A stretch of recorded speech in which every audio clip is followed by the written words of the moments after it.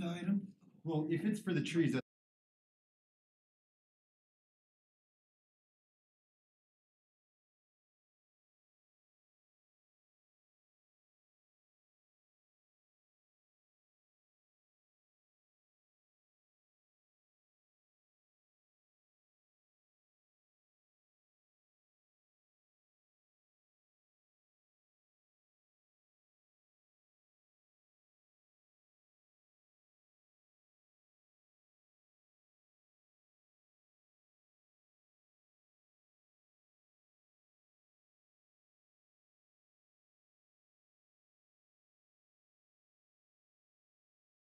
Okay.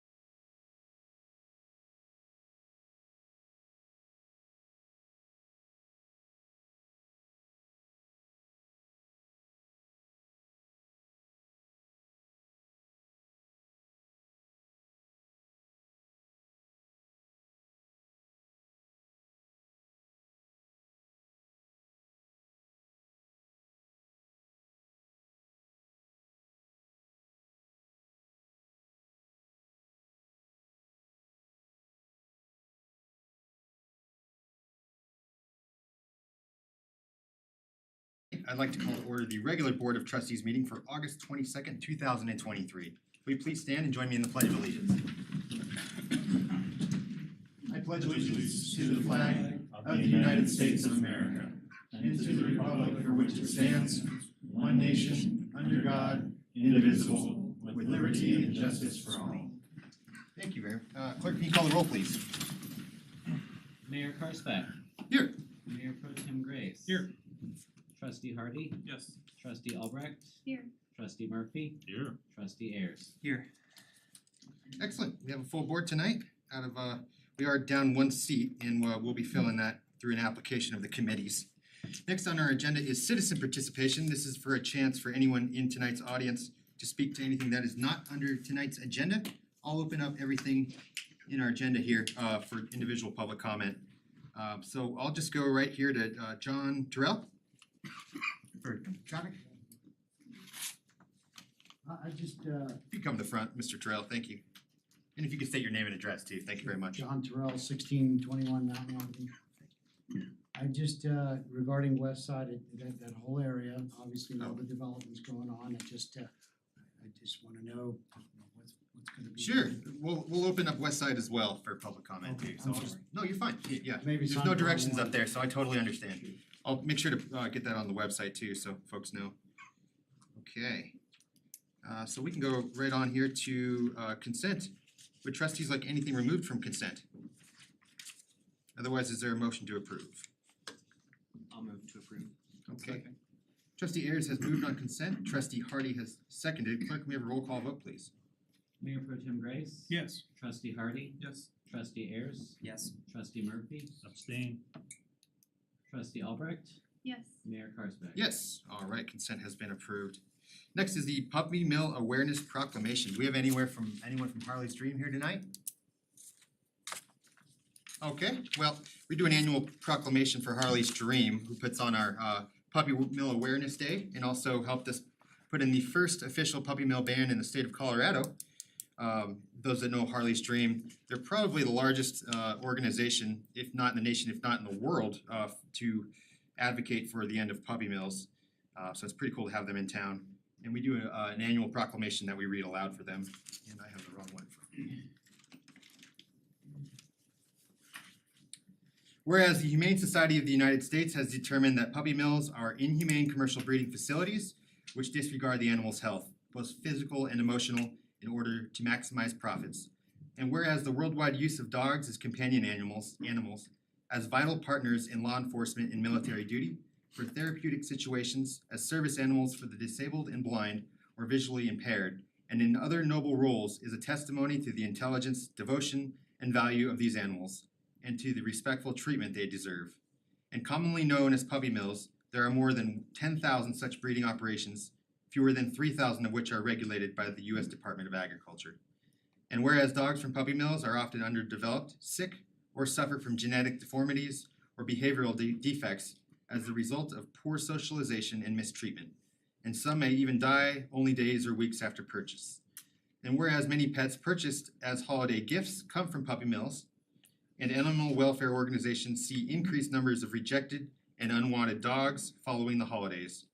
And whereas tolerating the inhumane treatment of adult breeding dogs, where profit is put above the welfare of the dogs, and the sale of unhealthy puppies to consumers constitutes an abdication of the responsibilities of good citizenship and good stewardship, and whereas greater transparency within and oversight of this industry will yield a better outcome for dogs, responsible dog breeders, and adopters of animals. And whereas Berthoud residents are encouraged to observe Puppy Mill Awareness Month by supporting efforts to raise awareness of puppy mills, support rescue organizations, and promote responsible dog breeding and responsible pet adoption. Now therefore, be it pursuant to the powers vested in me as the mayor of the town of Berthoud, on behalf of the Board of Trustees, I do hereby proclaim the second Saturday of September of each year Puppy Mill Awareness Day in the town of Berthoud, and encourage every citizen seek responsible avenues of pet adoption. This is given under my hand on the 22nd day of August 2023. Clerk, do you know off the top of your head when the actual awareness day is at Fickle? The 9th. It's on the 9th, okay, thanks. Yeah, it's a pretty cool day too. if you guys are around on the 9th, that's a pretty neat day to be at Fickle Park, as that changed from Hops and Harley over to Puppy Mill Awareness Day. Okay, thank you. Well, I guess I said I'll open up everything to public comment. Is there anyone in the agenda who would like to speak to this? All right. Now we'll move on to annual committee reports, and this is a chance for all of our committees under the town of Berthoud to give the board just an annual update on what's going on and where they're heading. So I'll turn it over to Mr. Knoll here as we start now with Port. Starting on board. Okay, great. We have our Parks, Open Space, Recreation, and Trails Committee. Thank you for being here. My pleasure. My name's Tim Grover. I'm the current chair of the Port Committee. In 2022, the Port Committee was amply chaired by Phil Klein for the first 9 months, and then I took over in October and I've been chair since then. We have you can read it. There's a number of townspeople. We have a really diverse committee, lots of good input. We're currently short a youth advisory committee's chairperson though, so if anybody can just steer a youth advisory committee person to us, that would be great. And as I said, I've been chair since October. So, public comment highlights. We get a lot of input about pickleball, as I imagine we all do. Pickleball's great because it's an up and coming sport. Everybody can participate and play. So we've heard numerous public comment about pickleball, particularly at the new pickleball courts that are being developed at Wagner Farm Park and the existing pickleball court at Town Park. We also discussed a lot about had some input about the Jaskowski property and what it can be used for. And that was the primary input we got was to hopefully develop that in some way, shape, or form for disc golf. And we had some folks with some expertise in disc golf and some folks from the town who really wanted to see disc golf developed in our community. We had some input about trails and how we hope to have soft trails both adjacent to current concrete trails, but other soft trails that are going in were a bit too soft for riding. And so it was requested that new development work with the town folks to make sure the trail material being put in on soft trails is suitable not only for running but also for riding bikes on. And then we had a number of discussions and input about Richardson Park and the community park that's going in there. So we spent numerous meetings discussing the various parks around town, particularly the Pickle Park development. We reviewed a couple plans about the distribution of pickleball courts and offered some input to the board on that. We talked a bit about a nice amenity being developed at Roberts Lake, which is kind of close by to the Wagner Rec Center at Wagner Farm. And we received periodic updates on the progress of the Recreation Center and its staffing throughout the year. And everything seems to be going great guns at the Rec Center, and we all really appreciate having that facility in our town.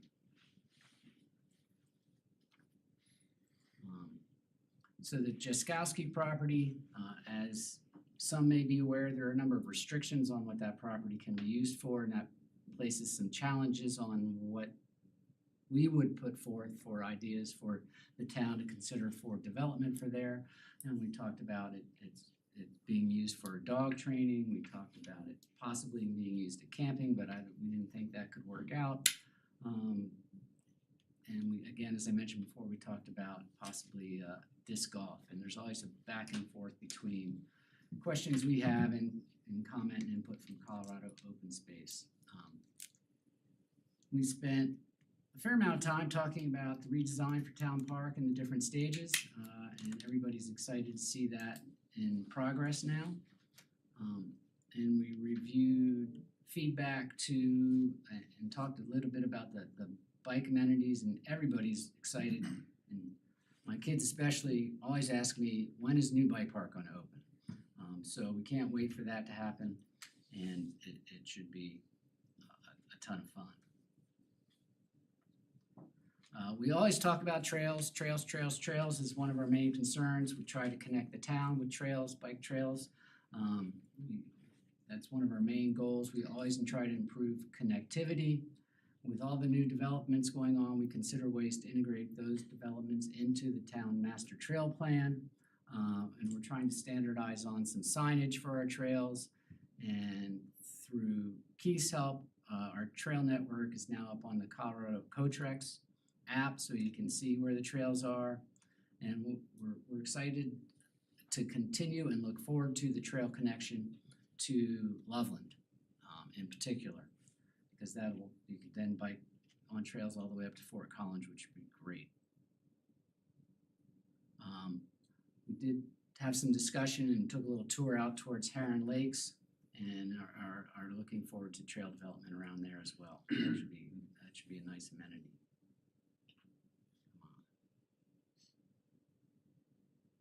Oops, next.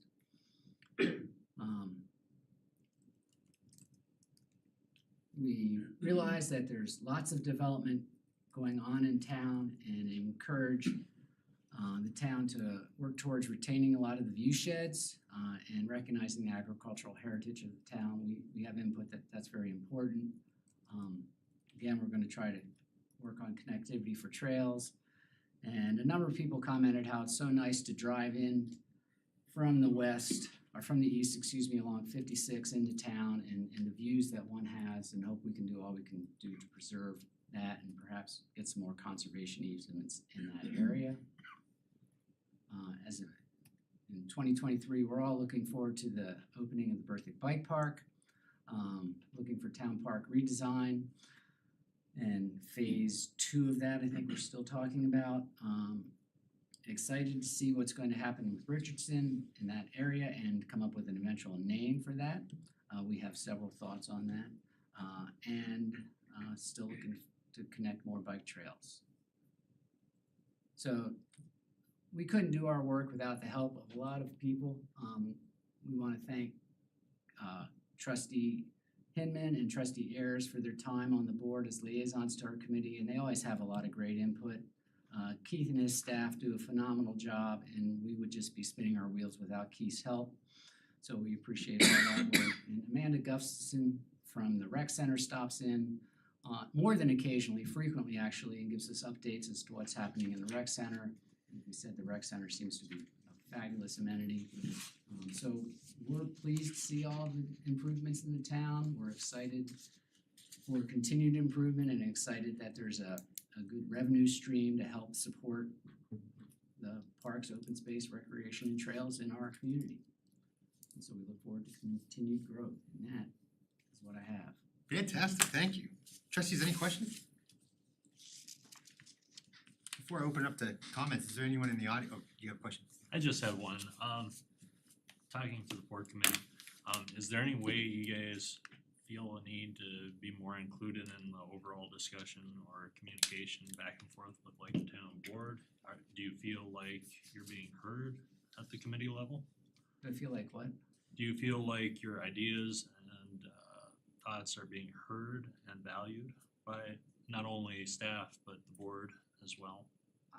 Carl does a great job of that, so yes, I think we feel valued. Sometimes we wish there could be sort of faster communication, but that's a difficult task to ask or to conquer. So overall, we're very pleased with the way the communication works between the committee and the board.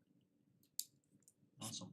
Yeah, that's great, great question. Something we can always work on too, faster. Yeah, great. All Is right, there thank anything you. from the audience for Port? Like to open it up?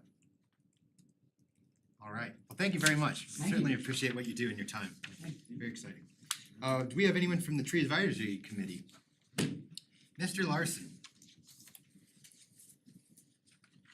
And our town forester, Paul Furness.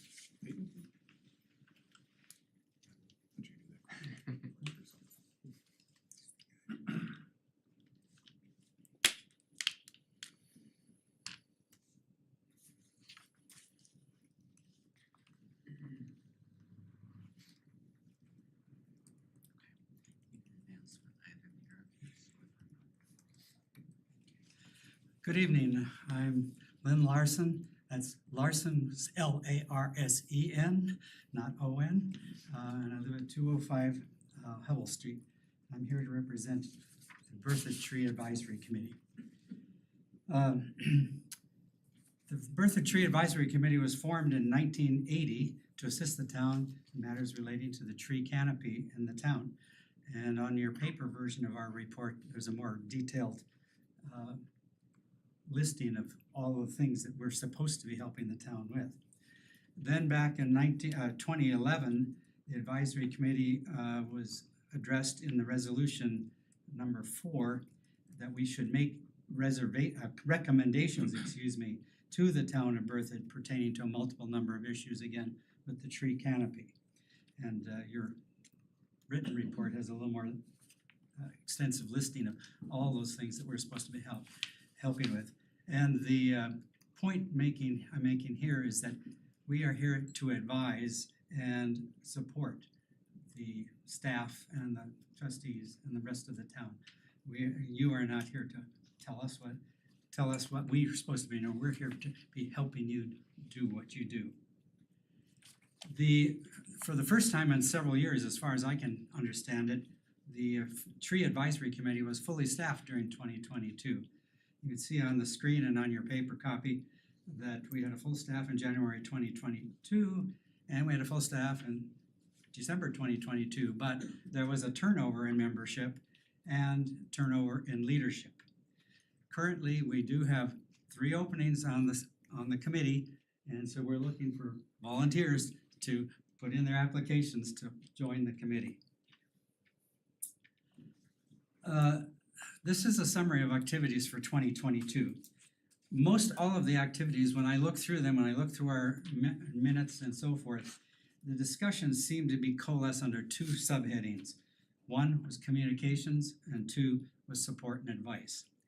A big concern of the committee during 2022 was communication of information and messages about our tree canopy to the citizens and organizations in the town.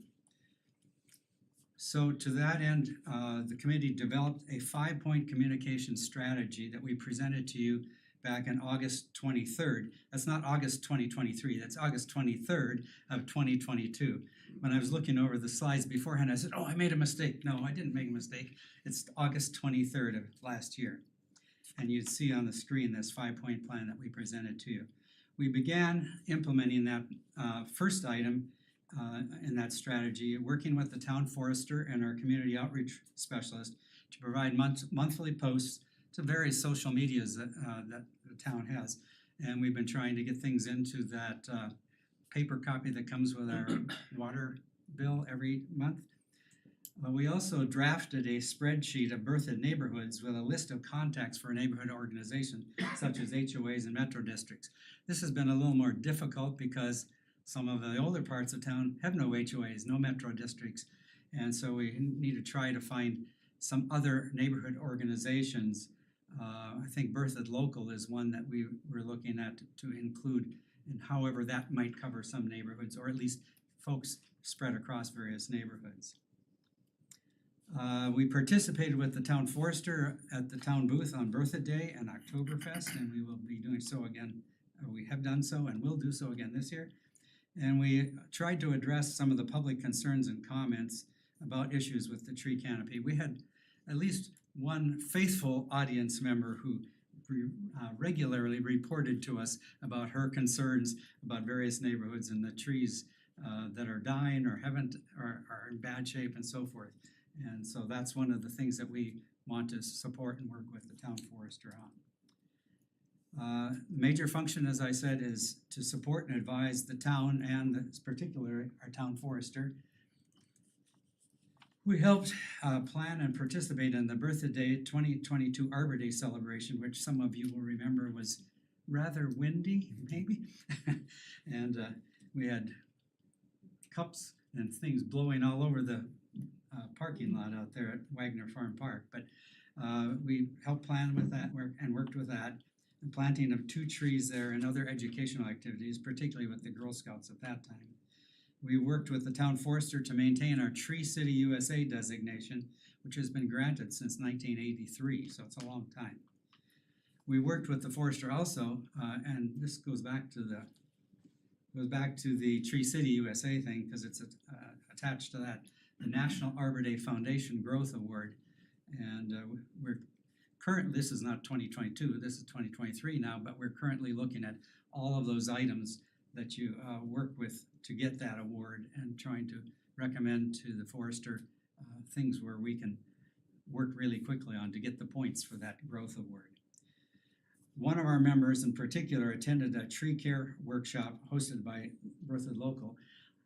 I think it's more than attended, if I understand correctly. She actually led and provided the input to that workshop. We also advise on new programs to increase the ease of availability of trees to homeowners where they might be seeking assistance. We dug into possible causes of tree die-off. I should say, rather than dug in, we discussed at length, meeting after meeting after meeting, about what's causing the tree die-off in the newer developments in particular. We've also discussed possible ways to address these causes, and again, that harkens back to our communication strategy. How do we get information out to the community, to the citizens, so they know what their responsibilities are to help prevent this from occurring? We've supported and advised the town forester on the town's efforts to prevent emerald ash borer, better known as EAB. I failed to do what I usually do when I first put these notes together. I just put EAB in there. My wife told me, no, you've got to put the full thing in because there are people in the audience who might not know what it is, maybe even people on trustees. And that's one of my rules of thumb is you never just put initials, you put something first. So emerald ash borer, EAB. We've discussed and commented on the design of the second tree nursery at Roberts Park, which has not yet been implemented for a number of reasons. We won't go into those. Discussed and commented on the sources of grants to try and get grants into the town to help purchase more trees and to distribute the trees. And then we've discussed and commented on the various plantings and new Berthoud developments. One of the things we discussed there is why aren't, when a development comes in and there's a proposal for the development, how is that progressing through the town departments so that the forestry department gets a good crack at reviewing how the trees are going to be planted, when they're going to be planted, etc. Because that's one of the problems we've had with tree die-off is things haven't happened like we would prefer them to do, so the trees survive. And finally, thank you for the opportunity to present our annual report. And if you have any questions, I will try to answer them, but Paul Furness is here to provide the technical details of any questions. Well, certainly, thank you all for your time. Trustees, any questions? I got one. So could we go in a little bit to the nursery? You said there's several kind of reasons. Well, That kind of even predates me a Yeah. little bit, so. well, you may remember the trustees had some discussions about that last year as well. Particularly, is it in the right spot for drainage? Because the one down Hillsdale Park? That one has been soggy. And there was discussion about where in Roberts Park area should this nursery go?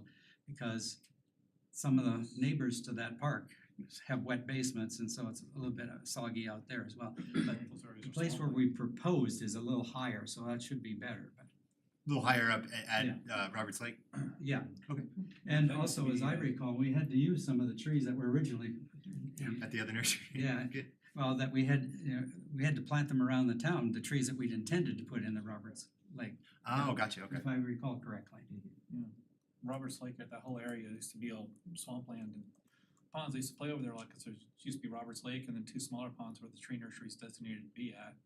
And I know quite a few years ago they brought in tons of topsoil, probably raised that dirt level over there probably 8 or 9 feet, maybe, Jeez. to get it to be less boggy. Because they used to all be 100% cattails over there between all those homes. And now the cattails aren't as prevalent because the water table's 8 feet down now. So is that something the tree board would be receptive to? Would keep looking in that location for a nursery, or is there other more ideal places that you're kind of bouncing Well, around? we would take input to advise the town forester, whether that's a better spot or whether there might be some other spot. Just what kind of soil do you guys, I mean, because that's, Not waterlogged soil, yeah. Yeah. Because that's, the water table over there's like really shallow over Yeah. there. and that's what we're seeing down at Hillsdale too. Yeah. kind of Because at the, have both these things planned for swampland. Mhm. Granted, swampland's cheap. So I guess what, to respond to your question, then, the committee would be receptive to any comments from the community, recommendations that we could discuss and then pass on to Yeah, something certainly. down. We got John Goreski in the second row there that's been back, I think, 3 nurseries, so it used to be by the high school. Hmm. So yeah, it'd be great to reopen that up and expand it, so. Would Jiskowski be available for a tree farm out there and it would have to go through the whole conservation easement roundabout. and that then what we've been about going the whole Newell Farm thing with that open vacant land that's I- the parking lot area or whatever? through. I have not gotten a chance to talk to him and another That's whole, farmland. Yeah. Not swampland. that would be a whole nother conversation that is Yeah. probably down the line a little bit. Maybe a portion of Wagner or something. I mean, they're not huge. What's that? Cool. I'll open up to the audience here. Is there anyone in the audience wishes to address the tree board, ask you questions? All right, well, thank you so much for your time and what you guys do. Thank you. We are not doing any for youth advisory, right? Or for historic preservation? Not tonight. All right, and just for anyone in the audience, do we have, how many opens are in historic preservation, do you know? They're full. Oh, we're full, great, okay. And youth advisory has a couple, right? There's a handful, yes. Okay, well, if anyone in the audience is here is under 18 or knows anyone under 18, Yep. We'd love to have some applications for our youth advisory commission. All right, well, thank you everyone for that. These annual committee reports are really nice to see. Next is a public hearing. This is a annual supplemental budget appropriation. Administrator Kirk kind of brought these in when he took over the helm back in 2018, and these, in my opinion, are a great idea. So with a public hearing, we'll have staff kind of give a presentation, open up to the board for any questions, and then I'll open it up to the audience. A little more formal process. It'll be considered testimony, and we'll bring it back to the board for any deliberation and then a vote. So we'll start off with our finance director, Cindy Leach.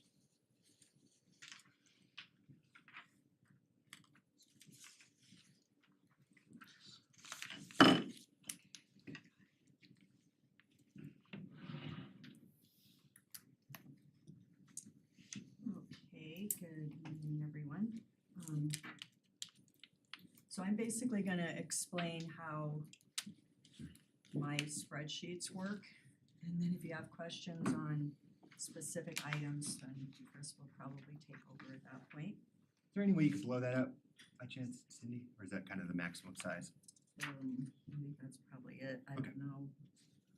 It's Sorry. just gonna be more blurry because of You got copies? What was that? You're just gonna increase the blurriness. Well, with me without glasses, it's always weird, so. Excellent, perfect.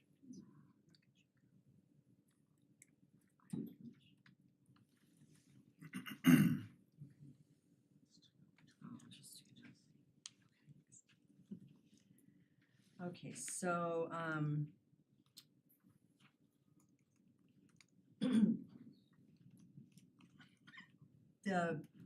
the basic idea of this is to bring the fund balances into the accurate amounts based on what the actual numbers from 2022 turned out to be.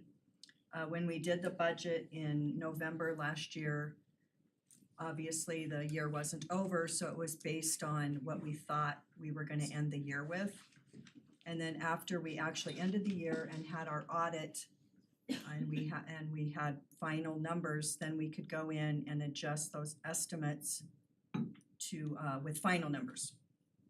So this attachment here is about 11 pages long. And to start with is the general fund. I'll just kind of explain how it works. The first column where it says approved budget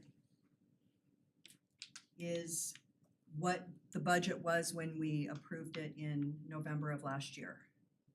So we had our beginning balance, the revenue estimate, expenditure, and then we had our ending fund balance. So that 11,617,000 is what we approved in the budget in November for 2023. Then the second column where it says adjust 2022 estimate with actuals is what was adjusted after the actuals came in. And the numbers, if they're both positive numbers, that means two good things.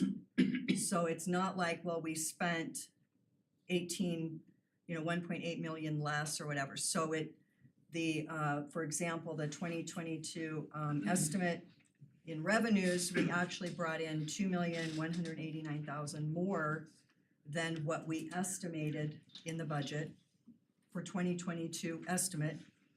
And the expense, we actually spent $1.8 million less than what we estimated we would spend.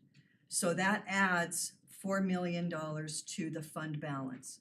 So these are all kind of based on getting your fund balance.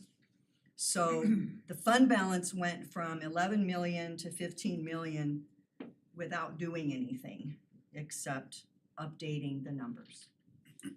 Cindy, if I may real quick, one thing you'll notice for the trustees, the revenue and the expenditure budget looks out of sync. But that's because there's roughly $8 million worth of capital expense in that expense line item. So from an operational standpoint, we're not upside down. We don't spend more money on operations expenses than we take in. What we're doing is spending money we've saved on major capital improvements or capital purchases. So I just wanted to point that out. If you see, hey, we only taken $10 million in revenue and we're spending $17 million, that looks irresponsible. But as you hopefully will recall from the budget discussion last year, that's not. Operationally, we're operating very efficiently, but we're spending money we've saved up. And you were also given the very detailed spreadsheet, which we're not going to go over. Then the third column is the rollover. These are items that were actually approved in 2022, and we either didn't get them finished or we didn't get a chance to do them if it's a one-time purchase. So we're rolling that amount as a appropriation into this year's budget. So those things are things you've already approved, we're just moving them to this year. And then the yellow items are the actual supplements. So those are all broken down item by item to then give you a new ending fund balance. So each fund is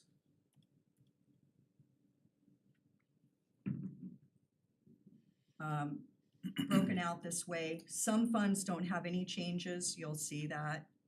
But primarily look for the yellow things are new things that you need to look at. A lot of them are things you're aware of, but we just have to appropriate the money to the correct place.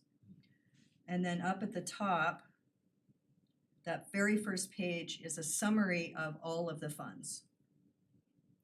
So you've got your original fund balances all the way down, your the actuals adjustments, then your subtotal. The rollover when it says minus 162,000 means we're taking that out of the fund balance. The supplement, if it's a minus, we're taking it out of the fund balance, giving you a new fund balance and then showing you the difference. There's a couple items in here where it says the supplement, like water capital improvements, is a plus 125,000. That's because we have taken a couple items out of the budget that we're not going to do, so it has actually increased or decreased that amount that we're spending.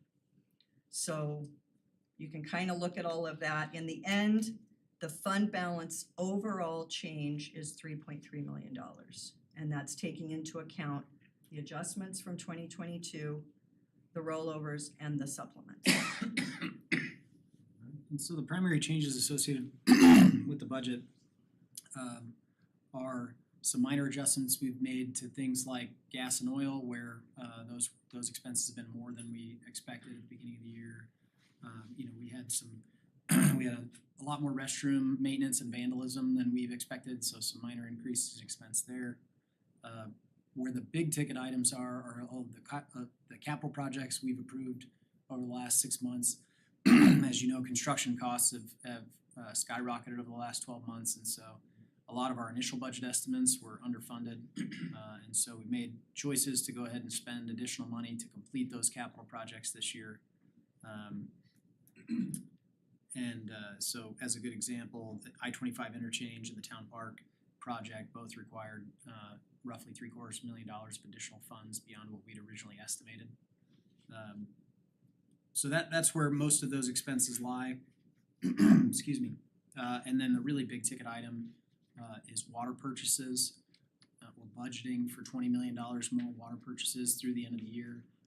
We have a couple of deals in the works that may or may not come to fruition. If they don't, that money will just stay in our balance and we'll use that for other projects. But there's a couple of potential big water deals. We wanna make sure that there's enough money budgeted if those come through. Excuse me. And the only other point I'll make is that these are budgeted fund balances. We don't typically adjust revenue in the middle of the year unless we're certain. What you'll notice in the water and wastewater operations, primarily in the water operations fund, we reduced revenue significantly. It's been such a wet year that people haven't had to use sprinklers nearly as much. That has a major impact on water rate revenue collected during the year. And so because we know for a fact we're near the end of the summer, we're not gonna have, I guess I should never say I know for a fact, but it's highly unlikely that we'll have a massive heat wave into October that will make up for all of the sprinkler usage that didn't occur in June and July as normal. So we did make adjustments in that way to reduce expected revenue. But in areas where we're outperforming the revenue that we expected to collect this year as part of the budgeting process, we don't make those adjustments until that money's in the bank. And so we'll wait until the end of the year, excuse me, to update those revenue numbers, which I would expect to have a positive effect on the fund balances towards the end of the year. But we don't typically adjust revenue up in the middle of the year, but we will adjust it down if we're confident that we're not gonna take in as much as we think. Hopefully that makes sense.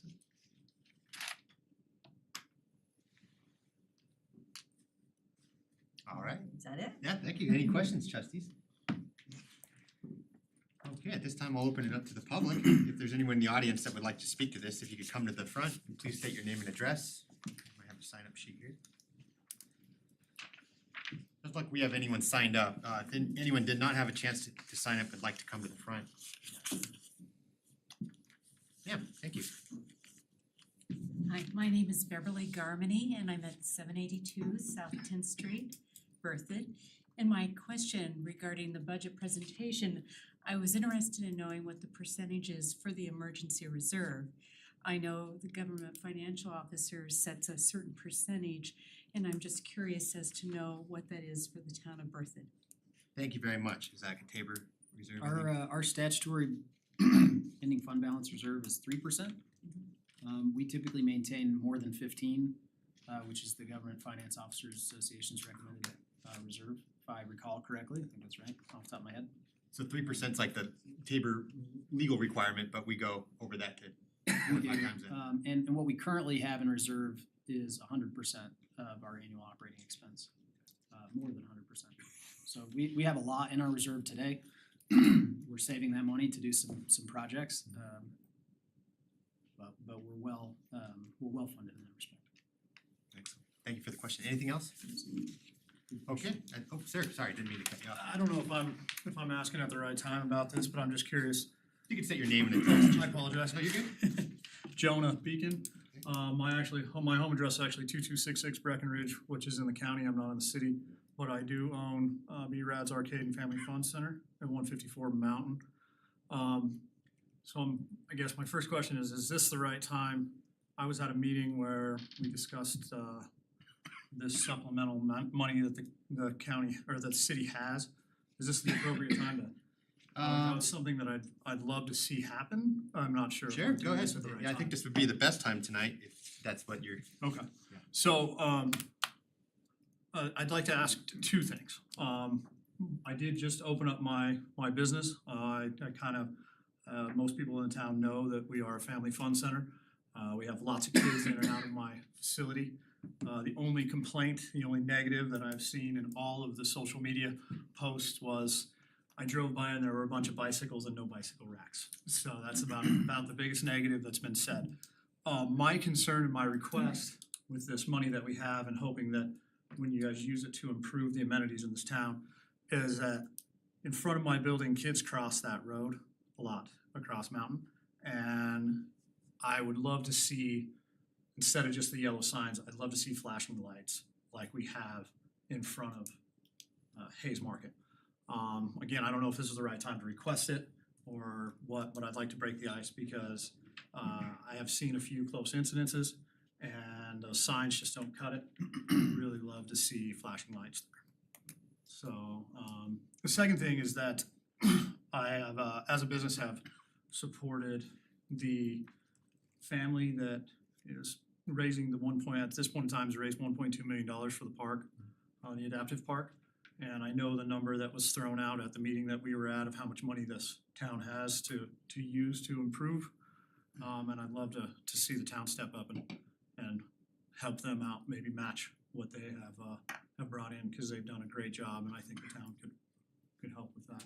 So again, I hope this was the right time. No, thank you very much. And thank you guys for Yeah. everything, and thank you guys all for the support I've got from the town and how easy it was to get my business open. You guys worked with me, and were great, and I have nothing but positive to say, and thank you very much. Thank you, Mr. Beacon. This is probably more of a budget thing for next year, right? I'm actually happy to address one of those, Go ahead. if you don't mind. Please. And really can address both, but one of the items that I had on my list to go with you tonight during reports was some RFB, or rapid rectangular flashing beacon, the blinky lights. The locations that we talked about, Trustee Murphy asked a couple of meetings ago. It's something we budgeted for this year, and we've been kind of waiting to get through some other projects, but we've identified a few locations around town. That is not one of them, but I think that's a good suggestion, and that's certainly something we can talk about. So the locations we've identified as being priorities for the money that we budgeted this year were the crossing on 10th Street next to the dog park, where Nielsen Greenway crosses 10th Street. The Nielsen Greenway crossing at 5th Street, just south of Ivy Stockwell. And I did not open my sheet, so I'm gonna draw a blank on the third. But if the board felt like it was a priority, the ones on Mountain Avenue are admittedly more expensive to install because we have to deal with CDOT. The ones there in front of Hayes Market, if I recall, we installed those about 5 years ago, just shortly after I started here. That was about $16,000 then. But we could certainly look at prioritizing that location and then putting off one of the others and then budgeting additional money next year for some more installations, if that made sense to the board. Is that a conversation for today? We have money budgeted, so we would just reallocate that money to a different location if that was something the board felt like was a higher priority in terms of location. And then in the annual budget process that we'll get into in November, partially in October and mostly in November, we could talk about adding additional money and funds next year for more locations. Okay. And then on the park question, the Farmstead developer, as you know, has a large kind of community park plan in the center of their phase 2, west of County Line Road. And Lauren Bowling and others have been raising money for an adaptive playground in that park. We're working with the developer right now to finalize their contribution, because they have an obligation to install some playground amenities in their park, maybe not to the extent that we're talking about and what Lauren is raising money for. And then we would suggest to the board during that annual budget process that we supplement the rest. It will be a public park, it will be fully open and accessible to the public, even if it's maintained by the HOA. That's one of the requirements of the donation of those funds, is that it remain open to the public. So that's something we would talk about during the annual budget process as well. Awesome. And I know you've met with Mrs. Bowling several times and continuing on how we can help. And if, like you said, the developer difference, what they can't fund, what we can help out with. Yep. So you wanna talk right now about reallocating if we wanted to look at the RRFIBs in different locations, or? If the board would like us to prioritize the crossing on Mountain for an RFB there by the skate park, I think that's fine. That's certainly a discussion you can have now. but we could just talk about it during reports. I think it's more of a direction than a decision, if that makes sense. Yeah. So I think it's up to you guys. I don't know all the locations where we'd pull it from, but it seems, in my opinion, to make sense to pull it from by the dog park, cause it is more busy on the Second and Mountain. And I've seen people even before this arcade kind of getting back and forth constantly, so it would make sense to me, but it's just my opinion. The Just me. the other location, I'm sorry, was at Fickle Park. So at Sixth Street and Mountain, there's a lot of crossings there, especially associated with events and farmers markets and those kinds of things. So that was, we did have one planned on Mountain. We're getting close, they just put one on every corner then. Yeah.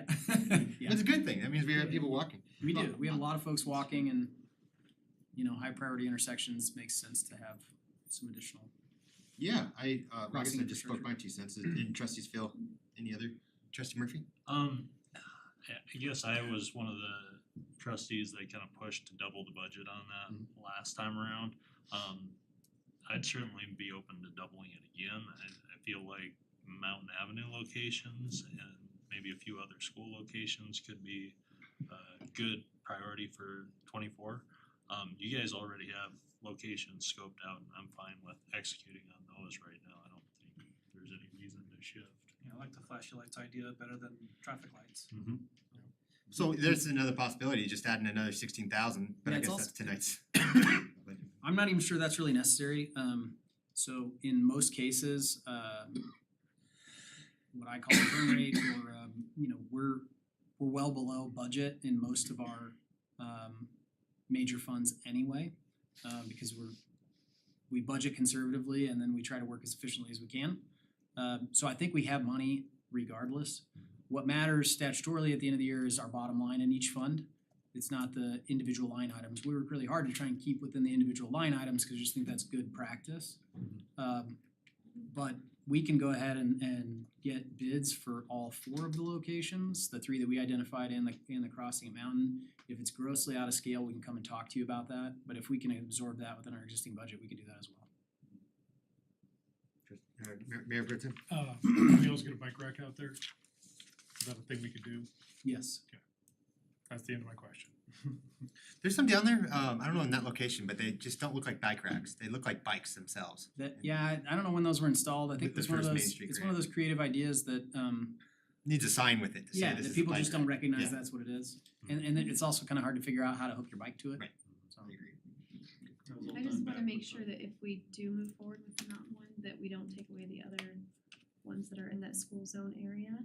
But I think that that's a brilliant idea because that end of town traffic does speed up anyway, even with the roundabouts. And there's heavy pedestrian activity before the arcade, so now we wanna make sure that bikes and pedestrians can get back and forth on that end of town. And eventually we'll have stuff at the skate park too, so I think that's great.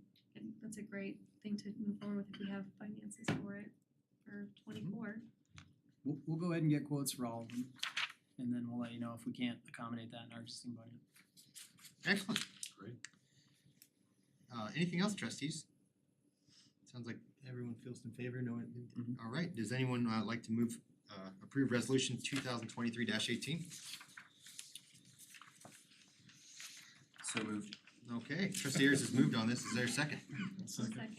Mayor Pro Tem is seconded, clerk, can we have a roll call vote, please? Trustee Albright, Yes. Mayor Pro Tem Grace, Yes. Trustee Murphy, Yes. Trustee Ayers, Yes. Trustee Hardy, Yes. Mayor Karkovic. Yes, all right, thank you. Cindy and staff. Next on our agenda is the broadband development request for qualifications. This is by our Economic Development Director, Walt Elish. Thank you, Mayor, trustees. Oh, I'm back, talking about broadband. Exciting. It is, it actually is. As Christian's getting up and running, you recall back in May, we had Loveland Pulse and Larimer County present to you all. And during that meeting, you all suggested or directed staff to go out and do another RFP to see what kind of responses we would get to have a provider come in and deploy broadband throughout the whole town. Well, during that process, we were moving along with the RFP, is when we learned about another option that we weren't aware of previous. And that is known as, or the P3, Public-Private Partnership. And you may think, well, what's new about that? I mean, governments build airports with a P3. Denver's actually doing it now with DIA. CDOT uses the P3 option to widen their roads and expand I-70 and I-25 and all that. But for the broadband industry, this is new. This is a relatively new idea. Primarily because if you can think about us, just using Berthoud as an example, we're a small community, about 13,000 people. We want to make sure, you all want to make sure, that our residents are served adequately with broadband, because everybody needs to have high quality broadband at a competitive price. But for communities like us to afford to do that, it's expensive. It really is. If we undertake that ourselves, like Fort Collins, like Loveland, like Longmont, and others, bigger communities. In fact, we know for us to do that, we have two estimates. The cost is roughly anywhere between $17 and $20 million for us to do that, to extend the fiber to every household throughout the town of Berthoud. So when we became aware of this P3 option, where we, the town, would partner with a private entity to help to deploy fiber throughout the whole town in front of every household in the community, that would ultimately provide any provider to come into town and provide that service. It could be Hilltop, it could be Allo, it could be Loveland Pulse, it could be Comcast. Whoever wanted to connect to a household on our fiber, they're free to do that. We think also another benefit of doing that is it increases the competition, because anybody can come in and provide internet service to any resident in Berthoud. So as you can imagine, when we learned about that through this RFP process, Chris and I thought, well, we have to really explore that further, which we did. We talked to consultants, we talked to a private potential partner to see how does this work? Is this a viable option for us? Well, after doing our due diligence, we think it is. And that's why we're coming back before you, not without the RFP, but with a recommendation to do this P3, an RFQ, I'll get to my presentation, exploring the idea of a P3 option for the town of Berthoud. So with that, I have a few slides here. And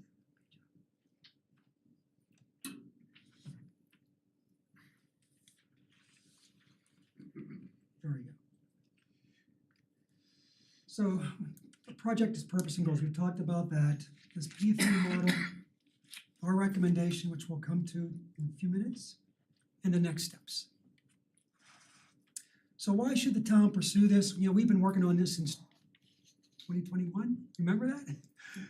You know, and for those who are here, maybe think, well, that's government, it takes forever, right? Well, that's not the case with the broadband. First thing we did in 2021 and into 2022, 4 communities came together. Berthoud, Meade, Milliken, and Johnstown, to explore the idea of the 4 communities coming together to attract the provider who would then deploy fiber in each of our communities within 2 to 3 years. We went through the RFP process. That took about 9 months to do that. We actually selected a provider to do that. But when the negotiations began about the details of how they were going to provide service, every household in each of our communities in a timely manner, that was something that they couldn't guarantee. And pretty much, I don't think there's a private sector provider out there who could guarantee that they could do that in 2 years or 3 years. Because then after they begin to think about this, the economics play into it. And they think, well, you know, there's only one house between here and there, and how much is that going to cost us, the provider, to run fiber from here to there when it's only for one house or 2 houses? So the more they really begin to think about that, we decided, they decided that they really couldn't do that in a timely manner. And so we decided that we couldn't proceed. That process took about 18 months. The next thing we looked at was, much like what Fort Collins, Loveland, and Longmont are doing, partnering with the public sector. In this case, it was Loveland, Pulse, and Larimer County. And they came and met with us and you all back in May to explore the idea of us working with them. And Larimer County and Loveland Pulse would then would come into Berthoud, operate the system. The only thing about that is we still pay for it. The town of Berthoud still pays for that. Loveland Pulse and Larimer County would operate it. So once again, that would cost us anywhere between $17 and $20 million. Which, it's a lot of money. Chris, you have a lot of projects that you're working on for the town as a whole. The other thing about this, we surveyed our residents back in 2021. And granted, I don't think there's a person here who wouldn't say, yeah, my service could be better, and I wish it was lower cost. And we got those kinds of responses. But there were not a lot of responses that said, my service is just horrible, or I don't have service. You gotta do something. Well, there's other communities out there that are like that are in that position. Berthoud isn't. So we began to think, spend $17 to $20 million to run fiber throughout the town, when we're not really getting the results of the survey, the input from the community saying, my service is really bad. Could it be better? Absolutely. Could it be a lower cost? Absolutely. But is it horrible for the most part? Probably not. So that's why we think this P3 option is a good viable alternative for us. We just briefly went through this, the time frame and where we are today. So the three partnership models, we explored these already, but for the benefit of the people here. Option A, the town would pay for the infrastructure and it would be operated by a public sector. Loveland Pulse and Loveland Connection or Fort Collins or maybe even Longmont would be interested to come up and run it. We still would pay for that infrastructure cost. Option B is pretty much the P3, is we would partner with the private sector. They would provide 80 to 90% of the upfront money to install and operate that system. We would partner with them to the tune of we think no more, and this is maybe even high, 20%.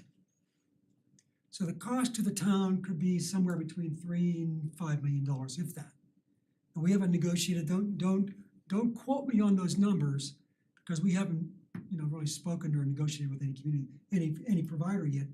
But that's what we are anticipating. So the cost, somewhere between $3 and $5 million for us to partner with the private sector to install and operate that. And the other thing about that is after 30 years or so, that system reverts to us. The town of Berthoud would own that fiber infrastructure if we so choose. Who knows what we're gonna have in 30 years? Those trustees sitting in your chairs at that point might say, well, you know what? Elon Musk did something else and there's so many more options that, we don't wanna do that. I mean, we don't need to do that. So things could change significantly in 30 years, but that option would be there. Where the town of Berthoud would own that system, and we could actually operate if we wanted to, but I'm not sure if we want to go there.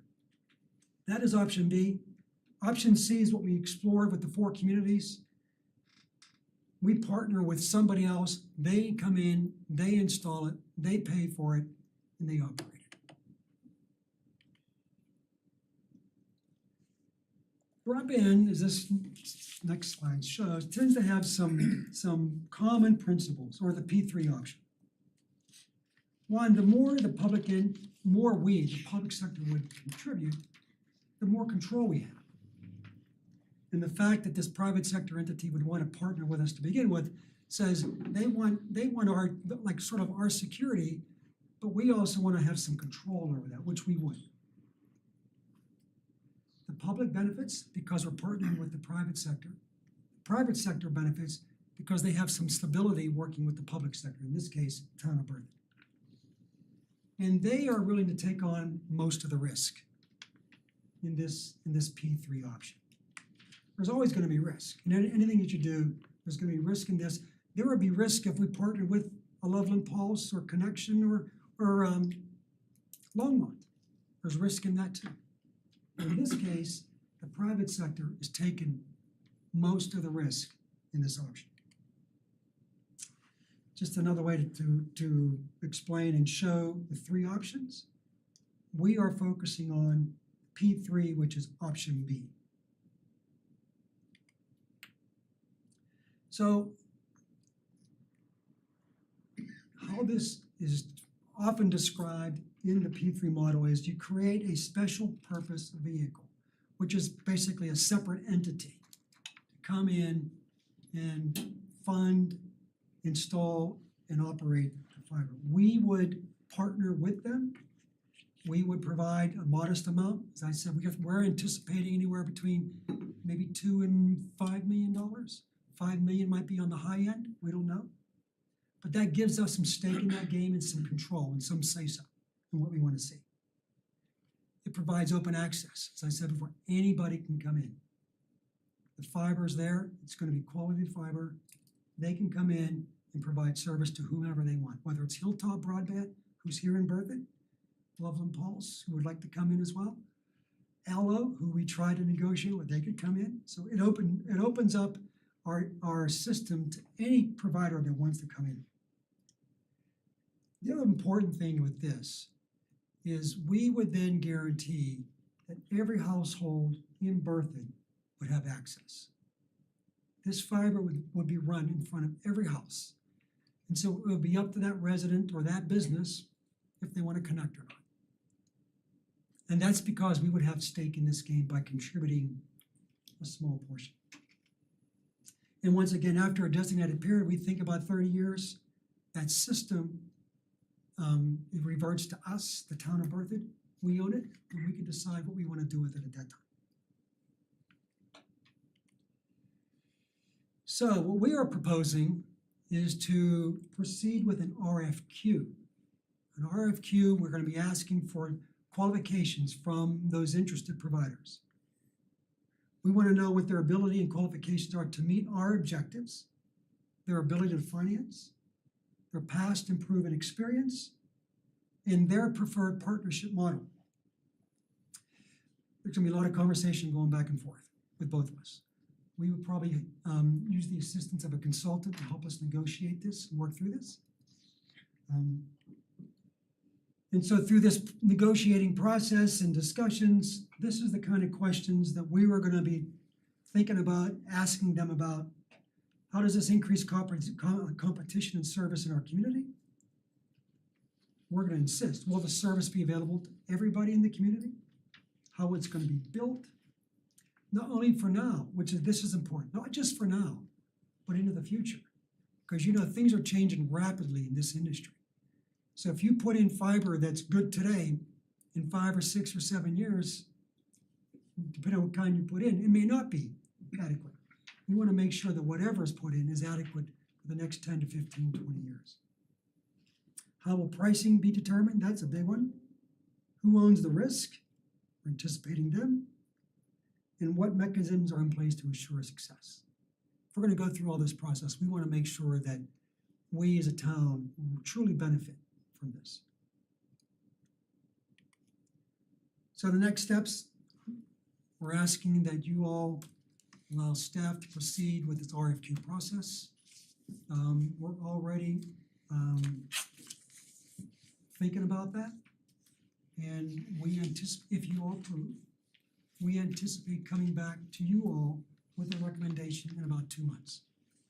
At your meeting, one of your meetings in October, we anticipate to have a recommendation to you on the RFQ process and who we should select. So it's gonna move pretty quick at this point. Excellent, thank Any you. questions? Trustees, questions? All right, trustee Hardy? So would this be something that we would borrow against, or would we take it out of our budget, pay cash for? Would it be something like did the COPs? I know that's. No, I mean, it could be similar in funding structure to the COPs, where this SVP or special purpose vehicle, kind of holds the infrastructure in trust when the debt's paid off, or when the money that's paid off to finance that infrastructure in the beginning, the town, it receives it back. That's similar to how the rec center worked, right? We own the rec center. A trustee holds it.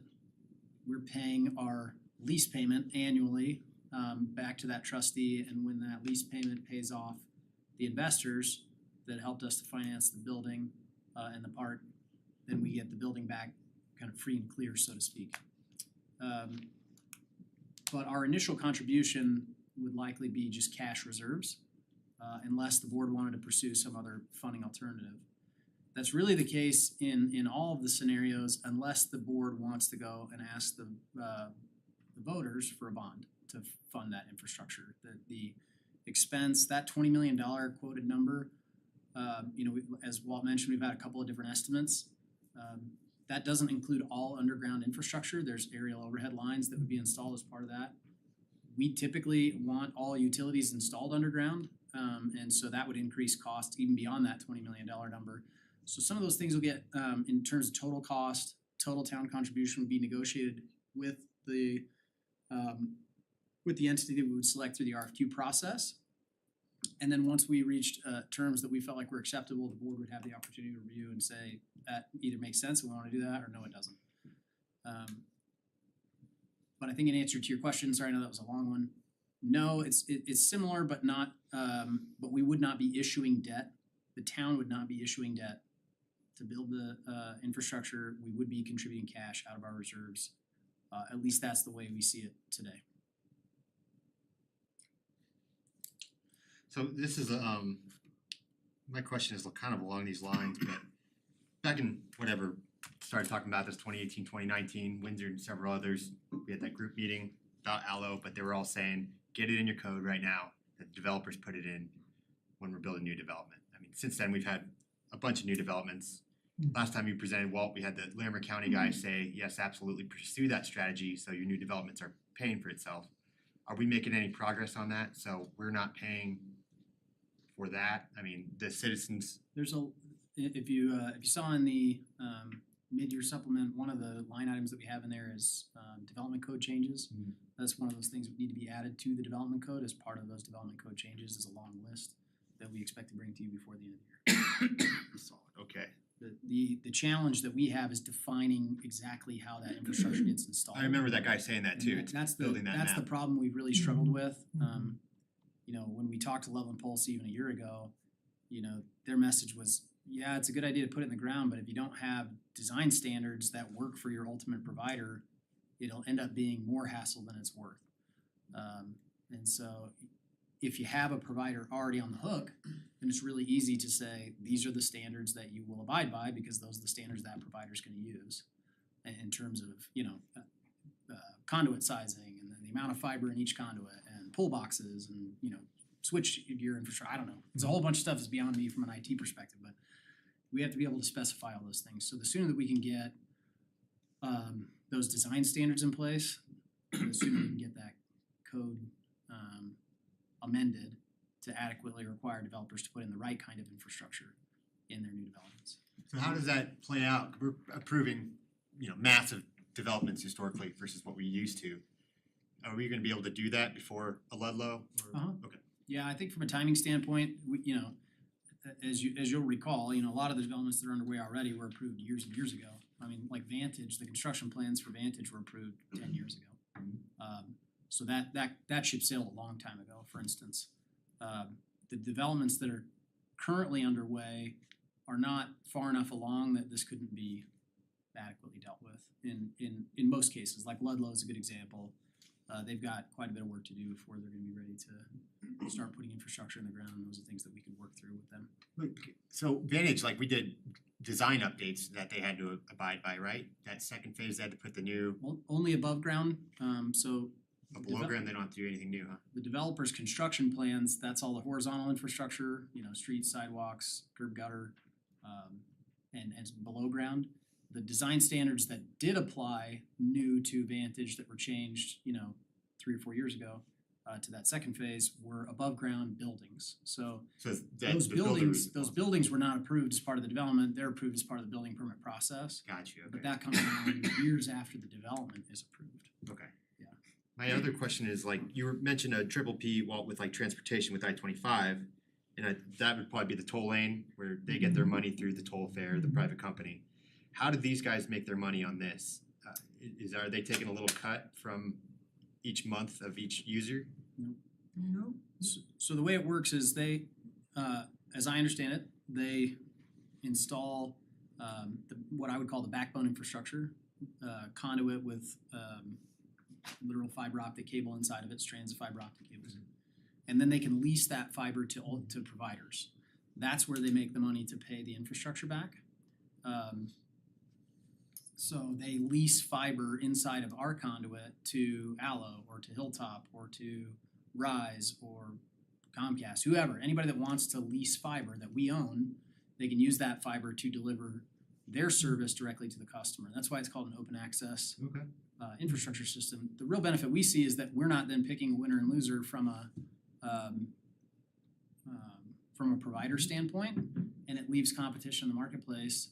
Anybody that's leasing fiber within those conduit can then deliver customer service to the customer. And so we don't get into the provider space. It's a little bit more like we build the roads, UPS, FedEx, DHL, they deliver the packages. Can we right? put, It's kind of like, it's a little bit like that. can we put like, for that example, we put in stop signs, or can we put in backstops and stuff, like you have to have a low income policy? Yes. yes. So that's all part of that negotiation, once we identified the right entity to enter into this special purpose vehicle with. We negotiate all those specifics and we can set the terms for things that, excuse me, should be included as part of that. I apologize, I was sick 3 weeks ago and Had that it for like cough months. will not Yeah, go yeah, away. you're good. Anyway, those are details that we'll negotiate. And if you think about it, they're like dials, right? So I mean, we might say, hey, you shall provide service at X cost, or you should, we have to make sure that providers have to have an option as part of their lease deal with the special purpose vehicle, setting a kind of a minimum or maximum price for maybe a low income resident or something. But that might change the economics for them and might change the economics of the special purpose vehicle, might change the amount we contribute up front, right? So we'll kind of work those dials through the negotiation process to come up with something that meets our goals, that can be financially viable, and so that we can get that infrastructure built and move forward. Mayor Pro Tem, who I might add originally got pushed to get this on the ballot, so thank you. Now we can talk. Labor of love. So I guess do we have an idea what the break-even cost time is with this current? Not at this point, Okay. not until we, No, so one of those things that we would look at as part of that process, once we identify a firm through the RFQ process where we're looking at qualifications and things that excuse me, Walt already mentioned. Goodness. Miner's along right there. Yeah, I got the black lung pop. Once we get through that process, then we'll go through and put together kind of a full financial model to help us kind of understand what that looks like. But our expectation is that that the infrastructure would be financed in such a way that it would be paid off in 30 years. In terms of the lines, I know you said it was open competition, so you can have pretty much anybody on there. Is there a limit to how many people can be on there? Theoretically, everybody you've listed and then some could all fit. Mostly the concern is if I don't want somebody to come in and essentially, oh yeah, we're gonna use it, but then they lock that down and it's anti-competitive. I just wanna make sure that that's not something we're That'll- positioning for. yeah, we don't anticipate that happening, but that would be part of our negotiating process too. Because I mean, the whole point of this is to allow as many providers to come in as possible. Absolutely. In terms of the SPV, is that gonna be based off like committee rules, staff rules? Is that appointment by the public? How does that get run? So that's part of the negotiation process as well. And so we can talk about how that's established. The town would have some, we're,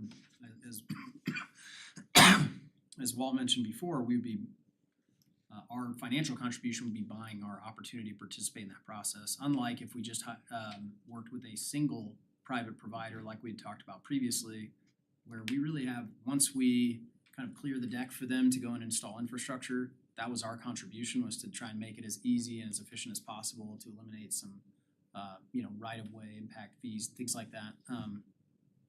But once we do that, then we really don't have any control over how that private provider operates. This gives us influence and some control, not total control, but we'll negotiate how that structure is organized as part of that negotiation as well. And this can work seamlessly with public, private, semi on either side. There's really not gonna be any difference when it comes to so essentially working with like Hilltop or Comcast, essentially whoever wins this bid does not matter. Essentially, it's gonna be the same process to get kind of this awarded to. Okay. I guess the only other things I had was just a couple of pointers I would like to add into the what would be on the RFQ. We could do that in comments, or I can do that right now. Throw it right now, see if, I guess one was just guaranteed all Berthoud residents have broadband is absolute, like, we will walk from the table if that's not there. I guess regular updates to the underground the conduit, the fiber, some of the backbone, regular updates, because there's a lot of places they'll set it and then they walk away, and after they no longer maintain it, it starts degrading. Yeah, and I guess to echo the mayor's comment about an affordable pricing tier is also one of the ones I was gonna heavily request, but that's currently all I've got. Yeah, and then Walt, maybe you could touch on just kind of how it works from how the SVP actually designs, installs, and operates the infrastructure typically.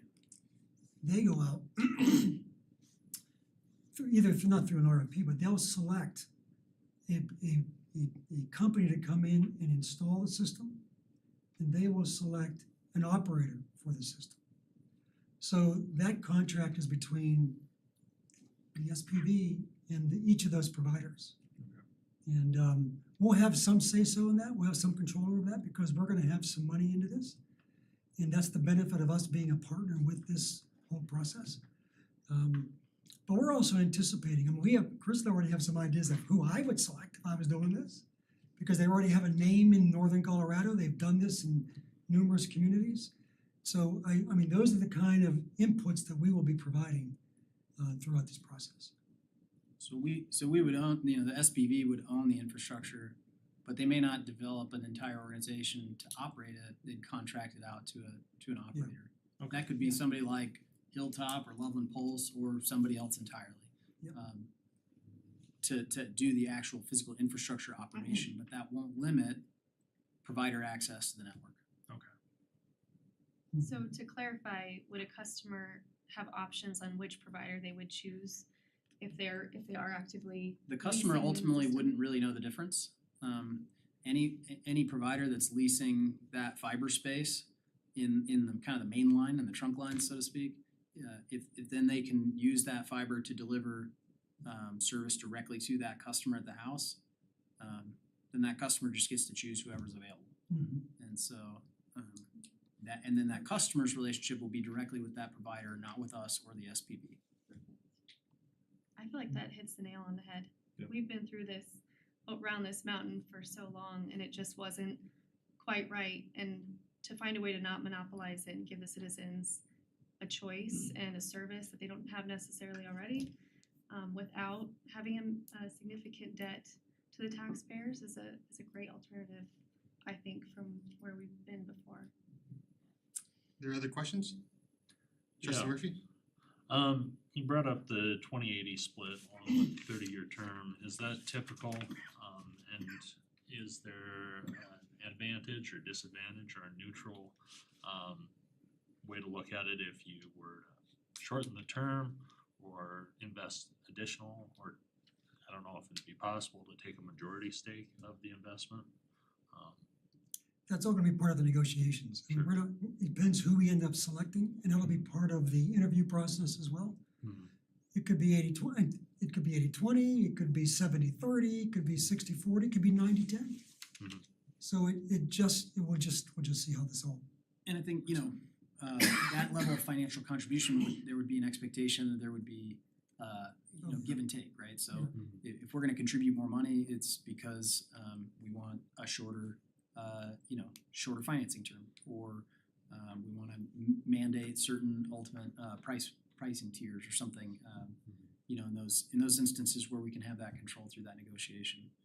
So, yeah, again, I think that's part of turning those dials, so to speak, as we go through the negotiation process to try and hit our goals of, you know, affordable, ubiquitous broadband, every opportunities to every house or business in town. And one thing I wanted to mention, you know, it could also be possible that we may, you know, in 10 years, we may have cash in the bank and we wanna pay off that debt early and pay off the infrastructure and take control. Those are things that we can also talk about during that negotiation process. How does that work? You know, how does everybody end up whole at the end of that? But those are things that could occur as well. And so, you know, I think there's kind of a broad suite of options that can be negotiated, and again, they have to be financially feasible for the investor, the investment entity that comes in and helps create that special purpose vehicle. But in any case, I think there's a broad range of options here, and again, we have an ultimate goal in mind, and then we can just kind of work those dials to make sure that we can afford it now, that the entity can be successful, and that we can meet our goal of providing that broadband to everybody. Any other questions, trustees? I'll open it up to the public. Is there anyone in the audience that would like to speak to broadband tonight? Sir, come to the front. Mr. Larson? Lynn Larson with an EN, 205 Hubble Street. I think I raised this issue back earlier this year, probably in an email to the trustees. We recently had our front yards and our roads dug up and new connection boxes put in our front yards from a company called CenturyLink / Quantum / who knows. They seem to go by 2 or 3 different names. So I'm not sure how to phrase my question, but what is the advantage of the town providing an additional fiber? And the disadvantage being we're gonna have our yards dug up some more with some more boxes in our front yards. What's the advantage of having the town provide additional fiber? How would the town's fiber interact with, cooperate with, coordinate with, whatever term you want to use, with the CenturyLink / Quantum fiber that's just been installed? I don't know how extensive it's been installed throughout the town. I know it's on our east side of the town they've been going through, and they've been going, it looks to me like they're going out on County Road 15, heading south on County Road 15 as well. Of course, it's a private firm, and we have to pay their prices if we wanna hook up. But their big push right now is that their fiber and our Xfinity Comcast is still copper, according to them. I don't know how true that is. Yeah, I think you partially answered your question, but Administrator Kirk? Yeah, I mean, I think the short answer is it's just additional competition in the marketplace. CenturyLink Lumen came in and started installing their own infrastructure, which they can do in the public utility easements without really any oversight or approval from us. We've been dealing with a lot of kind of oversight issues and trying to get those resolved. And for the most part, I think they've been good about coming out and fixing messes that they've created. When we get complaints, I don't get them a second time, so I generally take that as a good sign. But yeah, I mean, I think the intent is to create I think the other difference is that a private company is only going to focus on, generally speaking, the areas where they know they can make money. So there may be areas of town that don't fit that box and may be underserved, whereas an entity that we might participate in through a special purpose vehicle, one of the primary goals would be making sure that everyone had access to that network, not just those that are in a high priority area for a private firm. So these ones going in ahead of time, like CenturyLink or maybe Xfinity, they're always gonna have their own because they're doing the investments on their own. But going forward, they might wanna use the conduit that we're partnering with on. They could, Yeah. you know, I think that Comcast and CenturyLink, you know, those exceptionally large companies are much more likely to just design and install their own infrastructure and not deal with us.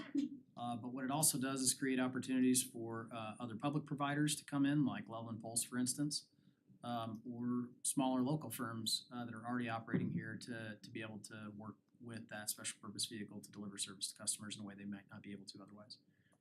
Part of the reason why we can't one of the struggles that we have in developing a broadband network is that we are already well served, at least according to the state's guidelines. So qualifying for grant funding can be very difficult here or effectively impossible.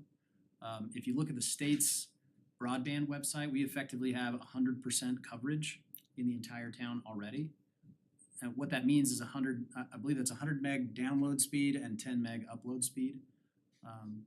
And so, I have no idea if that's sufficient. Like, it works in my house, right? I mean, I watch Netflix, but I don't use the computer really heavily, and like some folks do. So,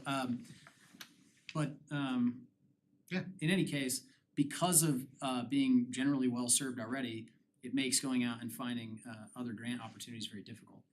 And so that would be typically how we might work with a smaller provider to install infrastructure. We just don't really have that option. If I could, one Sure, more go ahead. question. Currently, I have internet, landline, television, and security. With this new broadband from the town accommodate all four of those and maybe other options as well. Commissioner Kirk?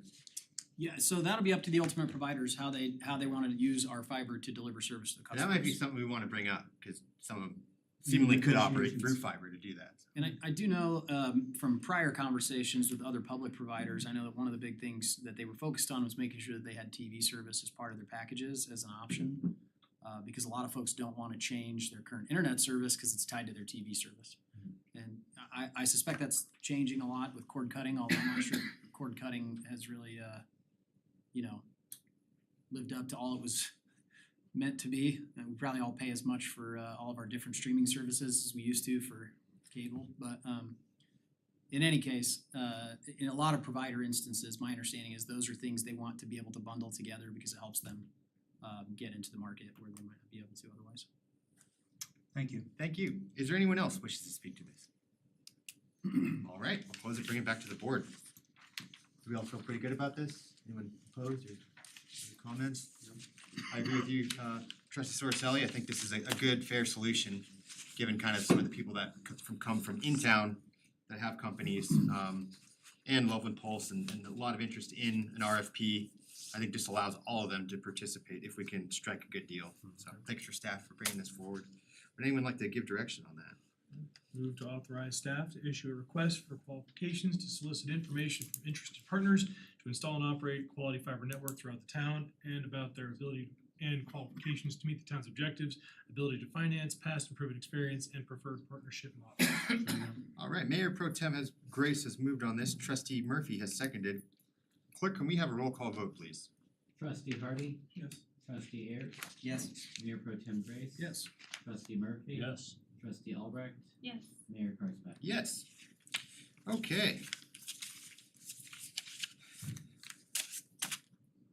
We could keep going. You wanna take a 5-minute? No, all right, let's keep going. Next is a West Side Crossing preliminary plat. This is also a public hearing, like the supplemental public budget appropriation. So we'll have staff give a presentation. The developer might be here as well. Trustees can ask questions of them. Then we'll open it up to the public and we'll be taking your testimony on this. And then we'll bring it back to the board for deliberation and a vote.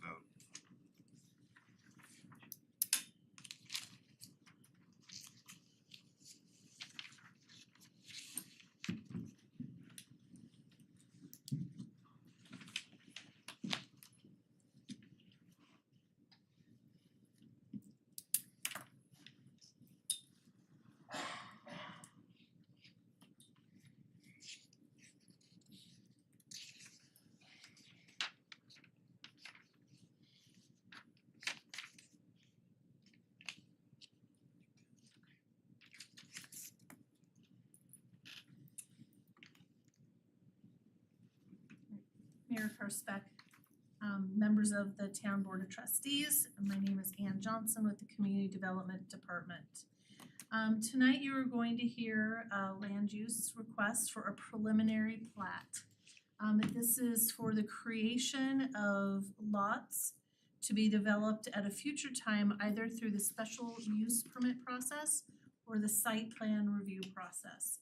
So tonight, it's just the creation of lots that we will be talking about. So as what you indicated tonight, Mayor Karspeck, we do have a land use process, and for those in the audience that just might not be familiar with this process, again, as you indicated, there are steps and stages that we go through. Before an application even comes before you, staff has a pre-application meeting with the developer to talk about things such as traffic, infrastructure, land use compatibility. The applicant then prepares their materials and submits them to the town, where we review those materials. We provide them to referral agencies such as the fire district, the town arborist, the public works department, CDOT, if CDOT's being impacted, the school district, if it's for a residential development, etc. Those comments, as well as staff review, then goes back into the application. We write our comments, we send the referrals to the applicant. They then address those comments, and sometimes we could be in that type of cycle for several iterations of the application before they come before you and or the planning commission. So the stage that we're at tonight is a public hearing, and you very succinctly described the public hearing process. Again, staff makes a presentation, the applicant makes a presentation, the public hearing is opened, the public hearing is closed, and then there's deliberation. And the applicant does have the opportunity to come back up and address any comments that were made during the public testimony as well. Then after either an approval or a decision that you all would make, then there could be conditions of approval, recording the documents, signing the documents. That of course is with an approval. So then tonight, again, it's the staff presentation, the applicant's presentation, public hearing. Again, we ask that, people are respectful during that public hearing, and then discussion and vote. So with that, again, this is for West Side Crossing Phase 2, and this is located north of Mountain Avenue and at the corner of Berthoud Parkway as well. And so I am going to go ahead and turn this over to Will Charles. I'm sorry, it's at Meadowlark. And so I'm going to turn this over to Will Charles. He's going to come up and give a presentation on some specifics of the application. And then I know the applicant is here and they have prepared an application. Are there any questions that you have right now about the process? No? Thank you very much.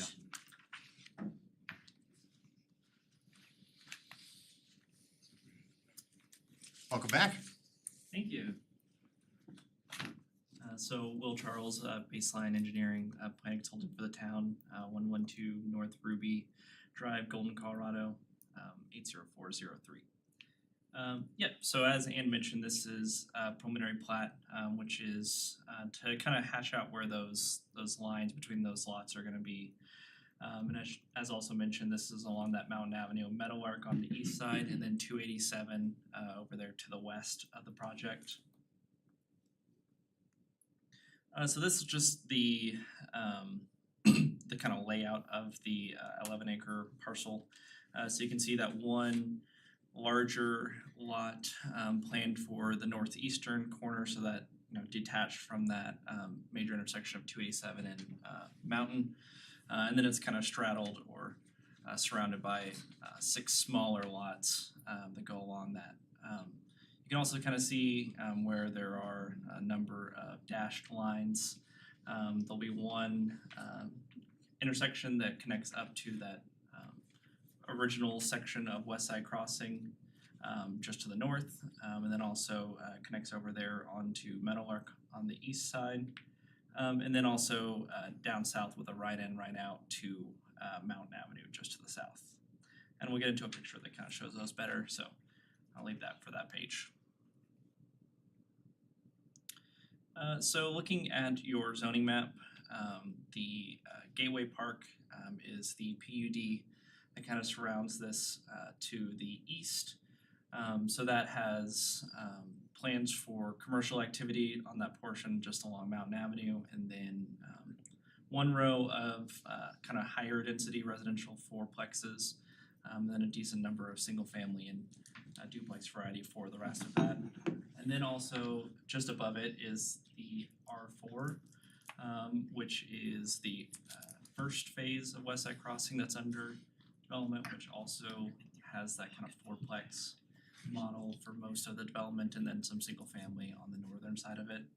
And then you have the commercial section, which is what we're talking about today, which is that C2, which calls for kind of a mixture of smaller, neighborhood commercial, as well as your more traditional kind of big box commercial as well, which is what is shown on their plans.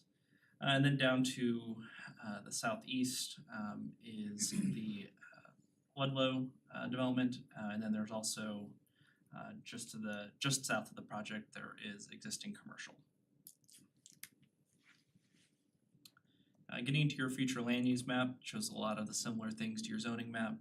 So you have this portion and just that frontage portion of the Gateway project as suburban business, in line with what this is, and then surrounded by that kind of medium density residential. So getting into the criteria, there's 7 of them for preliminary plats. The first one is consistency with your code, so these are size of lots, that kind of those kind of requirements, and it does meet all of those criteria. The second one is conformance with the approved concept plan or now neighborhood master plans, and then incorporates any town recommendations and any conditions of approval. So for the neighborhood master plan, it followed a very similar layout to what is on these plans for this area. And also there were conditions about little plaza area and things like that in the just southwest corner of the project, where it's that really high visibility corner of Meadowlark and 287, which the applicant does plan to do. Next one is the conformance with the zoning district map, preferred land use map or future land use map, and the comprehensive import plan. So as shown on these past 2 slides, it does conform to those zoning and future land use maps. Additionally, for the port plan, there is kind of a trail that goes along the eastern side of the project. There's a lot of connectivity through the project itself, and there's also a 10-foot regional trail that goes east-west along the property line on the south side, and then also north-south on the west side of the property, so on that Mountain Avenue 287 frontages. The next one is utility and transportation design is adequate given existing and planned capacities of those systems. So this was discussed during planning commission, and also I'll get into it a little more on the next slide, but the kind of major improvement to transportation for this is going to be a signalized intersection at Meadowlark and Mountain Avenue. As for the traffic study, once 50% of the commercial is in place, that's where the kind of trigger for the need of that intersection is determined, or not determined, but is found to be needed. The applicant is planning to put that intersection in before any of the commercial is developed, so it'll be well before it gets to a low quality intersection. The next one is that negative impacts on adjacent land uses, including but not limited to solar access, heat, dust, glare, traffic, and noise. With that signalized intersection, that should mitigate any sort of negative impacts on surrounding properties. And then additionally, this is what is envisioned for the area through that suburban business district in your future land use map, as well as what was approved at the neighborhood master plan phase. And then the next one is that need or desirability within the community, the applicant's development. Kind of similar idea, this is what is envisioned in your comprehensive plan for that area, and it's a again, kind of a majorly visible intersection at that metal, or of Highway 287 and Mountain Avenue. So it's a really good place for some commercial activity. The next one is how the applicant has addressed comments received from the public during the public comment portion of the process. So this was mailed out prior to this meeting for public comment. One email was received and was attached to your packet, as well as public comment was provided at Planning Commission. Both of those echoed some concerns for traffic, and as I'll get to kind of further down in this, Planning Commission recommended a condition at that time to include kind of a traffic memo, simplifying a lot of things and kind of just giving the big picture topics of how are they gonna mitigate traffic concerns. So getting into that, this is kind of the bullet points of what was discussed in that traffic memo. So the first one is that the commercial portions of West Side Crossing are expected to have about 9,000 daily trips. With that, the signalization of Meadowlark and Mountain Avenue will happen before the first, commercial portion opens. Then also at that same intersection, there'll be 4 crosswalks. So all 4 sides that'll be signalized with pedestrian access, ADA ramps, and allow for pedestrian activity across Mountain Avenue. And then also between lots 1 and 2 on this plan. So that's kind of the snippet you can kind of see here. There'll be that right in, right out, which is on the left side of that picture, and then you have Meadowlark, which is that roadway on the east or right side of the picture. So getting to the recommendation, so staff as well as Planning Commission recommended approval of this with conditions. The first one is revising the preliminary plat to address outstanding staff comments. These majority of them were related to Little Thompson Water District and some clarifications on more on the kind of grammatical side and the kind of call outs of things like that, more so than any sort of issue with those designs. And then as well as one to assess some drainage along Meadowlark, which I believe the applicant has already addressed in the field. And then the second one being the traffic summary, which I mentioned previously, and we talked about on that last slide, addressing some of those concerns on how the site will function with traffic, and they did provide that. And that is it for the presentation. I can answer any questions you might have for me. And just as an aside, also our engineer as well as the applicant's engineer and the applicant themselves are here if you have any questions for them. Thank you. Any questions for Mr. Charles? Can we go back to the criteria? Yeah. So some comments. Let's see here. Number 4 here.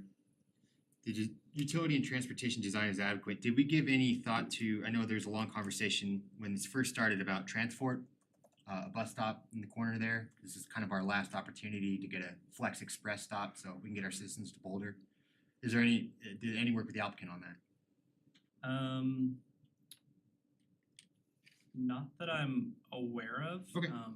That's something we could certainly discuss with the applicant during the final plat phase. Thanks. I just want to look at that while we had the criteria up. And number 5. Just so I'm clear, are you referring at this kind of northwest corner of that Meadowlark and Mountain intersection? It would be a southwest corner. Yes, northwest corner. Yes, sir. Okay. I know very little about bus stops. I just know talking to Transport, they said you're not going to get a Flex Express stop unless it's on 287. This is kind of our last opportunity. We do also have the Revere property on the northwest corner of 56 and 287 as well. Where are we on that? Is there any progress, any interest? There's they have an approved PUD, I think, from decades ago, maybe. Okay. But, yeah. Thanks. Number 5 on the other thing I got complaints when this first started was a lot of mud coming out. I was told, and it kind of makes sense that there's really little they could do about that in a rainy time.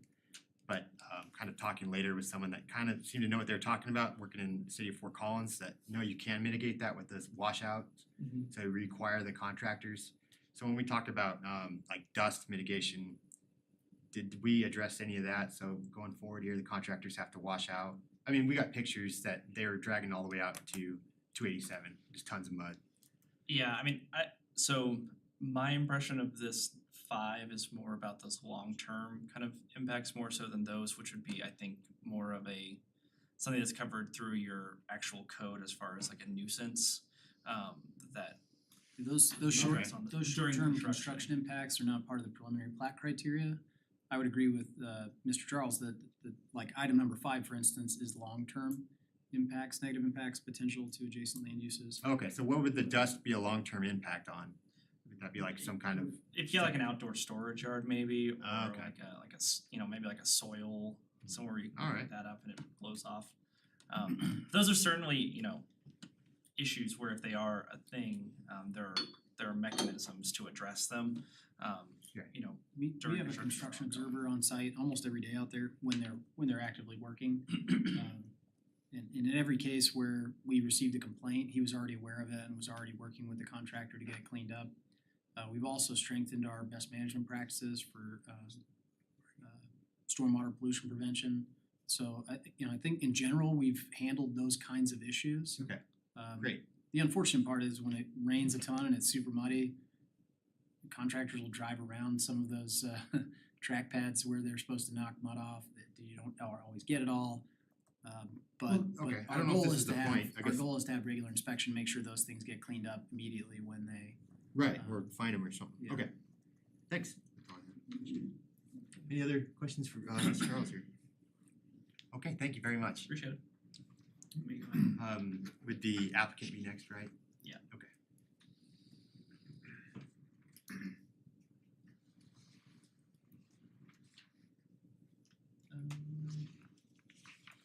Pulled up on It's Will's, here. but not on mine. Oh, interesting. That's weird.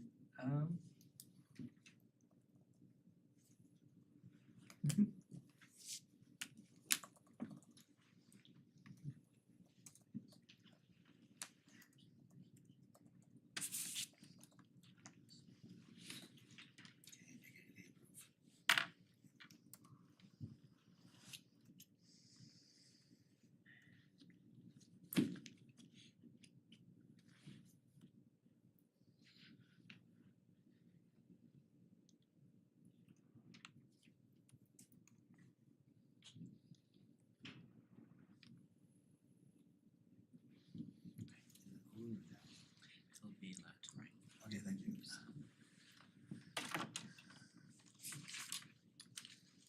Well, hello, Mr. Mayor again and trustees. I hope it's, Welcome back. Thank you for saying that. I wasn't sure. This is our maybe 5th, maybe 6th time back between yourselves and the planning commission. It's been a 4-year run, and we've endured it all. I'm gonna just do a short presentation again, and my goal is to not be so technical, but maybe to show and share just a little bit more of the vision of what we have done, where we are now, and what we're hoping for. I Mr. do have a Carpentier, do you mind video. stating your Excuse name and, do you mind stating your name and your business address? Oh, yes, sir. Scott Carpentier, that's 8340 Loudon Circle, that's in Windsor, Colorado. Again, so I'll go through these things, I'll go through this presentation. For some of you that were here before, I do have the video again, if you would like to see that again. It's about 1.5 minutes long, but it helps paint that picture of what we started with in the very beginning. And I think out of that will be a little pride that we are exactly in line with the master plan that was approved 4 years ago to where we are today. And as far as the first phase, I heard you mention, that is already approved, developed, closed, and I've noticed that they just dug a couple holes and started a couple houses out there. And in regards to that mud that you're talking about, I've been out there myself personally, shoveling out the mud out of those pans and those drainages and stuff, and Chris was right. It's very difficult when we had unprecedented rain, and at the same time, we had no sod in yet or seeding done yet, so we had nothing to hold that soil in. So, but it has been all cleaned up immediately, and it did back up a little bit. We found out what that problem was. It's been adjusted, and I think it's running really great right now. So, okie dokie. If there's no questions so far, I'll just get going here. Just to go back again, this is our site. I just like that picture. It just seems a little more global like that. You can see everything that's going on around there. This is the site again. It's on the corner of Meadowlark, Highway 56, and it's on Highway 287 there. We're on the northeast corner. Just to talk about that for a second, we do have the southwest corner, and in regards to that bus station comment that you made, we did talk about that a little bit as a possible opportunity for that as well. Over there on 287, if we can pull that off, that's great. But that's the site right now. It encumbers 21 acres right now. The residential part of it was about 7 acres, and the commercial part is about 11 acres. This particular piece, this is what, for those of you that remember, this is what it started with, about 8 or 9 different property owners on this site. It took us quite a long time to accumulate everything all together and get it all under contract and get it all into place. That red zone was basically owned all by Safeway at the time, if folks remember that way back then. I think Will showed a map that showed a bunch of squiggly lines on this, and this is what it represents. Okay, here we go again on this. This is the video. I'm not gonna try to narrate on it. I should have put some music to it for you, but it's about a minute and a half, okay?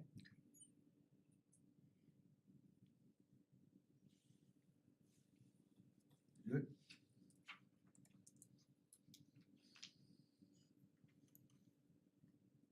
Help.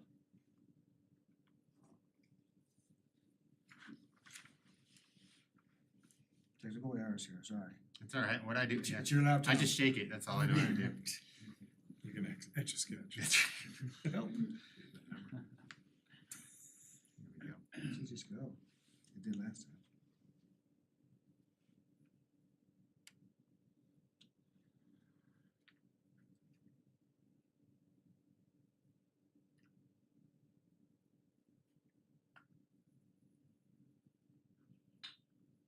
Apologize. No, that's right. I remember this from 3 years ago. It's a good video, so if you have it in another link, I think we could wait. Have it on a stick here. Throw it in. You want? Yeah, Well.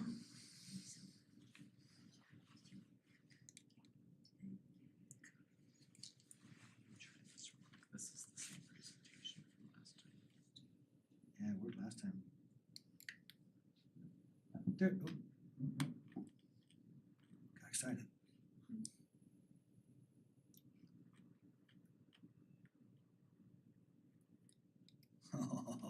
I'm really sorry. Kind of anticlimactic there a little bit there. I had it all ready. Do a presentation. What if you'd like to use that USB stick? That's fine. We're gonna see if we can fire that up, sir.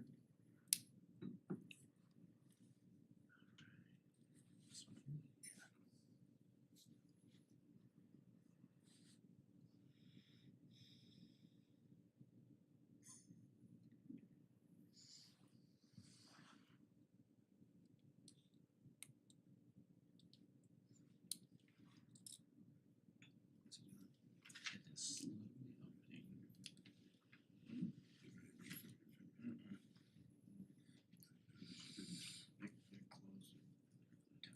I think it's thinking. It might just jump right into play here.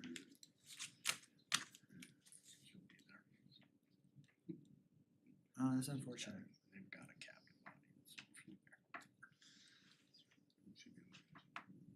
I'll go get her. Might have to go through security to go get her.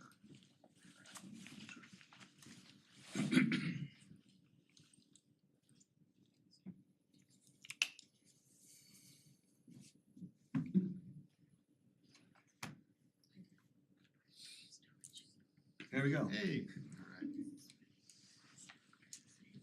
Can't pull it up, I think.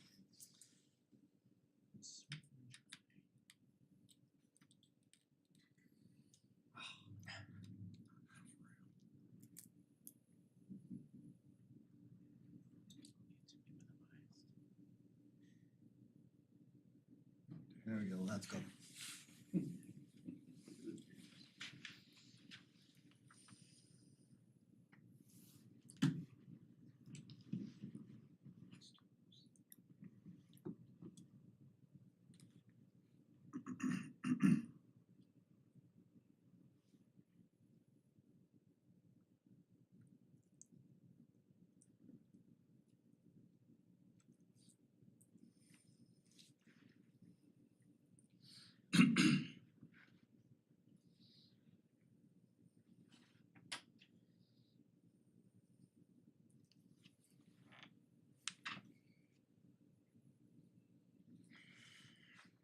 Here's Chris's Mustang.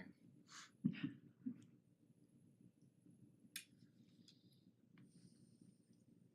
sparks are already installed. Being installed.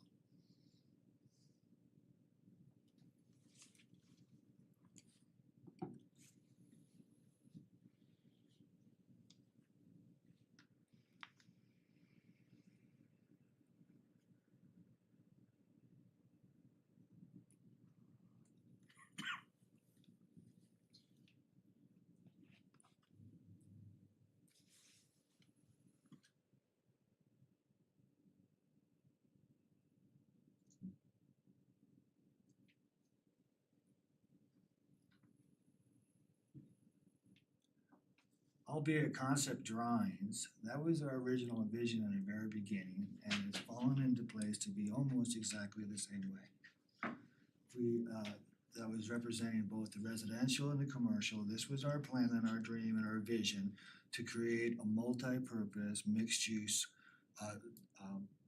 project there. The residential has been already designed, built, and sold. As you know, they're building houses right now. When we did that first phase, we listened to the folks on the conditions, we listened to your conditions, we applied them all, including keeping the houses on the north end lower for lower levels, single story, including putting the trailhead in for all neighbors, including putting the park in for all neighbors, and putting that green belt all the way down Meadowlark.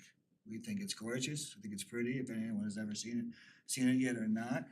We got signed off by the city. I don't know if it was Chris or Will, but we've had one of your boys out there on the project almost every day inspecting. And we got a sign off from you folks that we built it perfectly to the specs and everything else that you wanted us to do. And so we're now in that warranty period right now for 2 years on phase 2. Phase 1, excuse me. Okay, I'm gonna mess this up here. Okay, I got it. Oops. Pull it back on yours.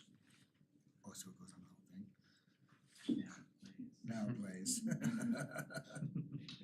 All right, so this was just an overall vision again, and I just want to point this out again because by the time we get done here, we want to just show you that we're in line with that vision that we all came up with over the last 4 years here.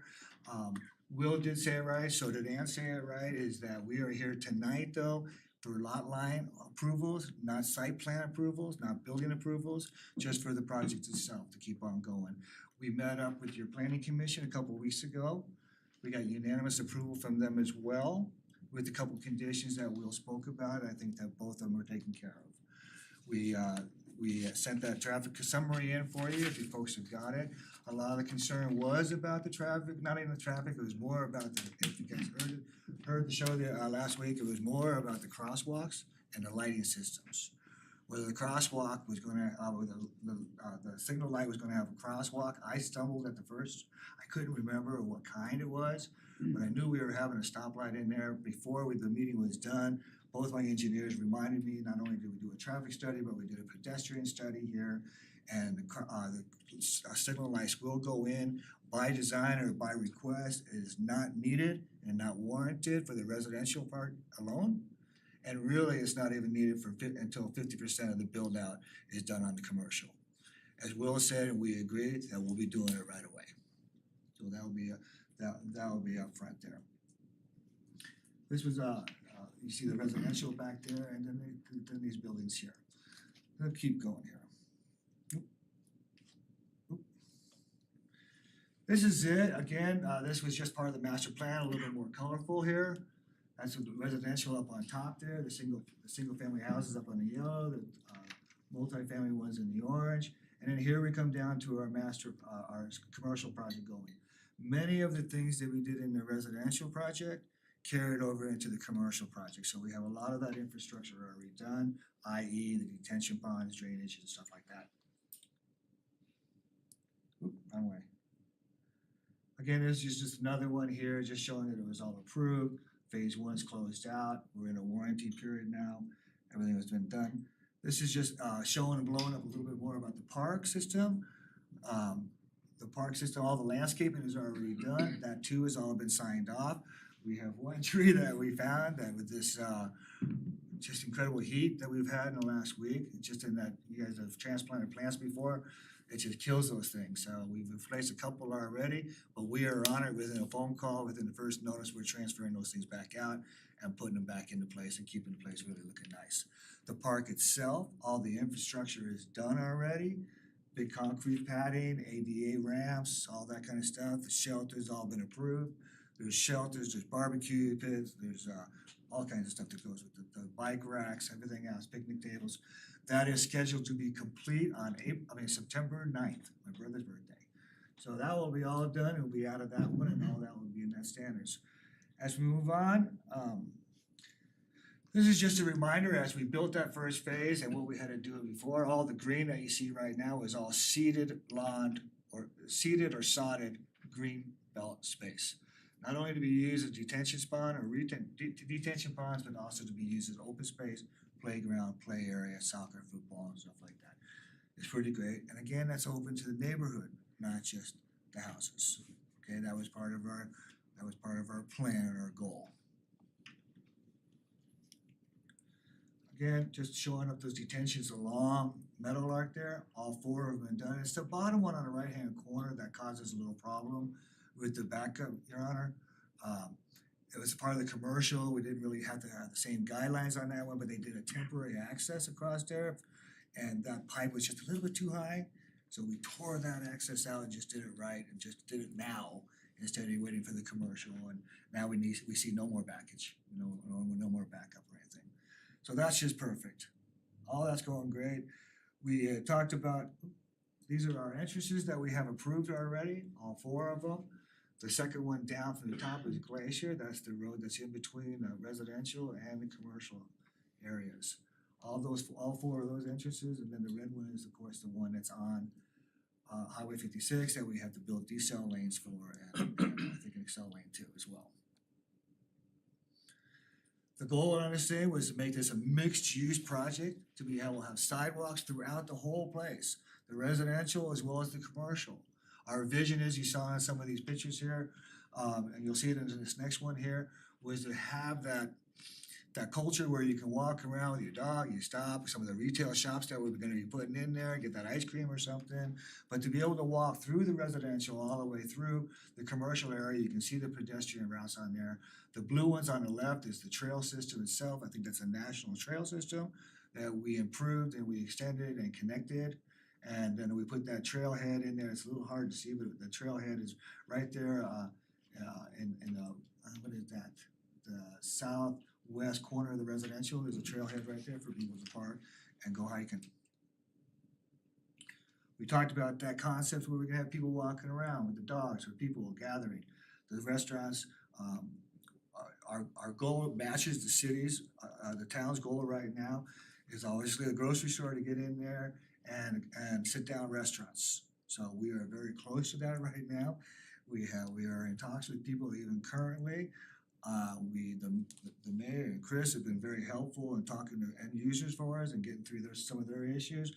Chris and Will, Ann and Will has been great getting us through the adjustments that we need to make, because during that process while we talked to end users, we learned how the site's gonna work or not. So every one of them got particular needs on their site, starting with the corner one. So we've been going through all of that over the last year, and have still come up with this plan that we have now that's been approved through the planning commission after all those adjustments as well. One of the issues before, we're just to kind of talk about it real quick, this is hard to tell what it was, you saw it in the video again here. But one of the conditions that were done in the beginning was that we do some berming along 287, so you don't see the cars and stuff going through the drive-through or anything. And that's worked out really nice as well. So we're meeting all the, we're meeting them all, I think. This again, this is the plan itself. This shows the top layer up there with the whole thing. Again, please don't focus in on the building sites themselves. There's just place markers. What we're here for is the lot splits itself to turn this into from 9 different parcels into 6. And again, just on that reminder, I'll just go to this one here. This is the final plat that we are here tonight for. Like I said, we've got the residential ones all done. This is just the lot lines. Those lot lines that you see on there represents lot from starting with the bottom right corner is lot, we call it lot 1, lot 2, lot 3, lot 4, lot 5, lot 6 goes around that perimeter. And then that big lot that you see right there is for grocery store and wing retail stores. So we're moving along pretty good. So that's what we're here for tonight, is to see if we can get your blessings on that to be able to move forward. If curiosity is in play, we do have contracts on 4 of them already. The other ones, we have several LOIs, but quite frankly, they're waiting to see how this goes tonight. They just don't want to put the energy in any further until they know that we have something for them to get excited about, you know?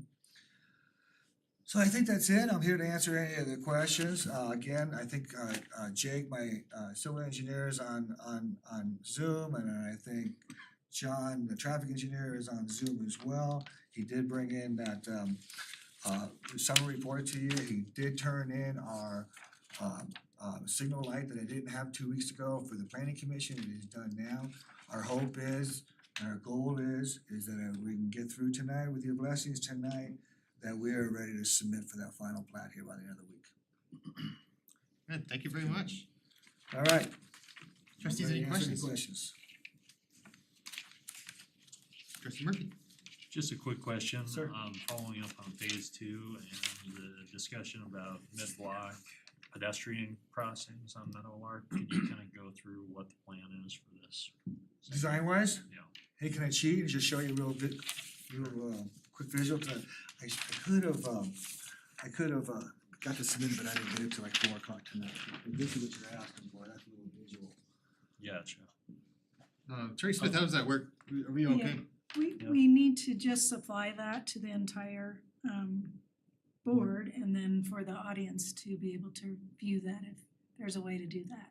Clerk, do we have this by chance on a PDF or to Christian or anything? I don't. Okay. I'm sure we can do something, but again, I thought that Just that for the was- audience, That's all right. this It's more of being- a final plat thing. Yeah, than it but is for the tonight. audience, this is a quasi-judicial. But I just wanted to that's let you cool. know and assure you and give you confidence that we're that far. I understand. That was the last thing that we were waiting for was the signal design before we could submit everything else. We just can't consider it as evidence. I did you want me to do guess that? it was more directed towards kind of the mid-block stuff on Meadowlark, not necessarily the 56 and. Are you saying mid-block? Yeah. Okay. Were there any discussions or plans for? We do that, it was in the report, it's in the summary as a reminder again that, in case there's anybody that's walking across the street before they get on the sidewalks and so forth. We have assigned markers and signs to be able to address that. Okay. Yes, sir. Other questions? Mayor Pro Tem?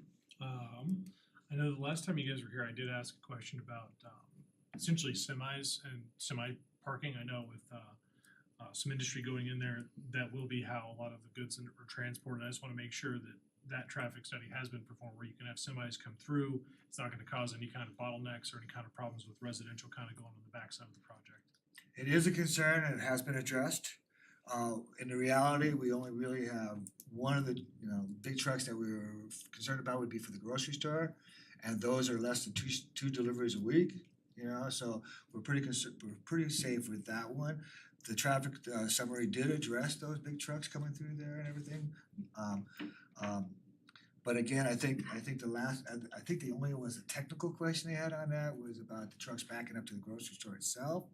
And I think that will be a site plan issue. Yeah, but are Right. you asking more like there's, most of those pads are probably gonna be restaurants, and the Cisco truck drives like a 40-foot Yeah. trailer to get the food goods in there to those restaurants that are most likely gonna be taking up residency in there. Yeah, You see no, that it's, we it's have the, some- the big, one of the big 18-wheelers, literally, like to your point, the grocery store, I know it's 2 times a week, but it's still twice a week where That is. making sure it can still get in there, you know, offload, reload, wherever it needs to go, and then it can leave without causing any kind of traffic congestion. I will say that we have had quite a bit of meetings with 2 grocery stores now. And both of them looked at that already and thought that that was that was appropriate and actually for 2 stalls back there or whether we have design. Again, we are not here to design that site plan right now. We just put it on there as a concept to show what the buildings might look like and the layouts might look like. But even on that, sir, they still felt good about it. They still came and made discussions with us. Works for me.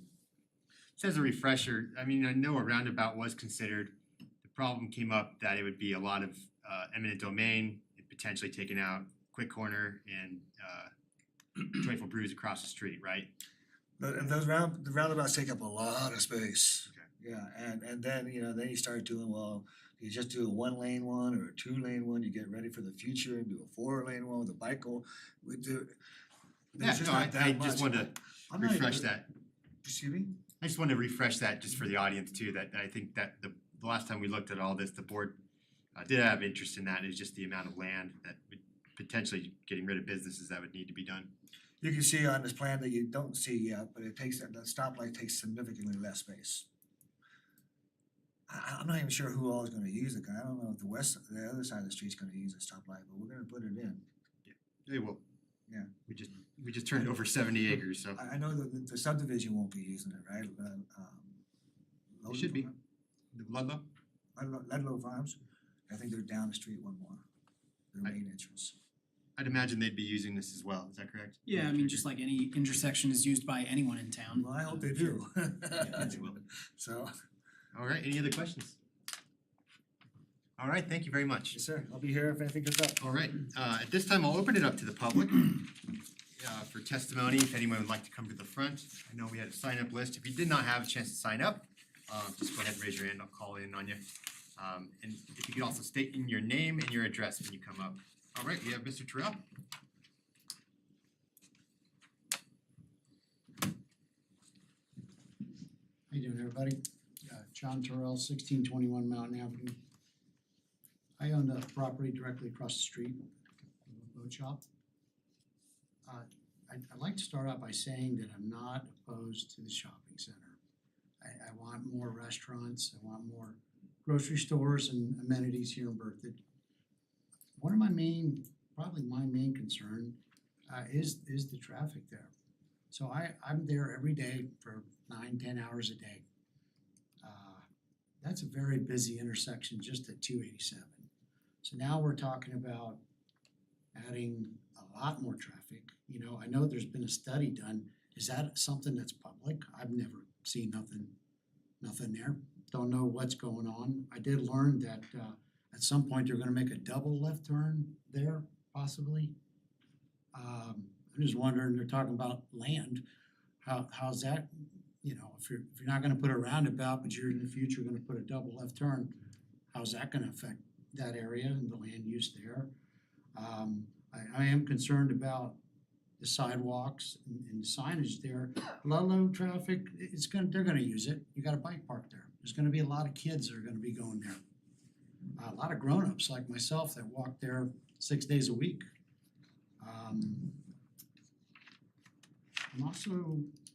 I'm interested in knowing about this right in, right out. So is it a right turn only on the 287? Are there gonna be people crossing over to make that left to go to Longmont? So you got really no room and you're gonna be jetting across to make a left to get in a double left turn to go south to Longmont. I haven't heard anything about that. Just a lot, you know, the traffic, we keep talking about the grocery store, but I think one of you mentioned, you're gonna have restaurant there, you're gonna have tire shop. I don't know if that was brought up, but I'm really concerned about the traffic there. It's already, it's already, again, from somebody that sees it every day, I think if you look at the statistics, it's not hard to see, there's a lot of accidents. People don't know how to merge, they run over the front northern portion of my property just to try and merge. Now they're gonna be putting a stoplight there. I think that there needs to be more thought into that area, especially with the bike park and all the traffic that we wanna bring there. I'm all for the foot traffic, by the way.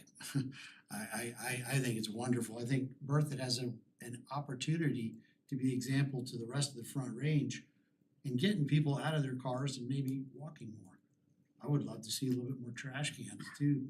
On a separate note, there's trash everywhere. Number one trash is liquor bottles everywhere. Little one-shot liquor That's bottles. crazy. They're All everywhere. right, Mr. Terrell, we've hit our 3 minutes. Oh, I'm sorry. Thank you very Okay. much, though. Well, I've written them down. thank you. Thank you. Next is Jonah Bealton. Jonah's already left. Okay, he's already left. Is there anyone else that wishes to speak but did not have a chance to sign up? All right, I'll close the public hearing here. As a rebuttal, Mr. Carpenter, do you wanna could you answer any of the right in, right out seem to be on Mountain Avenue, is that correct? That is. Yeah, not on 287. No, I feel for the problem, just so you guys are clear, that's the boat store that's on the other corner over there. It's a tough corner, you know, and I think the signal will help the access that he does have coming there, but I mentioned last week too, I was gonna sit with him and work some things out and see if there's anything that we can do in this process to make his situation better. With the right in and right out that we're talking about, it's only on 56. And that's part of our code, I believe, right? Or is that CDOT? So CDOT controls access to Highway 56. Yeah. They'll have to approve any plans that are created. They have to go through that whole permitting process with CDOT. A traffic study was done. It's in your packet. It was in the packet with the neighborhood master plan, so it's available publicly. It's on our website. Happy to provide that. To anybody that has questions, there's a comprehensive traffic study performed by a licensed traffic engineer. So what that does is look at existing traffic, it looks at future traffic, it looks at all the existing intersections where deficiencies might exist already, deficiencies that might exist as a result of this project and other projects in the area, and then suggests improvements that are required to be made as part of the development. And thank you for working with Mr. Terrell here, Yes, sir. if possible, Mr. Carpenter. Okay, since the public comments brought back to the board here, I'm sorry, public comment is closed for deliberation now. How does the board feel about any of this? Any thoughts? I just personally would like to add a condition that the applicant work with the town and with Transport on trying to get a stop on that corner. I agree. Just they're not, in my opinion, from what I've seen in Loveland and using that, the few times I've used Transport, they don't need to be, they're not big elaborate structures, just kind of a little awning. But that would really help citizens that right now can't get directly to Boulder to get there. And we are paying for Transport no matter what through a federal grant. We all pay in with Loveland and Fort Collins, so it would be good to get the maximum use out of that. Anything else? All right if we make that a condition? Yeah, I'd be Trustee Murphy? supportive Okay. of that. Just overall, I've been following this through its whole development on planning commission and here. I think it's gonna turn out well. I really wanna thank you for being very responsive to the comments by staff, by the planning commission, as well as the board here.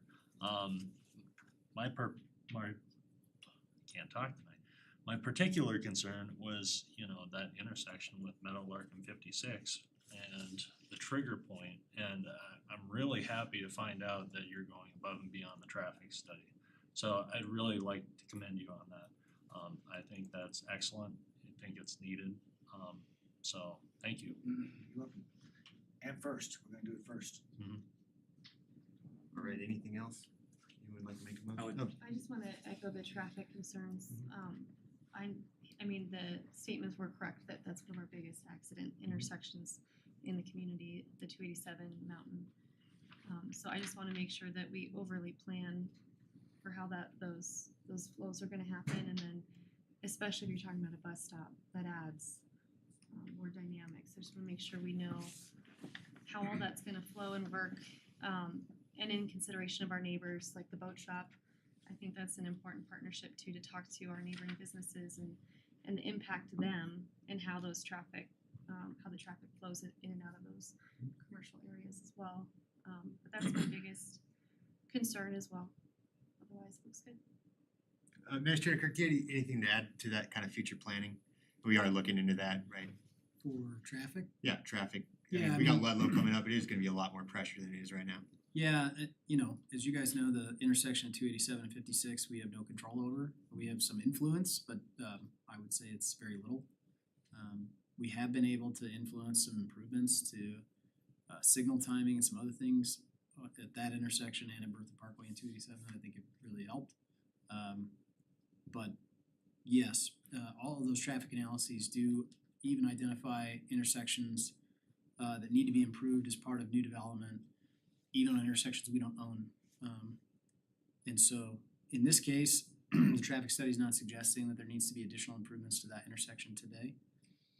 But like as a good example, the Trails at Creekview project was a residential development on the south side of town that was approved a few years ago.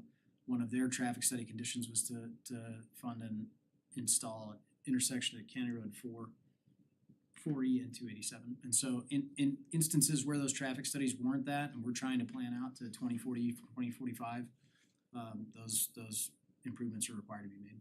That's right, and Spartan will also connect through as part of Ludlow, so there's another entrance as well. That's the expectation, is that Spartan will continue across to 287, and I do believe that'll relieve some traffic off 56 because folks that live south of town will take Spartan over to 287 rather than 56. But that's part of our long-range transportation planning. Anything else? All right, any trustee would like to move on this?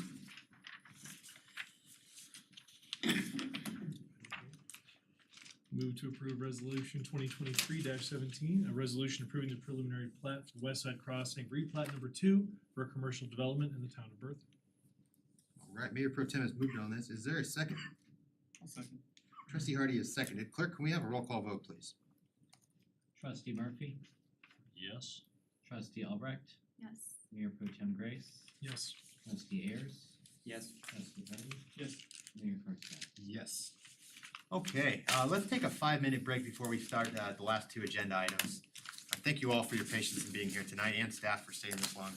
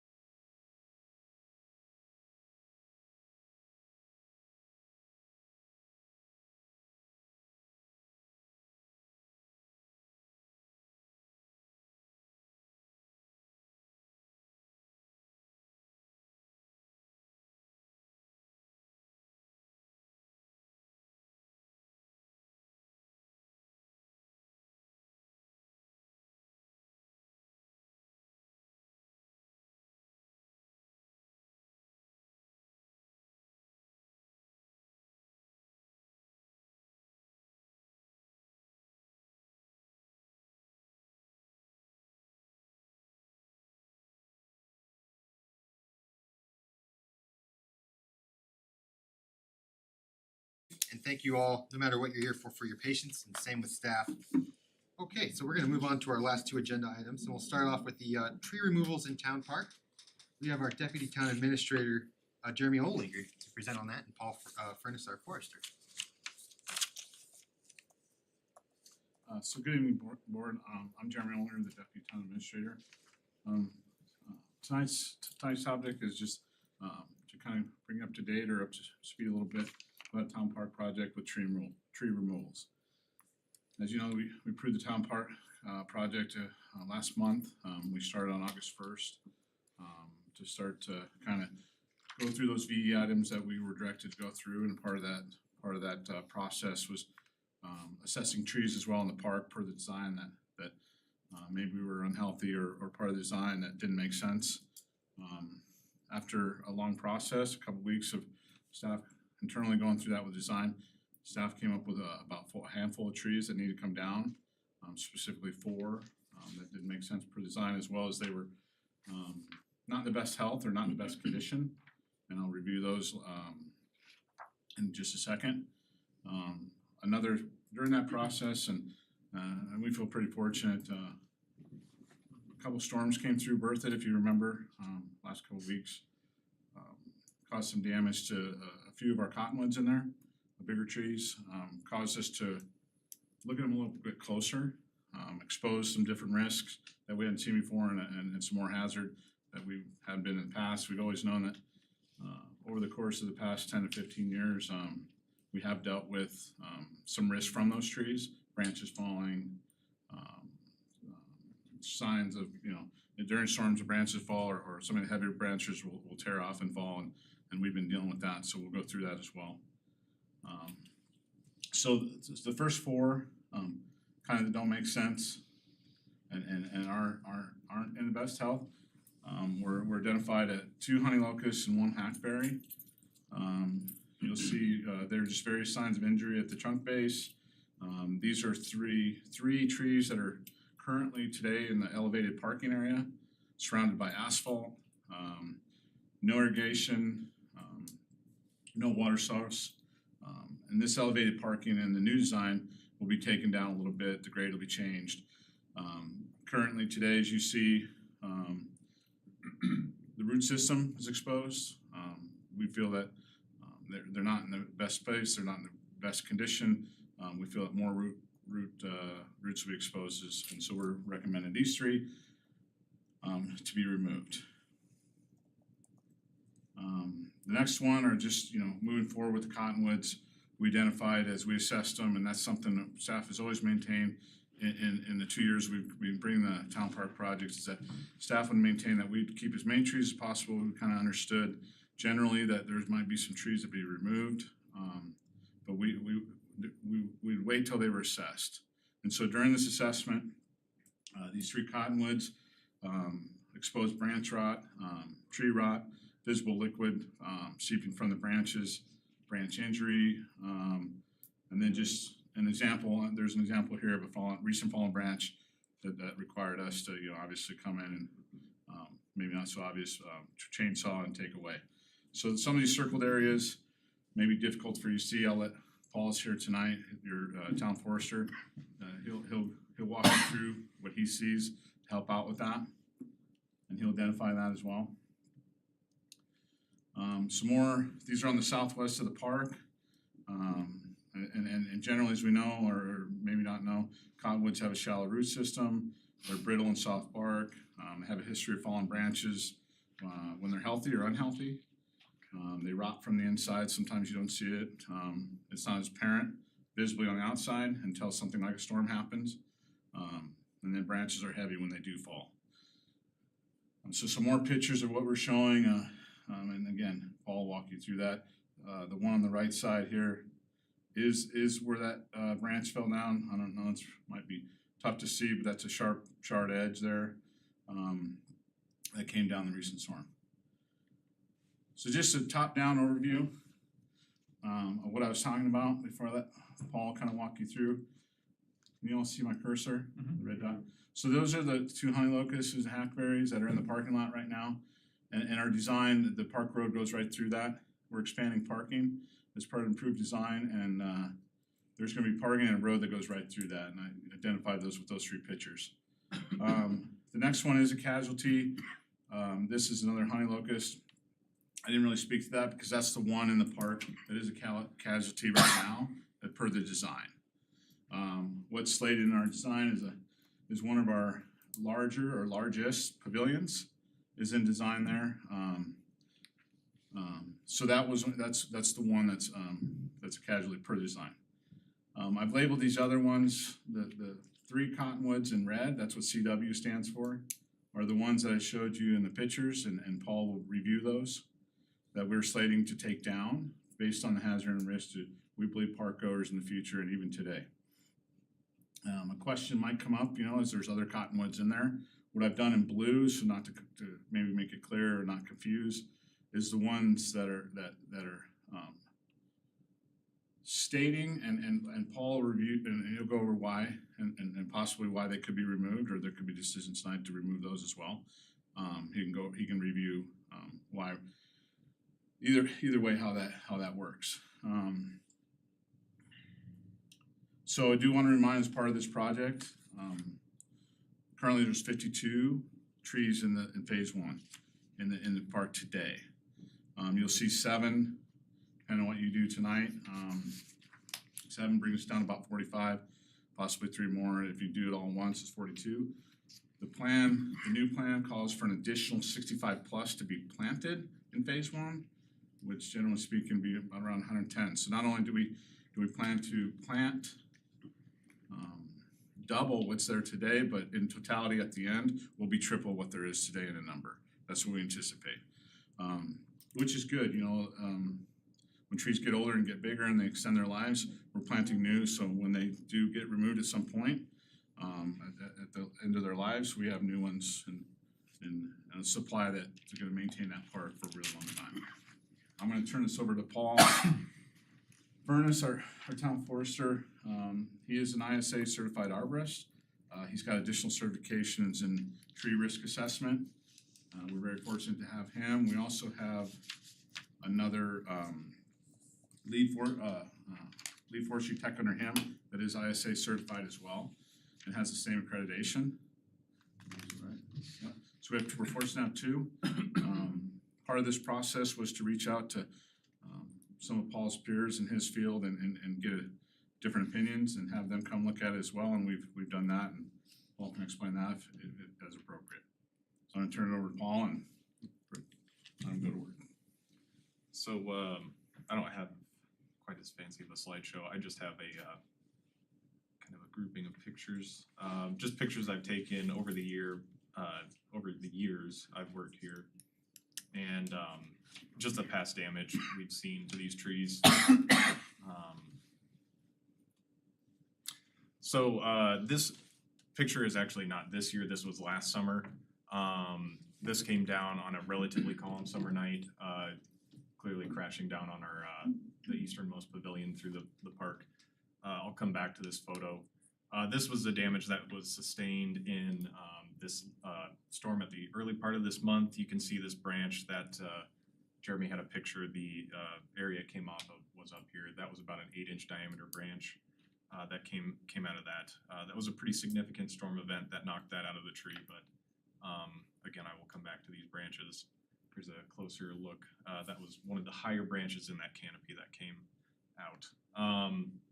Just kind of touching back on a couple of trees Jeremy brought up. The parking lot trees, this is the hackberry in the parking lot. Well, it is a shame to watch mature trees go. These trees in a parking lot are not served the best as the life of a tree goes. A lot of reflected heat from asphalt and like shallow, non-permeable asphalt over their root system does not allow them the best growing conditions. We're starting to see a slight dieback in the canopy up here, and I could go on about structure. Anything less than remediating this area is just going to cause these trees to be more of a problem and decline further throughout the years to come. These are just the 3 pictures of the trees in the parking lot. We could see their compact soil around their roots. the roots at the surface level, it constantly getting damaged by traffic and all that, creates wounds. Coming in contact with soil causes rot problems, so we don't know the extent of if these wounds have been compartmentalized or if the rot has extended through the structural roots of this tree. And the sign of the roots at the surface there either means like our soil has washed away over time, or it has just become really compact and it's probably no better underneath the asphalt. So poor conditions for those parking lot trees as it stands. This is the cottonwood, which is the furthest west of the three. This is on the day after a cleanup we did there. It's hard to see, I probably got a better picture, but this branch we had to cut out. It had sustained some storm damage, so we went to clear it up the day after the storm. Upon cutting that branch out, we found it was completely hollow. The hollow cavity was probably about 3 feet long and about 4 inches in diameter, hollow as a straw. So pretty significant rot. The thing that is also very concerning, there we go, is this hollow cavity goes into the union to the larger branch it is connected to. So we do not know the extent of that hollow cavity into the next branch. But one thing it shows us signs of is that rot has been present in these trees for quite a while, and it has taken its toll. The smaller red circle below there is just another wound, and I probably got some better pictures of those. Wounds on cottonwoods are, I mean, every tree has wounds and every tree tries to seal wounds. And we can see that here, but unfortunately on more mature trees, you get wounds that are too large for it to heal over. And so we can kind of see that here on this upper wound, where it has started to heal over that, the heartwood of the tree. But if a wound is too large, it cannot fully heal that wound. And unfortunately, right here in the middle, we can see the heartwood exposed. Cottonwood is very soft wood and very susceptible to rot. And so many of these trees have exposed heartwood wounds that would indicate that if it is exposed, it will never be unexposed, it will never properly heal, and thus raises concerns about more potential hollow branches throughout the canopy. Another thing I want to point out here is you can kind of see it on this side around my cursor here, and then definitely right here, we are seeing like a oozing coming out of these wounds.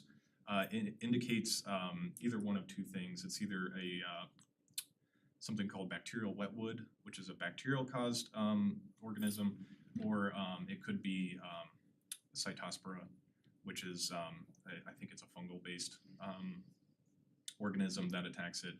The oozing is byproduct from the rotting organisms seeping onto the wood below it. Just another picture of the wound that it sustained just from this last one, kind of going back to wounds too large to heal. This will be a wound that will never properly heal. Heartwood is exposed.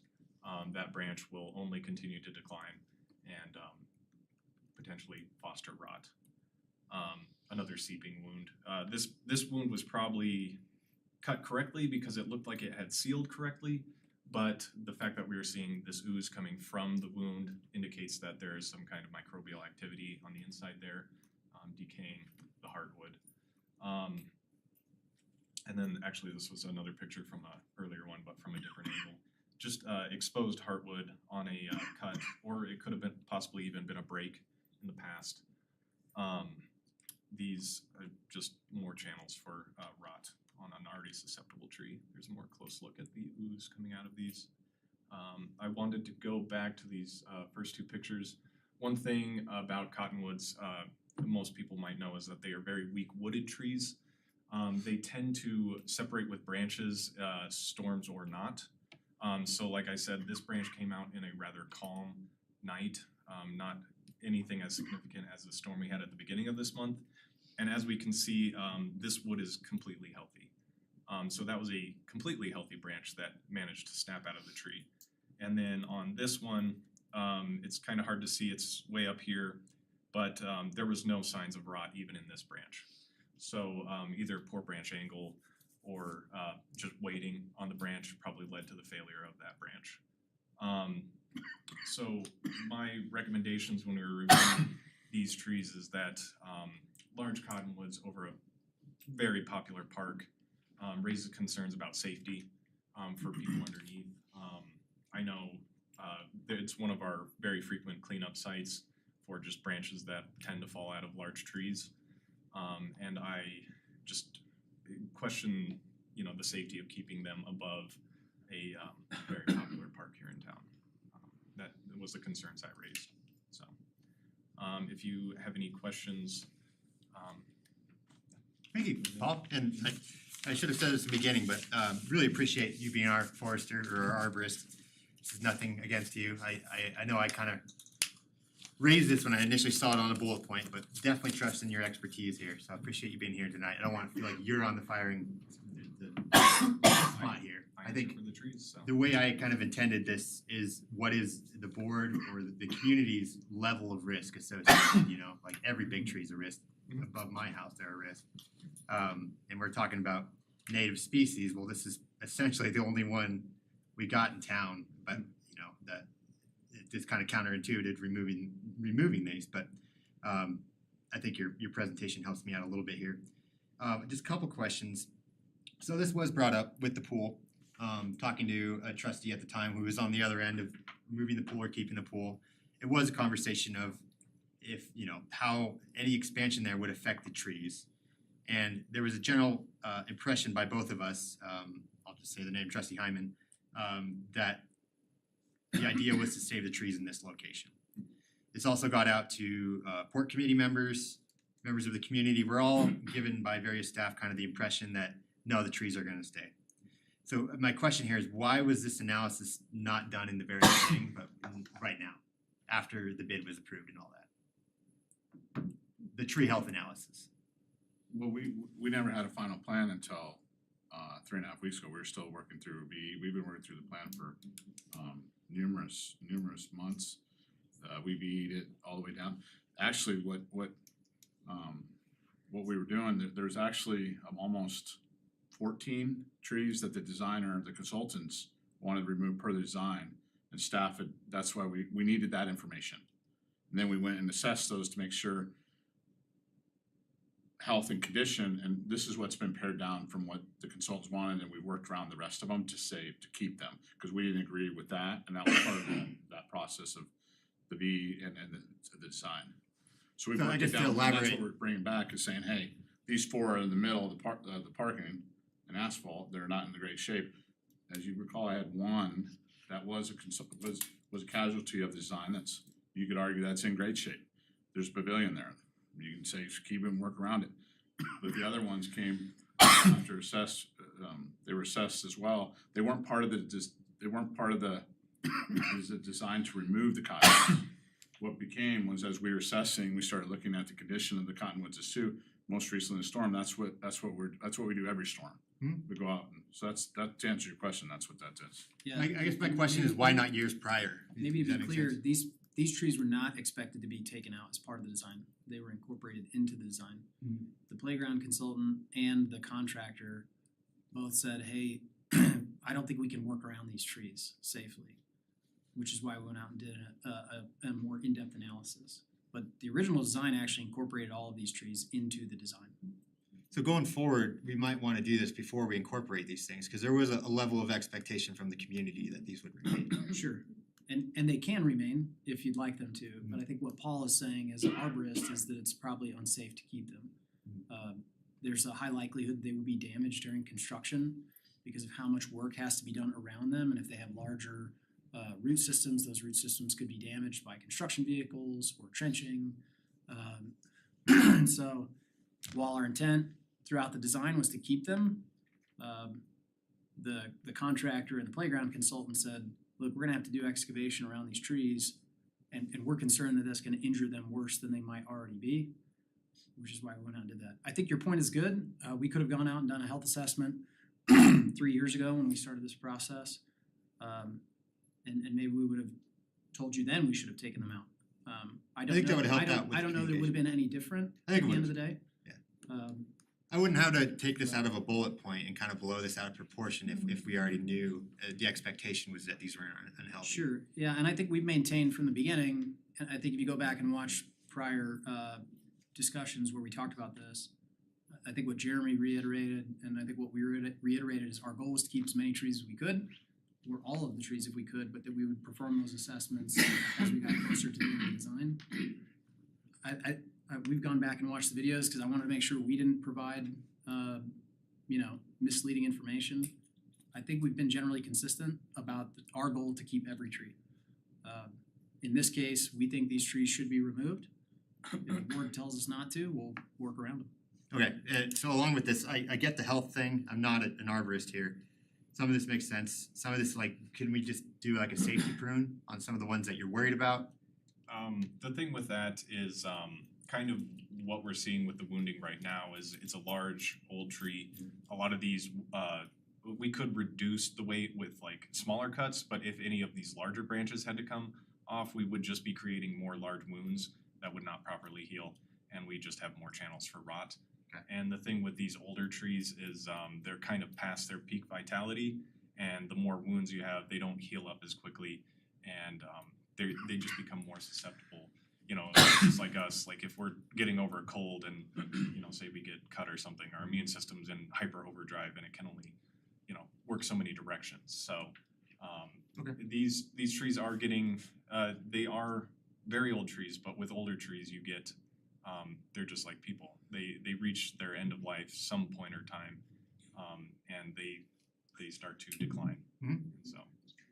Yeah, and I don't think I'd be arguing for every large tree in town. I think it's just we're susceptible to this being a tree city and very proud of our trees, and this being kind of a specimen at the very center of our old park. I think there's a lot more attachment to it, and obviously by the room here, it's not just me. Okay, so I'm hearing tonight that it's the health of the tree, but also the construction that would affect it, right?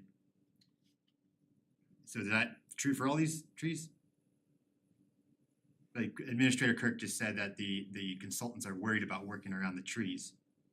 I've been talking with them since I got brought in on the talks, and we've had talks about tree protection zones, and they are being rather accommodating, very like to the code, tree protection zones around the trunks of these trees. Okay. And I've given them all the two people over there. I've given them my number. And I say anytime the tree protection zone has to be entered or excavated or anything going on within these zones, I need to be notified, I need to be seen, like I need to see what is happening to the root zone of these trees. And they are being surprisingly accommodating to that. Another thing is they're letting us in to water the trees as the irrigation system will be off and worked on. So I've been surprised with their accommodation for us taking care of the trees that are still there. Oh, okay, yeah, I'm not lecturing you again, but I think they need to be accommodating, we're paying them, so I mean, I understand they're on a time frame too, but you're the forester, I think you can put your foot down when you need to. So as far as the cottonwoods that we addressed and then we've looked at and assessed, I think the staff, we firmly, whether we were doing construction or not, whether we were leaving the park as it was for the next 10 years, I think we'd still be at tonight coming to you and say, hey, we need to remove these trees due to the hazard risk to people.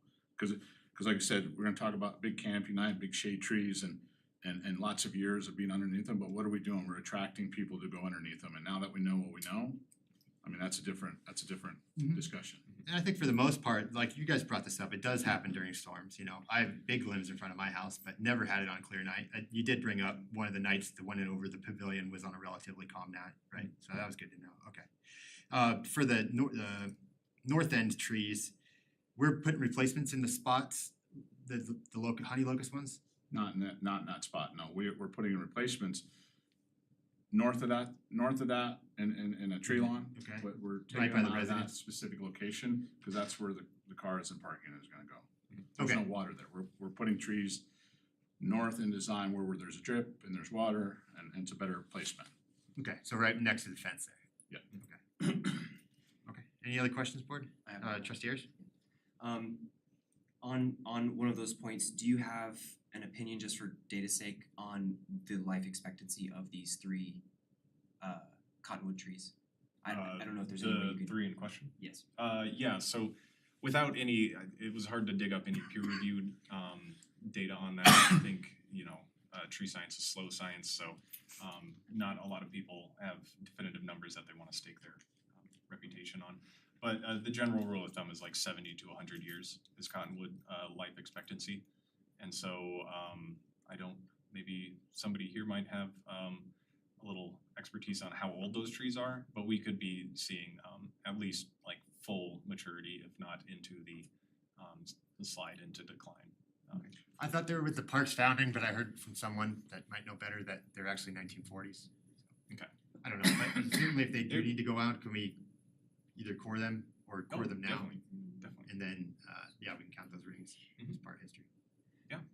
And then my second question, because of this issue with, I guess, cottonwoods specifically, would it be your recommendation that in public spaces we not plant cottonwoods at all, or not plant cottonwoods in the center of the park, so maybe on the Yes. exterior areas? Cottonwoods are on our prohibited street tree list, and our tree list in general. It's prohibited for street trees and public lands. Cottonwoods have been on there since I joined. I think it was the last forester, Josh Embry, put it on there. We are not the only municipality. Denver also has prohibited cottonwoods on public lands, and Fort Collins has prohibited them, partially because they grow fast and adjacent to like town infrastructure, not a good thing. I think it's also partially because of their brittleness and breaking. Do you have that with open space too? I thought Hillsdale we had some. We do have cottonwoods both at well, we've got old ones at Hillsdale. I thought we were gonna allow them in our open space areas. We do, and we did plant cottonwoods up at the reservoir. Okay, it's just the park areas that have higher Yeah, traffic. I guess you weigh the occupancy rates of those two areas and yeah. Anything else? Trustee Murphy? Thanks for bringing the log in. Besides that, I was really interested in more of the three that you're retaining. Now, are they showing signs of blood rot or any other disease, and can they actively be managed in a safe manner? So after looking at all six, I definitely didn't just focus on the three. I focused on all six of them. The problems still do, like we do see open wounds and a little bit of oozing, but compared to the other three, it would be like one tree has one wound that isn't healing compared to where it's multiple on these other three. So in general, they look in better shape than the three that we have marked, but after all the, if whenever we wrap up here at Town Park, I do have some reduction pruning plan for all those. The next best thing, like I said, we can do is to reduce the weight on those branches and hopefully just ease up some of that stress on those like already overloaded branches, so. And would it be safe to say that they're in a similar life pattern where you'll probably have to remove them in the next few decades, probably? Yes, we will definitely keep our eyes for any sharp decline or any gradual decline in those, but it is something with the maturity of trees. We definitely came into a unique situation here in Berthoud where we have a very aged town tree population, so it brings forth its unique challenges in caring for older trees. One last one. Are you aware of any treatments or new treatments for cottonwoods and the afflictions that they have, like heart rot or? Unfortunately, no treatments exist for these kind of conditions. A lot of any tree bacterial or fungal infections, treatments are not ethical, like not very applicable. The best way to alleviate these is just proper pruning and proper care throughout their lives to help the tree overcome stress. But once it's got it, there's really no way to stop it. I could go on into the science about that, but Sure. yeah, if the tree basically abandons its heartwood, and when it leaves it, it deposits antimicrobial compounds into the heartwood and just leaves it. It can't force anything into the heartwood to patch wounds, stop that rot or anything. Some trees have stronger antimicrobial compounds than others, pines specifically, or any other tree that's very hardwood, not susceptible to rot. Cottonwoods, however, do not have a very strong antimicrobial heartwood, so that's why we see them just get hollowed out quite readily. So they're just a tree that's prone to rot. more than others. That's the trunk as well as the limbs, right? Yes. Okay. Yeah. Anything basically past the inner cambium Yeah. is heartwood. And it's kind of just left there to hopefully be untouched, but obviously stuff happens and stuff gets in. So we've seen it on the limbs, but have you seen it in the trunk? We don't know. So Is there there a are way to know? there are further assessments. A level so there's 3 levels of assessment. Basically a level 1 assessment assesses structure and site conditions for the three main parts of a tree: the root flare, the trunk, and the branches.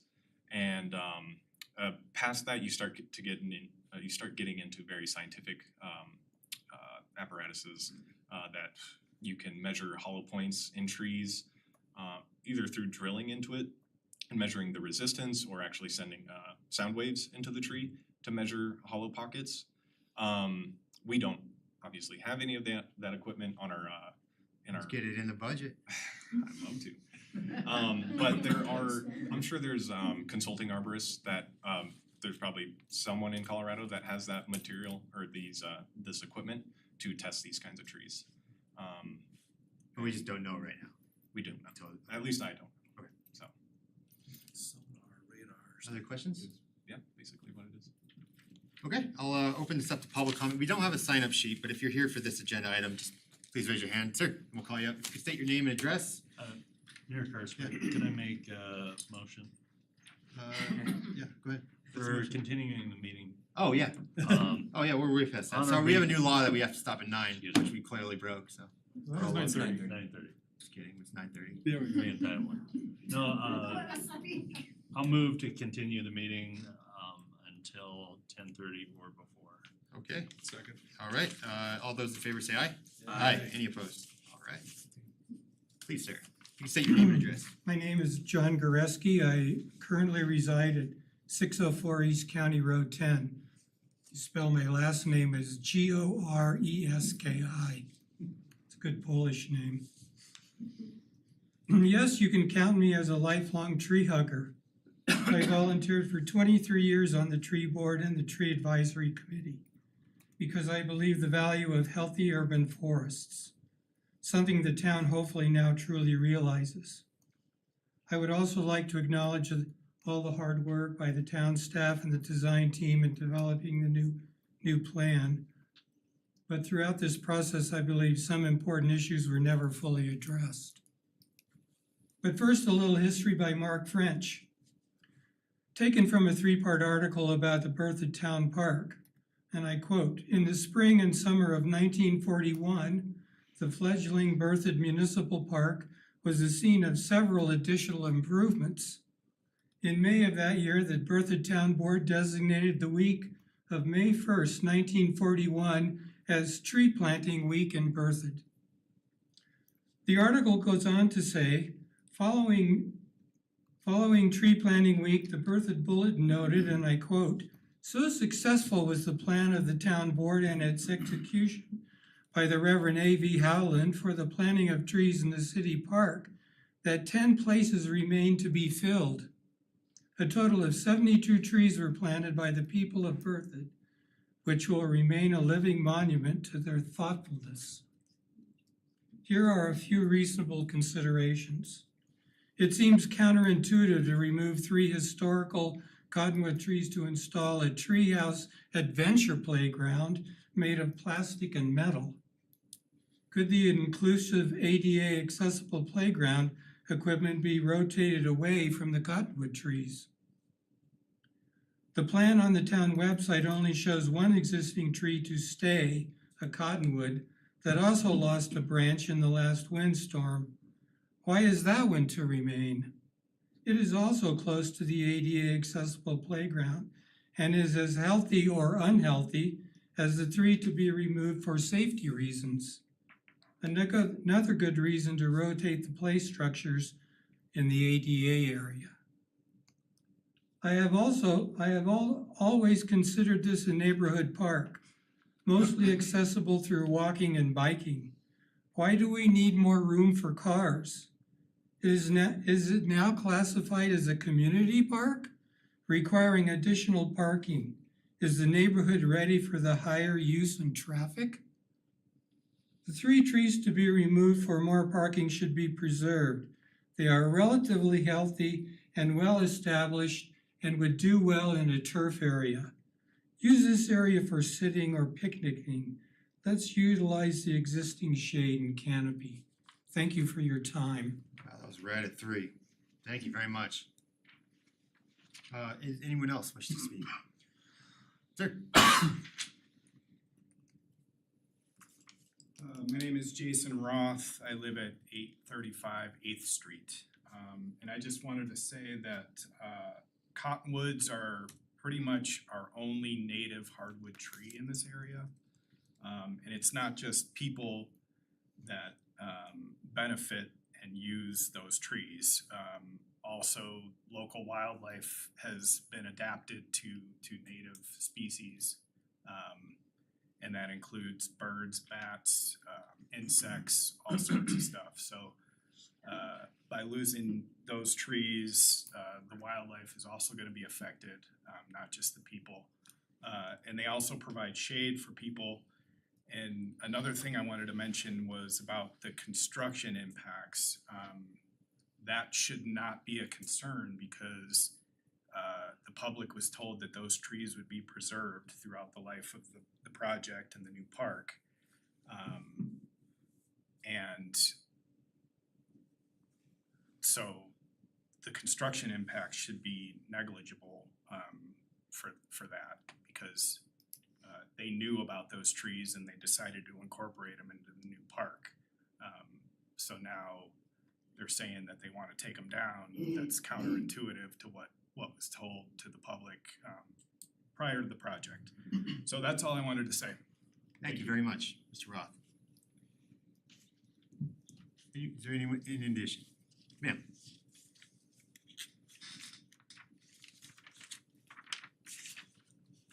Linda Wilson, 1461 Merlet Street. And I want to mention about cottonwood trees. I would be in favor of bringing someone in to test the cottonwood trees, not only in the park, but those that are in the main street or where people gather, just to test the inside to see whether they're hollow or not, because they're very dangerous. Once they start going, they go very fast and they die and they're very dangerous. I understand they're a native tree, but they take a lot of water to be healthy, and you have to consider that. We've listened to Paul. He is an expert in the field. He has the knowledge. We pay him for that, and I hope the board will listen to him and the community will understand and weigh the balance between people and children's safety with these cottonwood trees versus our rich heritage of street trees. This is a high plains desert area and not all trees survive here, and they all have a lifetime. Thank you, Ms. Wilson. Is there anyone else? All right, this time I'll bring it back. Oh, ma'am. I know you. Takes a little bit of courage to get up here. Yeah, sure. Pat Karsbeck, 1000 Massachusetts Avenue. I'm not here to talk about cottonwoods. I knew that was a goner. I'm here to champion saving the 2 honey locusts and the hackberry. The picture showed the root damage. You can find that root damage in a lot of parks. It is very common in parks to have compacted soil. We have clay soil, which compacts anyway. Trees that survive in parks and have proven their canopies have adapted to this. So that root system is exposed. Those trees have not been taken care of. They were irrigated when they were first planted, and that was it. They've proven themselves. Over these 30 years, those trees have proven themselves to resist the heat and the asphalt coming up. And still, with the pictures that Paul showed, the shadow canopy around them is huge. Well, we're gonna get new trees, and that's the cigar. Those new trees, they're not gonna shade me in 20 years. I won't be around to use it. Those trees are now. So my recommendation would be, could we come back and just look at some way to redesign this and protect what we have, what we enjoy now, instead of, oh, in the future, this is going to be wonderful. Well, the now is wonderful. My other question for Jeremy is, there's another hackberry that's got a big X on it, right next to the honey locust to be taken out. Is that gonna stay or is that a go? I can't hear you. Could you repeat that? They're in the trees that are slated to be downed. There's the casualty, as Jeremy calls it. It's a beautiful honey locust. Next to it is a hackberry. It's got a big X on it too, which increases the count if that's gonna go. I say that give these trees a chance. Put construction around them, water them. It's been done before. It's gonna slow things down, it's gonna make it more difficult, but they're worth the effort. They're worth it just because of what they gave to us, the wildlife habitat, the instant shade, the instant UV protection to our children. There's so many reasons to fight for these trees and not just say they're in the way. And then I think there's another phase coming where there's gonna be some more trees removed. I think we need to look at this, not just as they come, and then we have this knee-jerk reaction of everybody defending themselves and getting in an adversarial position. You're right, I'm right. Madam Karsbeck, we've reached our 3 minutes here. We need to have a community engagement, not a town board meeting to discuss this. Thank you. Is there anyone else that wishes to speak? Sir?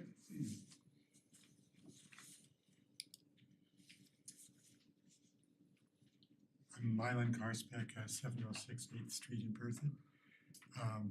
I understand that, you know, number one thing is the health of the trees, health of the people, and the safety. And I understand the cottonwoods are diseased; they need to go. That's a priority thing. But the design for the park was done before we knew that this was going to happen and these trees would be removed. So now we have some open spots after the removals. Could that be redesigned? Maybe some of the features be put where those trees are no longer, and therefore save the one tree that we were thinking about taking out because of the additional structure being put in. So basically, look at where we are now. We're at a different place than we were several years ago when we were planning this, and let's take advantage of that and maybe save a few more trees. Thank you. Thank you. Anyone else? Sir? Alan Owen, 322 Bempson, about a block from the park. I was on the tree advisory committee for 8 years. I was chair of the committee for a couple of years. I will admit I was informed of this situation very recently, so I really hadn't had time to dig into it as others may have.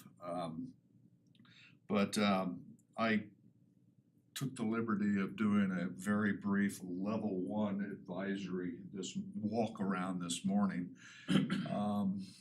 And I was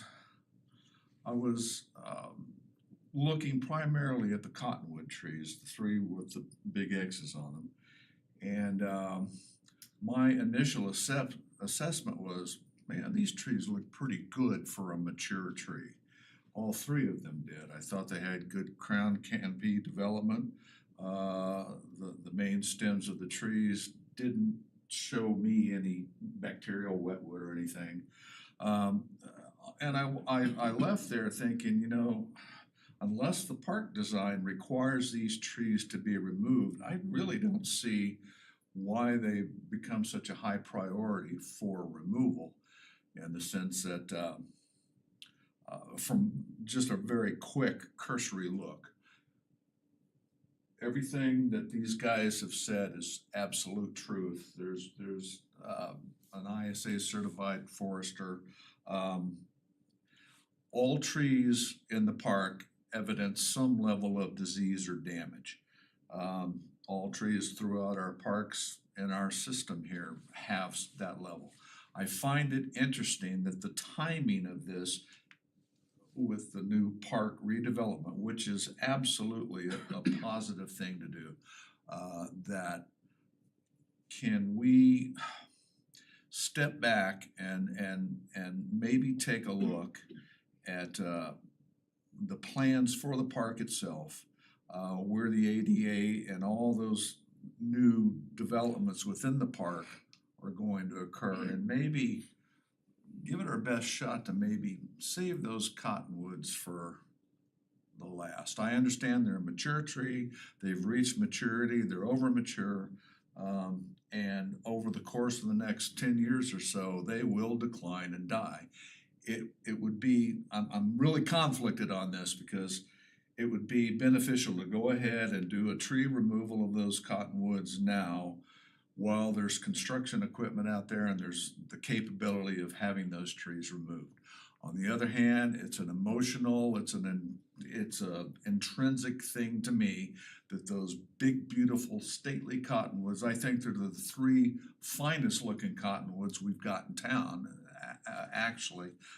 It's just, it's a hard decision that we're faced with, and to really give it a second look and have discussions amongst the council and the public about this. Thank you, Mr. Owen. Yeah, I thanks. appreciate it. Anyone else? All right, this time, thank you all for showing up. I'll close public comment and bring it back to the board. The direction here is essentially which way to go on this, and I think Jeremy brought up an additional point about the additional cottonwoods. I guess, also the ones on the north here. So I guess, any questions for staff? I got a couple. Okay, along with Mr. Karspek's point of, now that in light of cottonwoods going, if that's the way we choose, can we redesign it to save the the other plant that you call the casualty of the design? Say that again. So we were planning on keeping these cottonwoods in the original plan, right? That we were gonna work around them. So now that if these are gonna go, we'll have open space of 3 different cottonwoods. Could we consolidate that space in order to keep, I forgot the type of tree, but the one that you call the casualty of the design, Honey locust. the honey locust? Yeah, anything, yeah.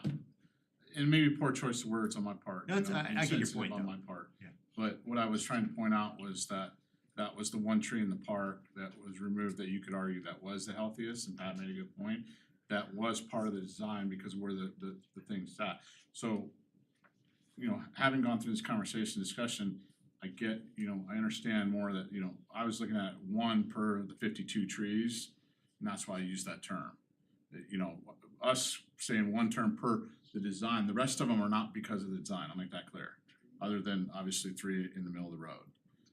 The cottonwoods are not being discussed or staff is not bringing to us because we wanna build a playground within it or playground.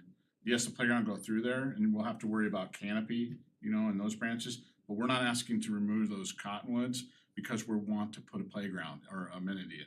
What we're worried about is the risk and hazard to the public of not only the branches over those playgrounds, where we got kids underneath them, or as far as the risk of what we've seen in the last three weeks that we've assessed them. So the one to the north, yeah, it has a pavilion. If the board says, hey, we want you to work around that, that's what we'll call tomorrow and do. We'll Okay, work around that's a that. That's possibility. not a problem. Okay. Yeah, that's good, okay. That make sense? Yeah. So and if we kept the ones on the north end, I know this is a different Clear discussion. it up. Are you changing now from? Now I'm this? changing to the ones on the north. I'm with you. Sorry, I just want to be that's on my the fault. same page. Would we sacrifice any parking because of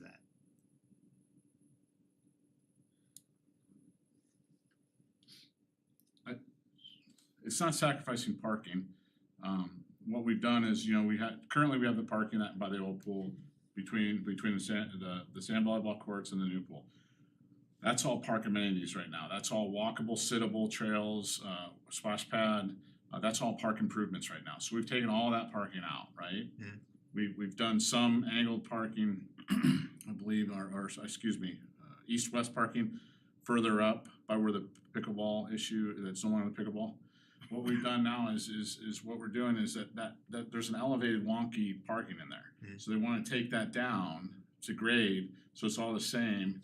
And so parking will go up to the north, and that becomes the road through, not dead center, but those trees are in the way of the new road to pass through the park. Okay, so in this future parking in that area will be sunken down several feet from what I it know is it's now. several feet, yeah, but I estimate 1 to 2, I'm guessing they're gonna take it between, 12 and 18 inches, something like that, but they gotta take that down to make it work. So if we were to save those trees, they'd be elevated then 12 to 18 inches. I'm not gonna, That's what I was understanding. yeah. Yeah. Depending on the grading they have to do, yeah, they might be on a bit of a radius there. Okay. So the downside of doing, I guess can you help me out with the downside of doing this later? If those things die, we would just replant over them, right? Otherwise, you're saying that the only trees we're planting now is on the north end by the houses. So where these are going right now, if we tear those out, what are we putting in that place? Asphalt. Asphalt for parking. No, for the road to access through the park. So they're making the park bigger by moving the road further north is what I'm understanding. That's correct. And there will be parking to the north of the road and parking to the south of the road, 90-degree parking off of that main access loop. And we're eliminating all the parking that used to be to the west of the pool. That's all becoming Okay. park space. So this is a victim's wrong word. This is in the way of the design then. Correct. Okay, I think- so we don't and I'm just have sorry, one, we I thought now have Jeremy four. said that several, Additionally, I condition- thought Jeremy said yeah. that several times, so I'm sorry if that It's was. the first time I clear. heard it. Okay, so we got four of the victim of Yeah, that. I heard him say that several times. Okay, so Those trees are being removed to accommodate the road, but also because the construction to bring the road and the parking all to the same level will Okay. necessitate a fairly significant dig out. Jeremy, you were originally saying that the victim would be, the only one on the south side would be the one that we were talking about, right? But there's four now because of the design. And I apologize, sounds like you said it earlier. But we have a total of four that need to go because of the design.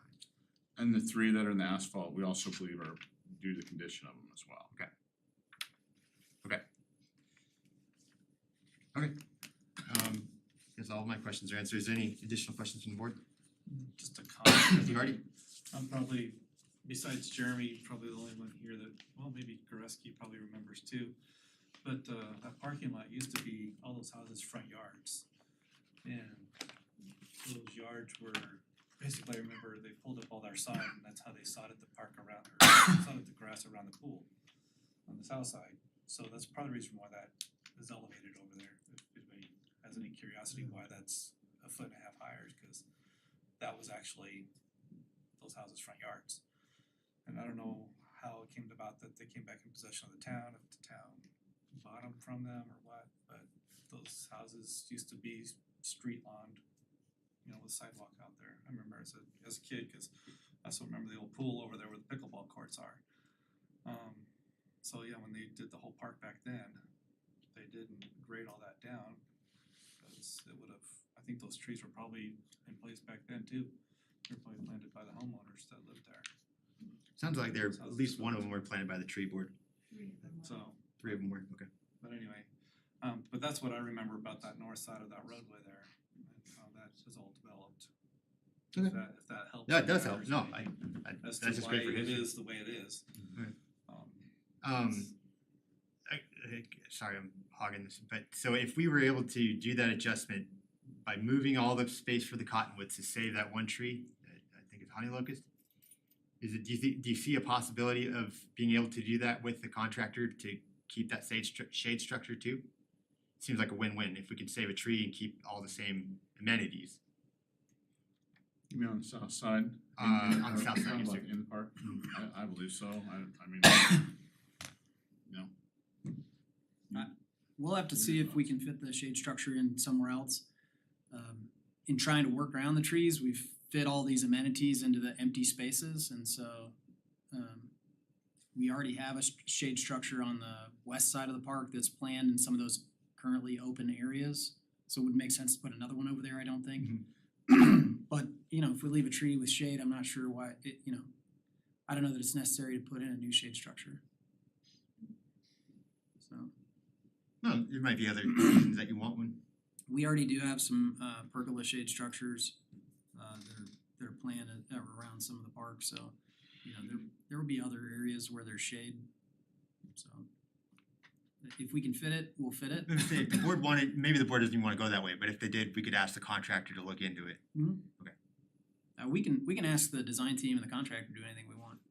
Well, can we ask them to fix these trees and save us all? Yeah, I mean, I think again, what necessitated a more in-depth assessment of these trees.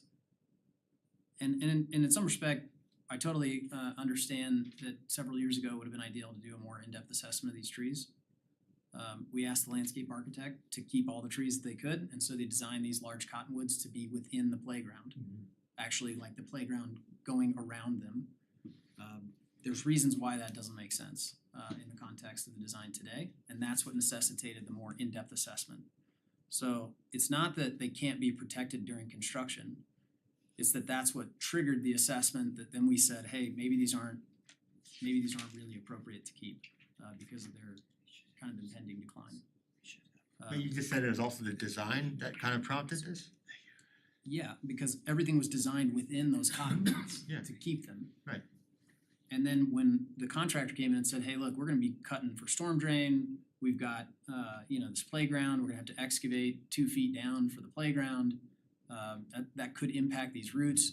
We wanna make sure everybody's on the same page, that we can do that safely without injuring these trees. That's what started the conversation. That's why we went out and did a more in-depth assessment. And then we said, hey, maybe these aren't in good enough shape to keep. We can redesign the playground, shrink it, move it, eliminate it. There's all kinds of stuff we can do and leave the trees where they are and try to protect them during construction, which we think we can do. Again, I think it's not the design that's driving the choice or the recommendation to remove the trees. It's the health of the trees and the fact that if we're gonna build a brand new park and plant 50 more trees, does it make sense to just take them down while we're in there going through, they're not healthy, or they may not be healthy based on all the assessment done by Paul?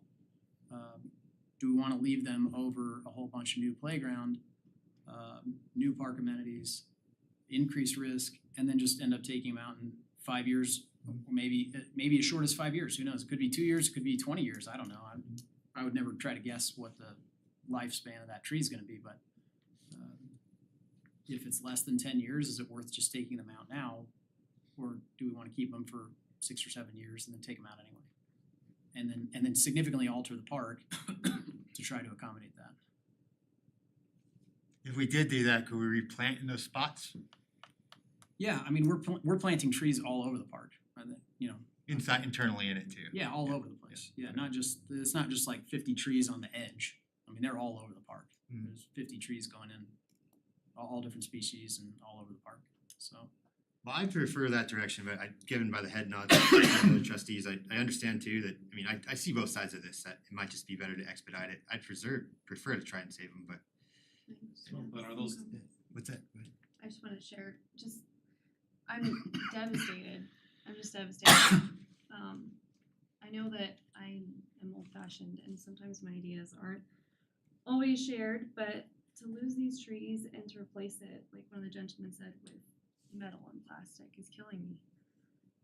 The original design that we looked at, they called it the tree house, the structures, and it really did imply that we were incorporating an organic, tree-ish park feel that's more all age, that can be enjoyed and feels with a nod to the historic park. And so I'm wrestling with this because I was already wrestling with it, and then I think the biggest thing is your expertise is spot on, right? We have to defer to you guys. You know what you're talking about. You're not wrong about the trees needing to be removed that need to be removed. I'm sad about the communication. that how we found out, the community found out, was by big X's on trees that are sacred. And we live in I love that we live in a special town that you can cause a fuss about trees, because it wouldn't be like that in another city, but in Berthoud, trees are sacred. And it's a historical landmark. So I just really wanna impress upon staff that these decisions that are changing historical areas of town that people have memories of, and it's a part of our blueprint and our fabric that other communities don't have.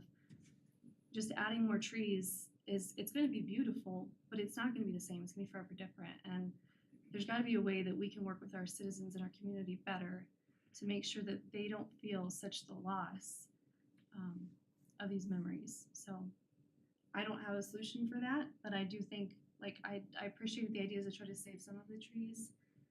I also understand it may not be feasible with the design, but I think we just need to understand the heart about why this hurts the community so much. Well, there was one other city that did save their cottonwoods. If you remember driving the last 10 or 20 years up Taft in Fort Collins, Taft zigzags all over the place and even has some medians in place because of some cottonwoods that are just out the Rocky Mountain High School.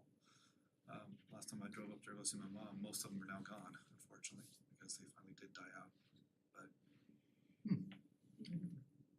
So how does the board feel? Go ahead, Administrator Kirk. Well, I was just gonna say, I think, you know, we totally understand everybody's position on this. Again, I think I'll stress, our goal was not to take out any trees. We prioritized space on the south side of the park and agreed that the 3 trees that we felt like were not in good health could be removed in order to accommodate parking and a drive access move north. And then we designed the entire park around the trees.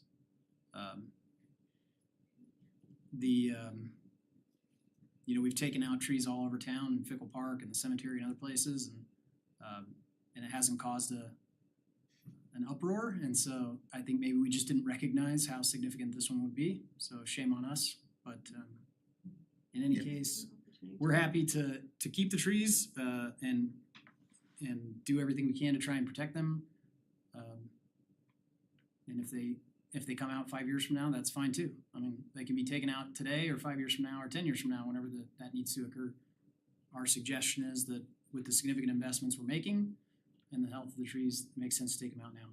If the board and the community disagree, there's no offense taken, and we're sorry we didn't address that with better communication more than 3 weeks ago. That's all right. Thank you for that. We can always improve. Same with me, so thank you. 80 years of birthday days in that park.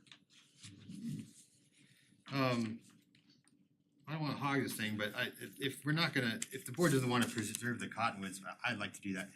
Maybe we could at least look at that Mr. Carspek's idea of trying to adjust this to accommodate saving the one tree. And I'd even like to push it onto the contractor, see if we can still incorporate a shade structure there. Anyone feel the same way, or? The shade structure around the tree. To the side, I mean, we were planning on keeping 4 trees, now we're not. That's a significant amount of space we might be able to crunch in. No? So anecdotally, I've lived with a cottonwood in my backyard for a while. You will never stop picking up sticks, ever. As our arborist said, you know, the branches are not light and they will drop, you look at it wrong and they'll fall. Depending on how it's planted, those root systems get vicious, like destructively vicious, and I'm not just talking like heaving sidewalks, but also getting into things, and it's very expensive.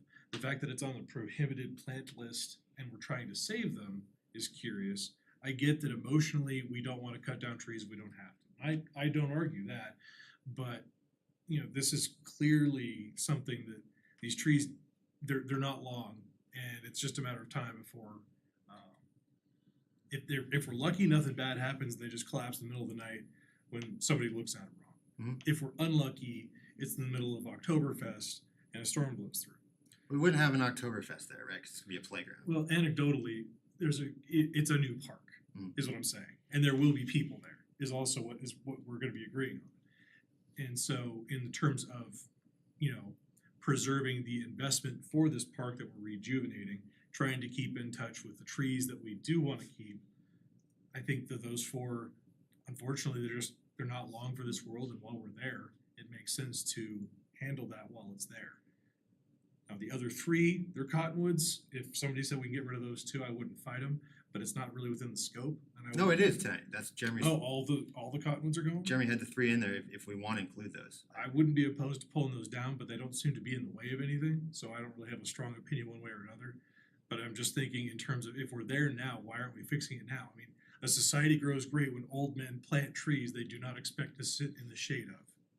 That's kind of what we're talking about right now. We're redoing a whole park, expecting to plant new trees that we might not get to enjoy, but that's the point. Mhm. These trees have done that job. They were planted years ago by people that were trying to be great for us, and they have been great. And there's no reason to say they're bad. It's just more of the fact that, you know, holding on to it for the sake of holding on to it, it just seems to be prolonging that difficult decision.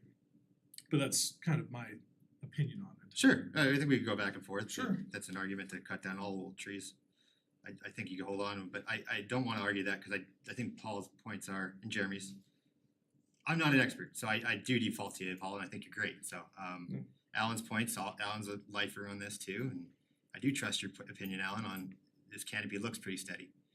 So it's a tough one. I prefer, even though you guys are worried about this as a safety issue, keeping the three that aren't under consideration.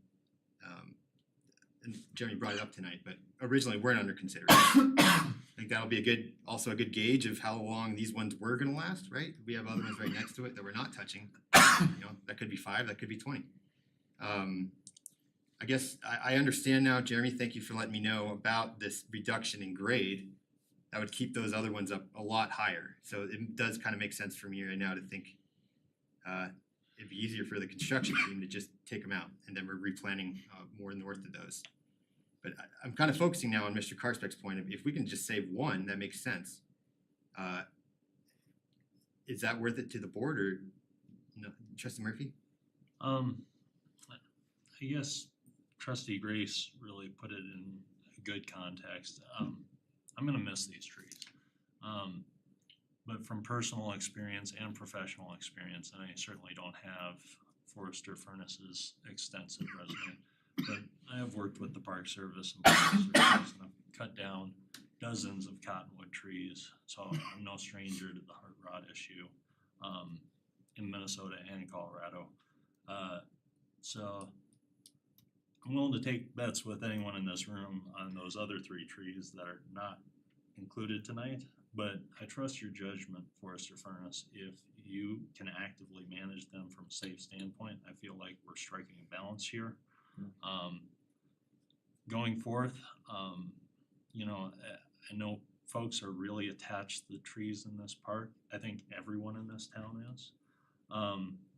But we're gonna be facing a lot of challenges townwide over the next few decades.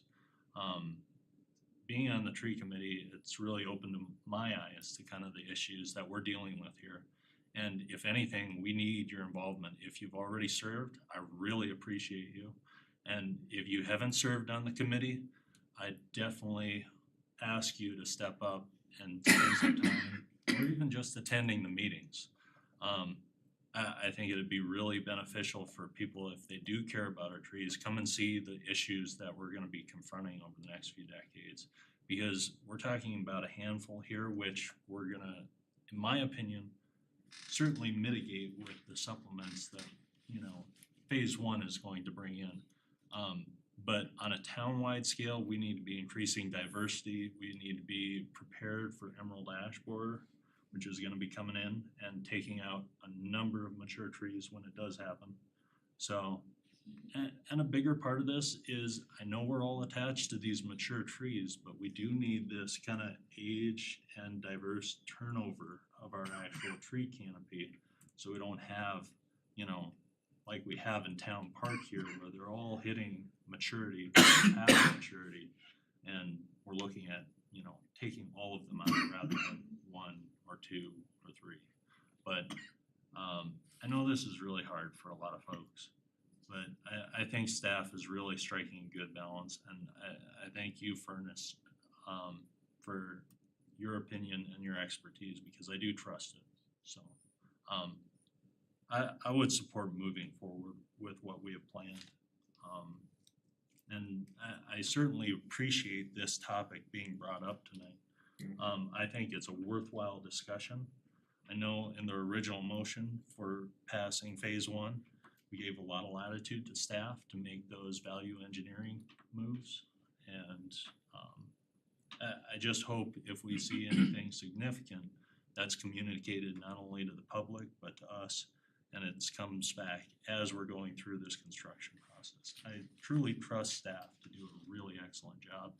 I think we can improve on communication as we go through this.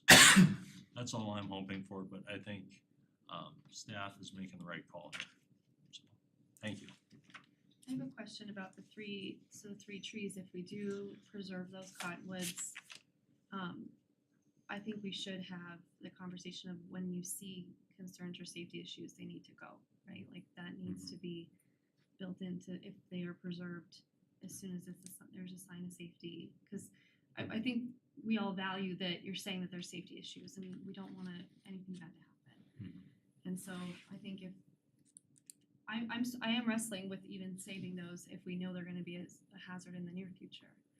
And Are you so talking about the ones that we originally tonight the three cottonwoods that are with the X's on them? are Okay. not as extreme Oh, severity, okay. but are maybe similar age. So the image I'm imagining is you have the blue. one for sure, and then there's the three red ones from your slideshow on the southern side, and then there's Can we just go back to three that? other the blue ones. Yeah, the blue ones. That's when I'm thinking of those. They should be okay. They don't show any signs of it yet, but they could be. I agree with you, Trustee Sarzelli. I mean, I like to keep them, but yeah, of course, that could be brought back when they are looking like they're ready to go. And I just wanna clarify too, I really think communication's where the struggle is. And I think the reason why this hit the public different is I think it was like a threshold moment where so many things have changed or so many like the pool being gone or so many things are changing so quickly that are sentimental and historic that this was kind of a breaking point. And so I think that's where more communication ahead of time, communicating the hazards, the majority of the community is gonna be on board with that. Even when the pool was communicated after the fact, we had a great deal of heartache.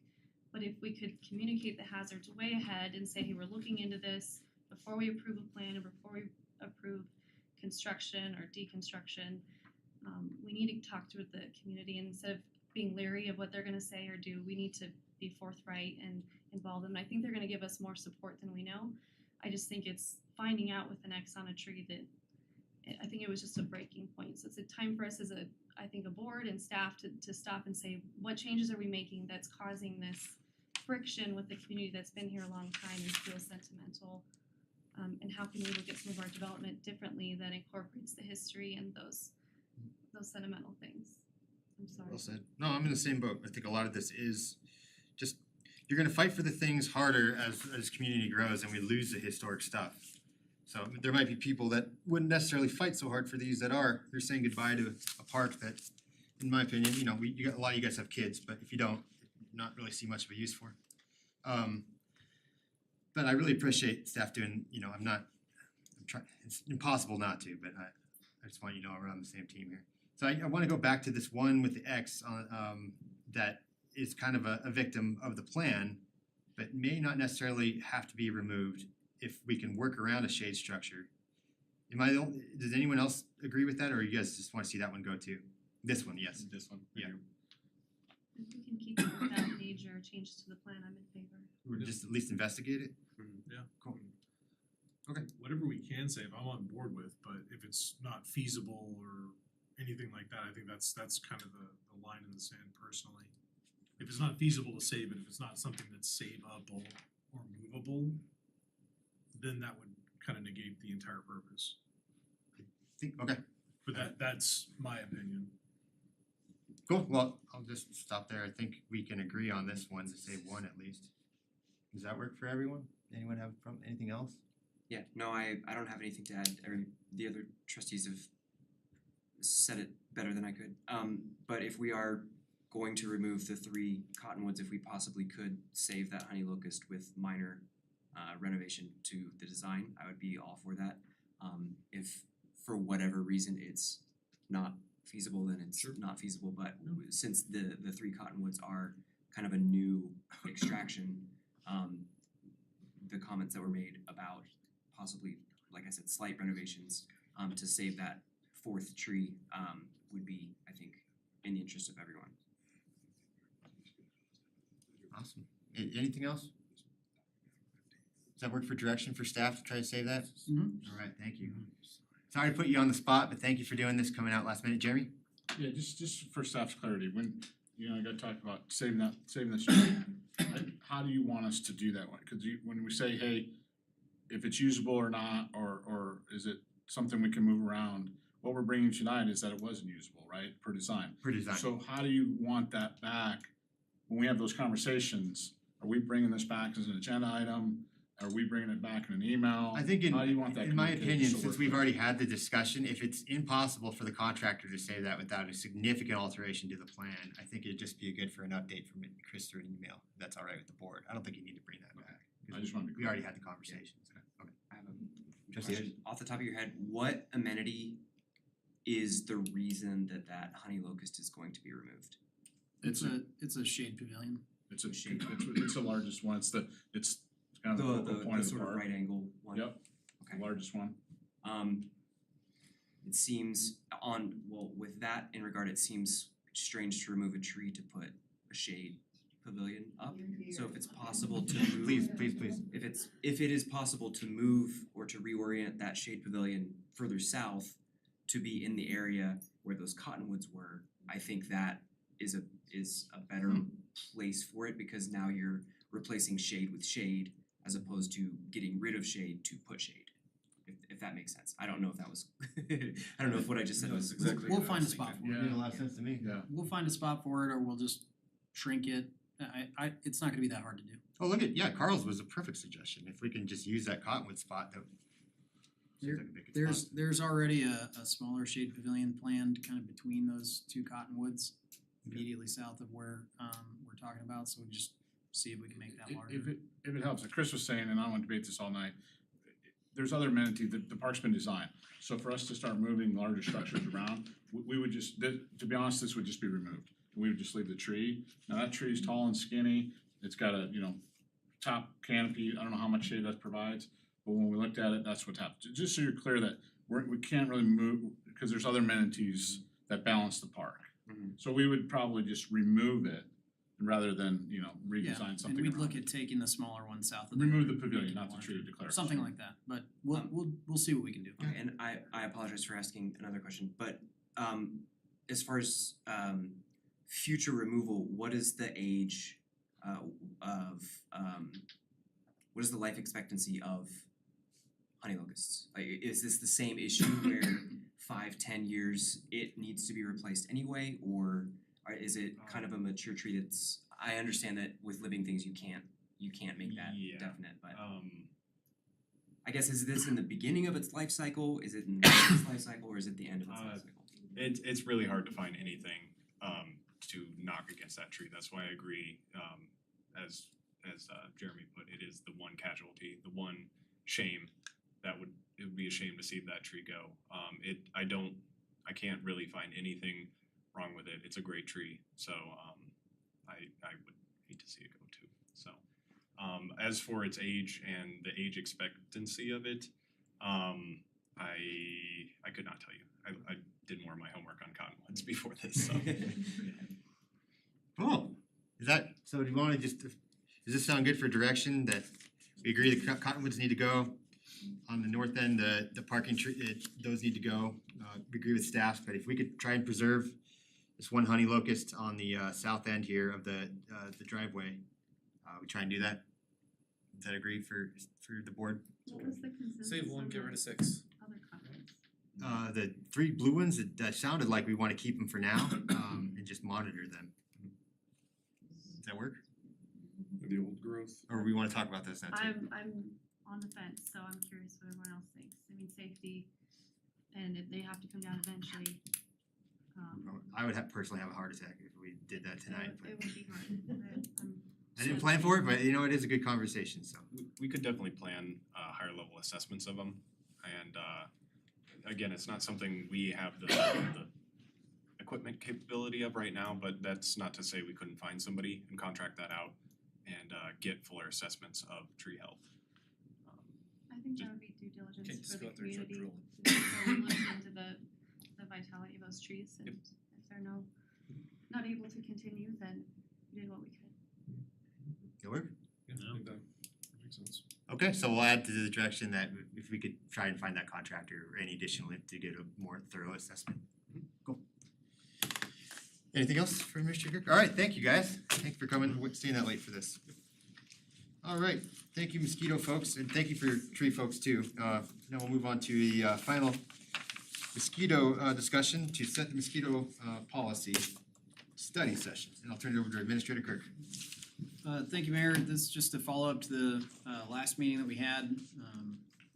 As you recall, earlier this month, the board voted to formally suspend the 2017 mosquito control policy and, or, excuse me, not earlier this month, in August of last year, the board voted to suspend the policy and go to 2 consecutive weeks of 0.75 vector index, at which point the board would hold a special meeting. We held a special meeting as a result of 2 consecutive weeks of vector index over 0.75 back in July. And then at a subsequent meeting, that spray was canceled. And the board asked us to put together a study session. As you'll recall at that meeting, I suggested that we needed to really define what the scope of that study session might be so that at least staff could try to find the information that may be of use to the board in making a decision that maybe we hadn't already provided. So we circulated a short list of questions. We got some feedback from the trustees. I put that summary in your packet. And so now our suggestion would be that the soonest we could do a study session would be next Tuesday on August 29th. I think given the feedback we received, there were a couple of comments about some additional expertise that the board might, sorry, excuse me, that the board might like to have available at that study session. But there was also comments that, hey, maybe we had enough information based on what we'd already seen, so I think the feedback was mixed there.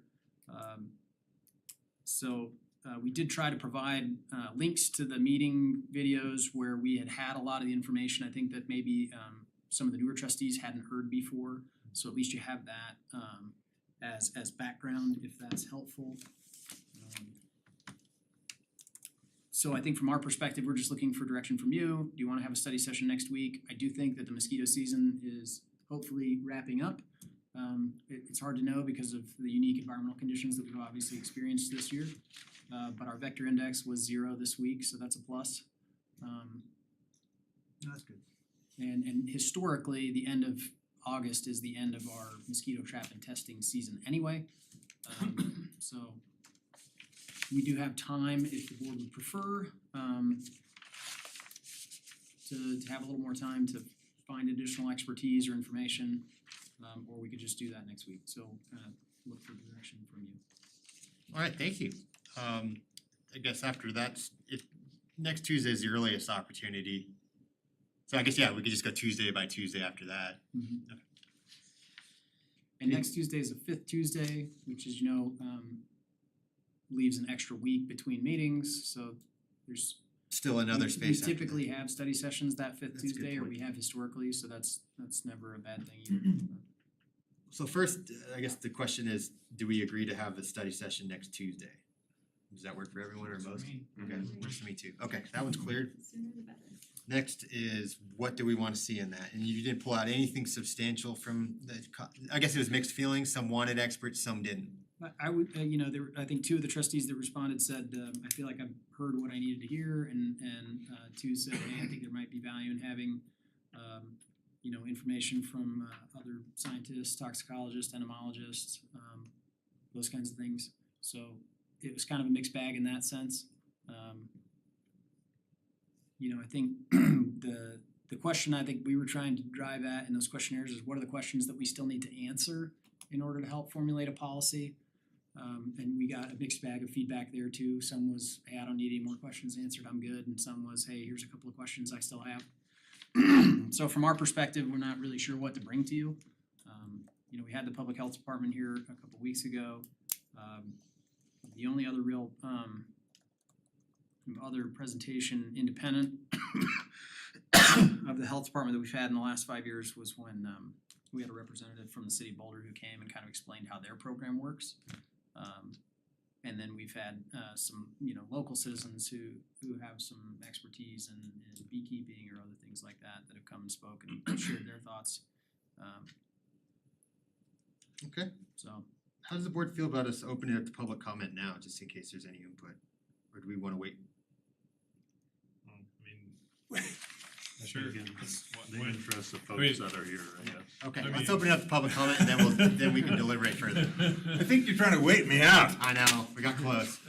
I'm Dr. George Garman, I'm a retired neurologist living at 782 South 10th Street, right next to the Dry Creek mosquito breeding zone.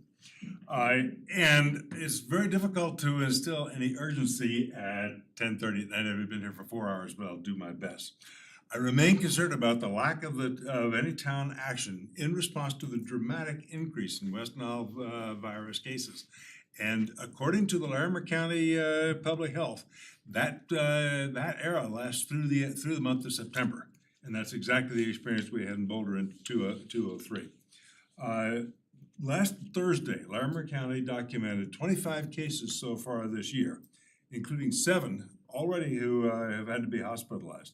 That's compared to a 10-year average of 23 cases during the whole season, and that season peaks at the end of August and lasts through September. We have to anticipate a several-fold increase before this year's season is over. You may also know, and you may not know, mosquitoes are the deadliest animal in Colorado. There were 20 West Nile deaths last year, even though we only had 15 cases in Larimer County last year. So this is serious in terms of death, but it's also serious in terms of disease. The board has discussed, though, concerns about environmental issues from spraying to reduce the mosquito population. I've passed out to all the trustees the little flyer. This is from Larimer County, but it was originally designed by the CDC. It's a write-up about truck spraying. And it's very clear that the risk to humans, pets, and crops is minimal. Beyond that, I've also gone through the lengthy chemical evaluation performed by the World Health Organization. I've given you 2 pages out of the 68 in that report. You'll notice that they specifically comment on honeybees. While the compound is certainly toxic to bees, their quote is, "There is no significant risk for kills of honeybees in normal use." They should also be aware that the applications of the spray are performed at what they call ultra-low volume, at times when the mosquitoes are active but bees are safe in their hives. These applications are designed to have a very brief persistence in the air, just long enough to kill the flying mosquitoes. Any tiny amounts that deposit on the soil degrade very rapidly. You have all received, I believe, the same letter that I got from one of the residents of the town named Beth. Beth survived West Nile virus in 2010, and she tells me that she sent her eloquent description to all the members of the council, but nobody who voted against this thing has taken the courtesy to respond to her. From my clinical experience, I can tell you that her description of this obnoxious disease was very typical for those who survive it. This is urgent stuff, which is why you want to take care of it before 10:30 at night. Just last week, the civic leaders on the island of Maui had the resources that could have been helpful, could have made a huge difference, but their lack of action is action that you need, exaggerated the tragedy. Displeasure of having to cut you off at 3 minutes. I call on the board to provide the basic public health reaction to control this epidemic now and get on with the spraying. Thank you. And just as a reminder, this is about stuff, we will have a study session on this as well, it's now next week. So I'm not saying, I'm just saying you have another opportunity, sir. And I certainly understand waiting 4 minutes and only get 4 hours and only get 3 minutes in return. So I just understand appreciate that, but I wasn't sure I was even gonna get that. No, you got it, and you got a whole nother week here too, so thank you very much. Is there others? What else wishing? Sir. And if you could also state your name. My name's Jeff Hoskin, I live at 1009 Gabriella Lane. And some of you guys have heard me speak already, last time about this subject. I have to thank Mayor Karspeck and Trustee Murphy for voting for spraying for the West Nile virus. The only reason I found that out was not through the Berthoud site, but it was through the CBS media that actually outlined it. The Fort Collins paper also covered this story. I don't know any of you guys. I know your bios because I got online and I looked at them. I certainly hope that there aren't any conflicts of interest with beekeepers and people on the board. I wish you guys would address this issue concerning the technological aspects of it, like you do broadband, trees and arborists, and all that. You know, there's a lot of information out there that's available concerning this subject. You know, I get this feeling that I'm watching a repeat of the 2019 and 2020 TV shows of denial. You know, there's not a problem. 20 deaths, that's not a big deal. Well, it's a big deal when people survive it and then have life-changing problems down the road. And that happens more often than not. You guys get the bad side with the numbers of people who die, but how many people survive it, you know, and have neuromotor problems and things like that. It's really hard for me to talk at this hour, you know. I should be in bed 2 hours ago. I got a dad in the ER over at Rocky Mountain Hospital. I gotta go pick up my mom. So, but you know, I sat out this whole thing for all this other dog and pony show, and just to show you guys that it is serious, and there's a lot of people out there that that feel the same way I do. I was at Hayes Market the other day looking for Rocky Ford cantaloupe. I turned the cantaloupe over, and out flies a mosquito. I think I'm gonna be shopping up at the King Soopers at 14th. Thank you. Thank you. Anyone else? Okay, this was not put at the end of the agenda on purpose by any means. We just had a lot. If we put generally our biggest public comment is through our public hearings. So having this afterwards, really there was no particular reason at all. So thank you guys for waiting it out. I hope you don't see the other issues, including development as a dog and pony show. I think they're all equally important. And again, we are going to be continuing to talk about this. This is just to talk about what we want at next week's study session. Is that correct, Administrator Kirk? Mhm. That's what we're talking about tonight. Okay. That's correct.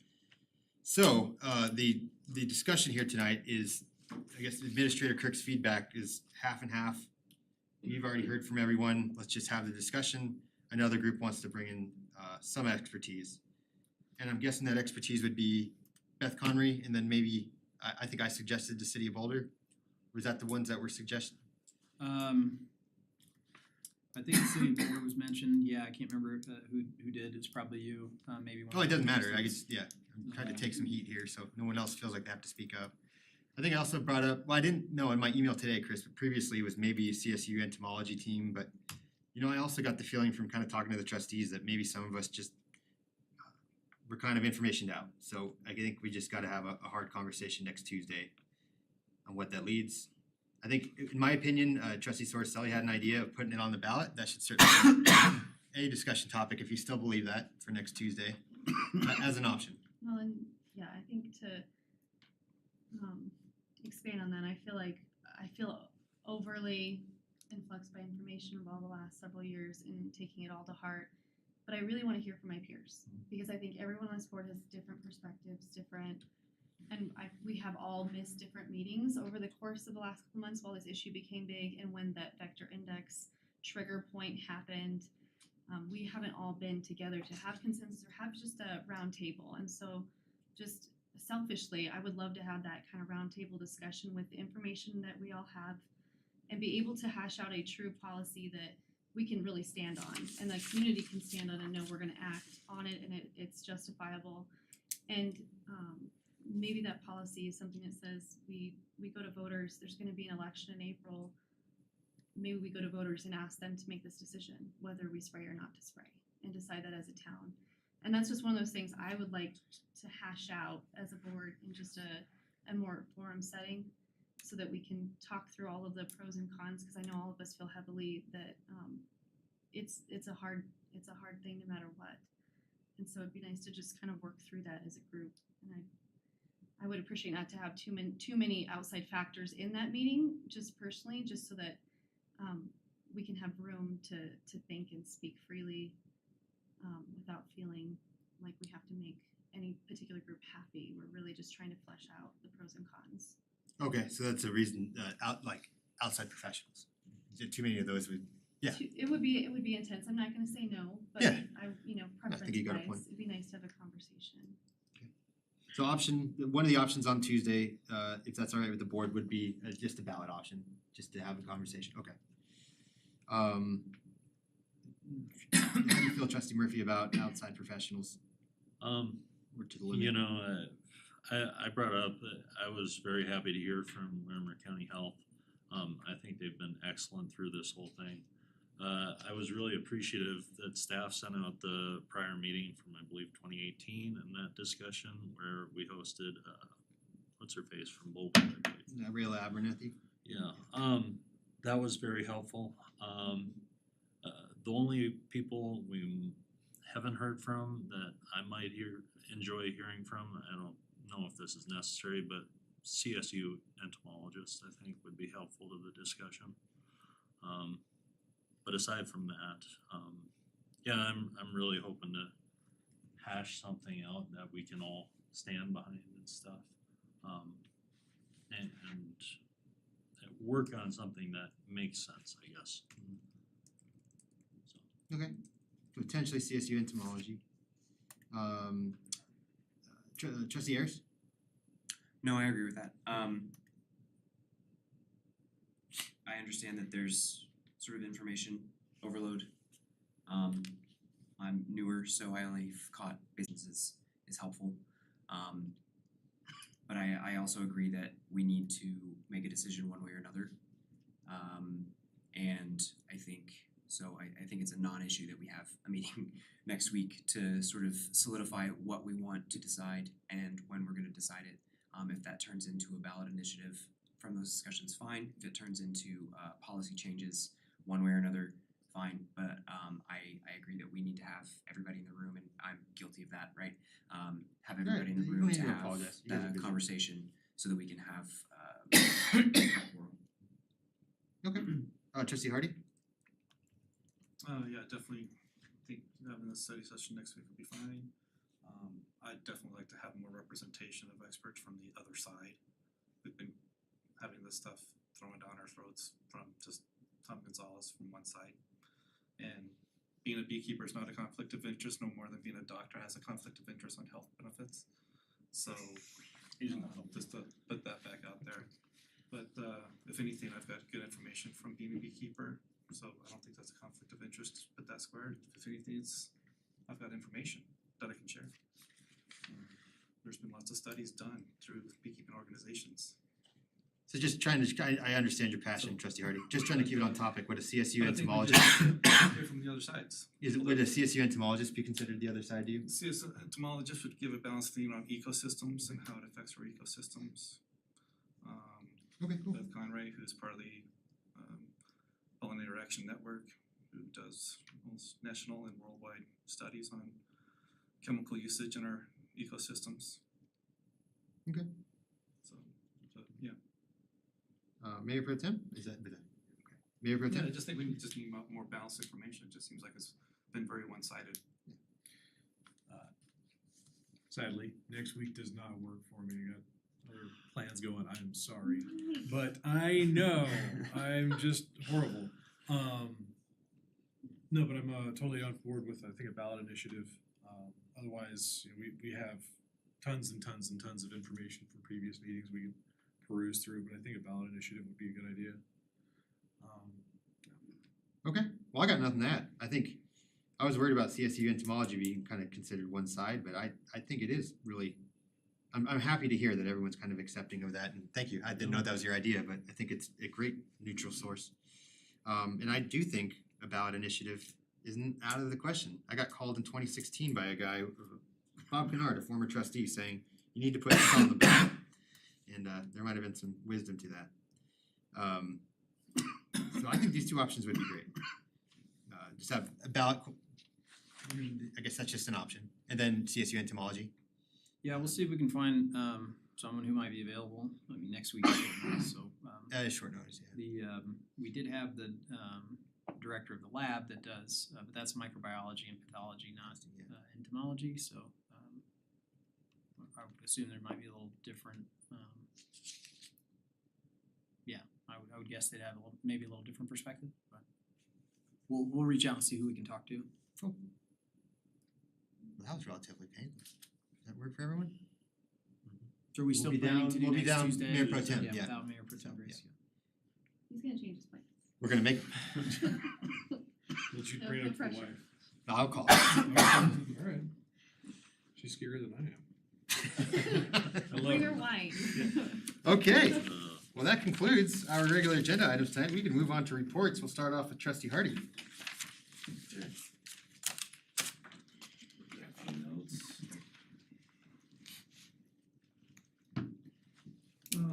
Question for the bike park opening. I know that a lot of concern, there's been parking, traffic.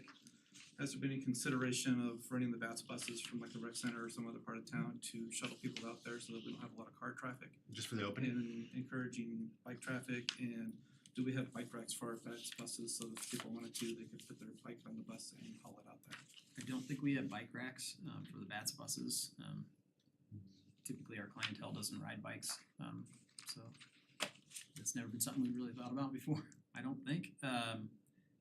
But yeah, we've talked about some alternative traffic arrangements. We're certainly gonna encourage people to ride bikes to the grand opening. We would still expect that there might be parking out on Meadow Lark, not in a narrow spot, but certainly in areas where parking's already allowed. So we felt like for a few hours on grand opening day, that didn't seem to be a significant problem, but And you warned residents of that too. I remember that. You were saying, we'll have overflow issues probably when it opens, which And is there's- true of the rec yeah. center too. And that's true of anytime we have an event in town, right? I mean, you all know that when Oktoberfest happens and Town Park, Birthday Day occurs and July 4th is parking all over town in front of people's homes and neighborhoods, and that's just what happens in large events. I was just wondering if maybe we could help promote parking at the rec center, and it's just a quick bike ride over. Sure. I really like the idea of trying to promote biking in some fashion. I know when we originally discussed, it was actually getting a bike lane to connect in there. I think there was some work with doing it interiorly, but yeah, maybe Too bad there's, not a trail across the south side of the lake there to zip over there real fast. I think one day we can do that, certainly. But maybe I'd like to be a part of trying to get some kind of push just for opening day to have a bike crew go out there, or a bike ride out there. Yeah, or for you. Maybe just I can have work with, we can work with Birthday Bike, with Ben. Yeah, like if we put a bike rack on a utility trailer that we tow behind a bus, then we could put bikes on the trailer at least, and Well, don't we have a bike racks out there? I'm sure we do, right? At the no, a bike rack actually on a trailer, so you can put bikes on the trailer and then bus people out there if they don't wanna ride their bike that mile. Oh, they gotta ride their bike. I know, it's not that far, but there's gonna be something, oh, that's so far to ride. That'll be me. My guess is people that aren't willing to ride their bike a mile aren't that excited about the bike park, I'm just, so we might I'm just not have trying a to think of problem worst there. case scenarios, you gotta take in the whole picture. Something to consider. Self-selecting. Yeah, Let's there talk might to be Ben. self-selecting anyway. I think Ben might do some flexibility there. But yeah, we'll, our marketing will be encouraging people to ride their bikes. I think the idea of encouraging them to park at the rec center and ride down the trail, you can take a trail over to Gateway Park Boulevard, then you'll have to get over on Tundra. But yeah, we'll absolutely include that. We in have our racks marketing. there at the park. Honestly, That might be something we wanna look at. I don't know. That's a I don't know if there's good real question. need, cause Yeah, I you'll mean, be biking you or go not. there to but- ride your bike, yeah. not to park it, so. But it might yeah. not be hurt, might not That's, hurt. it's a good question. I don't think that we included them because I think we just assumed if you brought your bike, it's because you're There going is to bike ride. racks out there. Nice, okay. I've Good parked question. my bike, I've parked my bike out there. There you go. Honestly, don't know. Cool, good points, Chuck. The other thing going further on BATS buses and raft, I was texted today by Ruth, I think, about the work group coming up. I haven't heard anything other, I think she said something coming up September 2nd. September sixth, The 6th. there was some weird scheduling stuff today, but I think we settled on September sixth from 1 to 3 p.m. Okay. The intent is that's with staff, but what I suggested to her via email, Mayor Carspek's been involved in that conversation. I know he'd like to participate. I'd like to, but I've been in many of these, so if anyone has any interest, I'd happy to step out, Yeah, so. 'cause I thought it was you and I that We agreed did the during first one one. past meeting that Yeah, we it would sounds be like you part have some interest, so if any other trustee don't feel bad at all, I'd be happy to step out if someone else can make that date. Fine with me. That was on my report tonight to ask if we could have at least one more trustee if Mayor Carspec joins, or two others, it's fine. What, it's 11 to 1, right? No, they asked, we said yes to 11 to 1, and then they immediately responded back and said, wait, how about 1 to 3? So Okay. So if any of you guys wanna do it, I'm happy to step out, or we can just add an extra person, it's not a big deal. What date? September 6th, I'm available up until 3 and then I gotta go. That's perfect. we'll keep a hard stop at 3. And then one more thing, let's see here, what was it? There was some chatter on social media about flags and signage in the parks about glyphosate or Roundup being sprayed throughout the parks. I thought we were using some more eco-friendly type pesticides for weed control in the parks. No, we use Vinegar products and things like that. no, we use small amounts of glyphosate and 2,4-D for selective weed control. We primarily use 2,4-D because in parks we don't want to nuke the grass, and glyphosate kills grass too. It's not a selective herbicide. And we spot spray. I mean, I think we use I'll probably get this wrong, but it's something like 1.5 gallons a year total in all of our parks. So we don't indiscriminately spray glyphosate anywhere.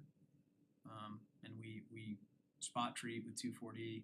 We do use some other pre-emergence and post-emergence, I think granular stuff, but Okay, I was just wondering how extensive that was and just kind of go back to our pollinator policy, friendly neighborhood policy that we did, in 2019. So, but anyway, yeah, just thought I'd ask about that and see how minimal it was, so that sounds pretty minimal and reasonable. it's pretty minimal in the grand scheme of things, I think, but we could certainly look at it again. We've looked at it several times over the last few years. Still like to strongly recommend that Parks and Rec use their best judgment in using eco-friendly products as possible, so. So we don't end up with racing stripes in the parks again like we did that one year. We just would've had the bike, we could've done a nice bike race on that, we could've had tragedy into triumph, if that, it's a perfect little course there. Magic Mike it. And I think that's all I've got for tonight. Alright, trustee Ayers? For the bike park opening, because it was specific concerns for that neighborhood about traffic at the bike park, is there gonna be an increased sheriff's presence there for the opening? To control some of the concerns that community had initially. I don't want the first event to justify their concerns. Get the sheriff's bike posse out. Yeah, Is that- I'll talk to Sergeant Williamson and see what we can do. Okay. I don't foresee any major issues, any more than we'd see at 4th of July or Oktoberfest or Right. or anywhere else. I'm just concerned that the first time Right, that it's good open to point. the public, it's So gonna be the first seen time as that there's the people worst. in that park, we're gonna get angry phone calls. Yeah. We've gotten a lot of angry phone calls just from construction vehicles. So. Sergeant Williamson can do a race. I can tell you that our bike team is already interested in being at the grand opening, so we'll have That's that good presence PR there. too, that Yeah. people can see, we have a good bike team, so. And there's been some interest from the bike team at having some community action. I think it's Douglas County has donuts and dirt jumps, so they wanna try to do something like that. They go Saturday mornings and spend time with kids out of the park, so there's also some interest in that from our. Challenge the sheriff deputy. This is good shape you guys are in, you just can't shake that donut thing, Yeah, I think that one's there to stay, so. Resonates with the public for better or for worse. So. Thank you. Great, no, it's cool to have that bike team out. The other question I had is, as I was driving by some of the new homes on the newer phase of Vantage, I'm concerned that some of those builds are looking pretty boxy. Are those new builds on the north end of the road there, that new construction, are they still following an older design requirement? There was a phase, I think there's so many phases there. I think the first one north of that road was a phase that we had approved prior to those changes. Okay, So and I think there's like 10 that houses might be the there. one you're talking about, Yeah, but I there's honestly can't there's like recall. 2 or 3 homes that are maybe a couple hundred yards to the east. And I was just worried because they just looked, No you know, facade. no facade facing Berthoud Parkway. So that's an older. Yeah, those were phase. ones that were approved. Do you know off the top of your head when, I should know this, but do you know off the top of your head when the new construction requirements are going to start being? They're already taking effect when they start being, I mean, they already took effect, you know, whatever. I just 18 mean months when ago, but those houses are going to Some start. of them are already. Yeah, my buddy lives in Right. one. Yeah, They some of already them have are one. already. Cause I have seen some of them that have architectural interest. I was just making sure that. Some of those are already being built. Okay. And Rivergate, that's one of them. outside of a handful of, there was an interior section, the ones that back up to the road are all supposed to be the new, that was a kind of a deal we struck with them. Yeah. The ones that backed up to the road were supposed to have enhanced architecture. Okay.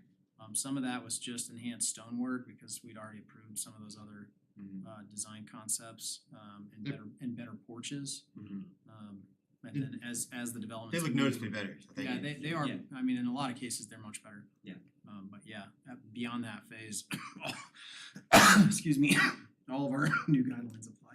Okay, thank you, yeah, cause the ones that I was concerned about are, they're interior, they're a couple streets into the development, And we so. did agree that the ones that weren't adjacent to that didn't back up to roadways or weren't on corners could, the interior ones in that phase could be the lower tier requirement. Thank you. That's all I have for now. Alright, trustee Murphy. I was gonna bring up landscape design guidelines. I sent those out, was looking to discuss those kind of with the board. I didn't get any feedback from y'all, which is fine. But I hope you reviewed them. I texted you back. Yeah, we talked about so you're trying to match the trees. Anyway, oh yeah, so the gist of it, Forester Furnace compiled the comments from the tree advisory committee. I think they should be added in their entirety. Some of the concern was having a consistent tree list. And I think the direction we generally wanna go is using Sofer Sparn's kind of design and graphic format as something that can be shared and shown on the website versus a simple Excel sheet. Just because there's additional, visual elements to that would be helpful for citizens and stuff. But our hope was to, I don't know who's coordinating with Sofer Sparn, but to get them implemented. Basically, the comments implemented in their totality, so the landscape architects can add that to their document, and then we can have one consistent list. That was our expectation too. When we brought the landscape design guidelines to the board the last time, you guys asked that we run them through the tree advisory committee.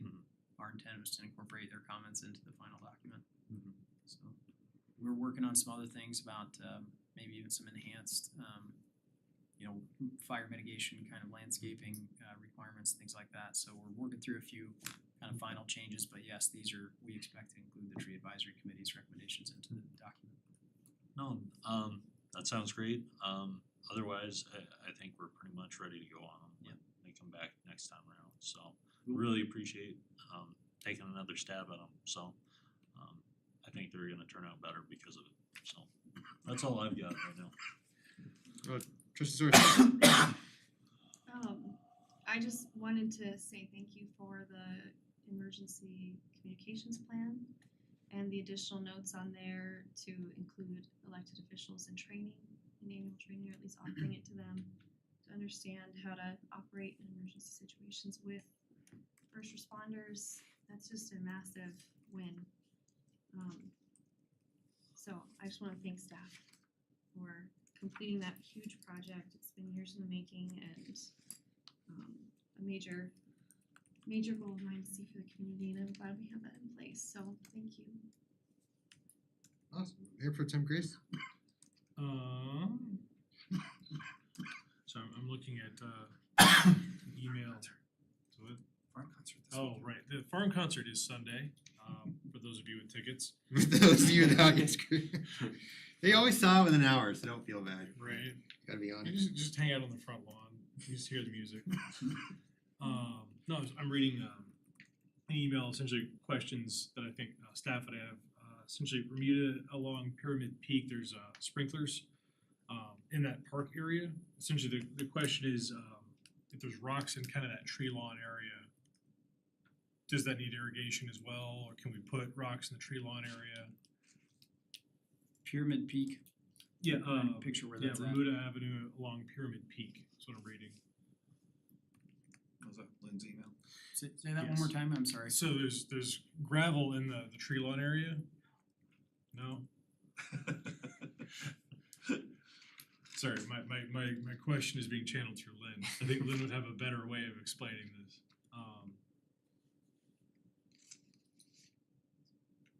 Well, Chris has got the email. Yeah, I I do? think so. I'm sorry, I honestly don't recall seeing it, so if I got it, I apologize.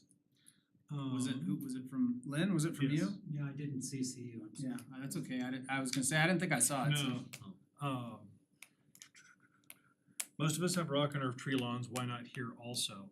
Not only are the sprinkler heads installed here, but they are very close together, although they alternate from the sidewalk side of the strip to the street side. I haven't measured the distance, but I would guess that it's a straight line instead of a zigzag, they would be about every 3 feet, seems excessive, essentially over irrigation. Why didn't you know? Well, they're Just probably come on, smaller. yeah, I don't understand this. I guess I didn't read that email. Is that the one that came out today? I read it as the heads being similar, so they're not spraying as far, so they're gonna be closer together, cause they're not spraying 5 feet across, so they don't need to be 5 feet this way.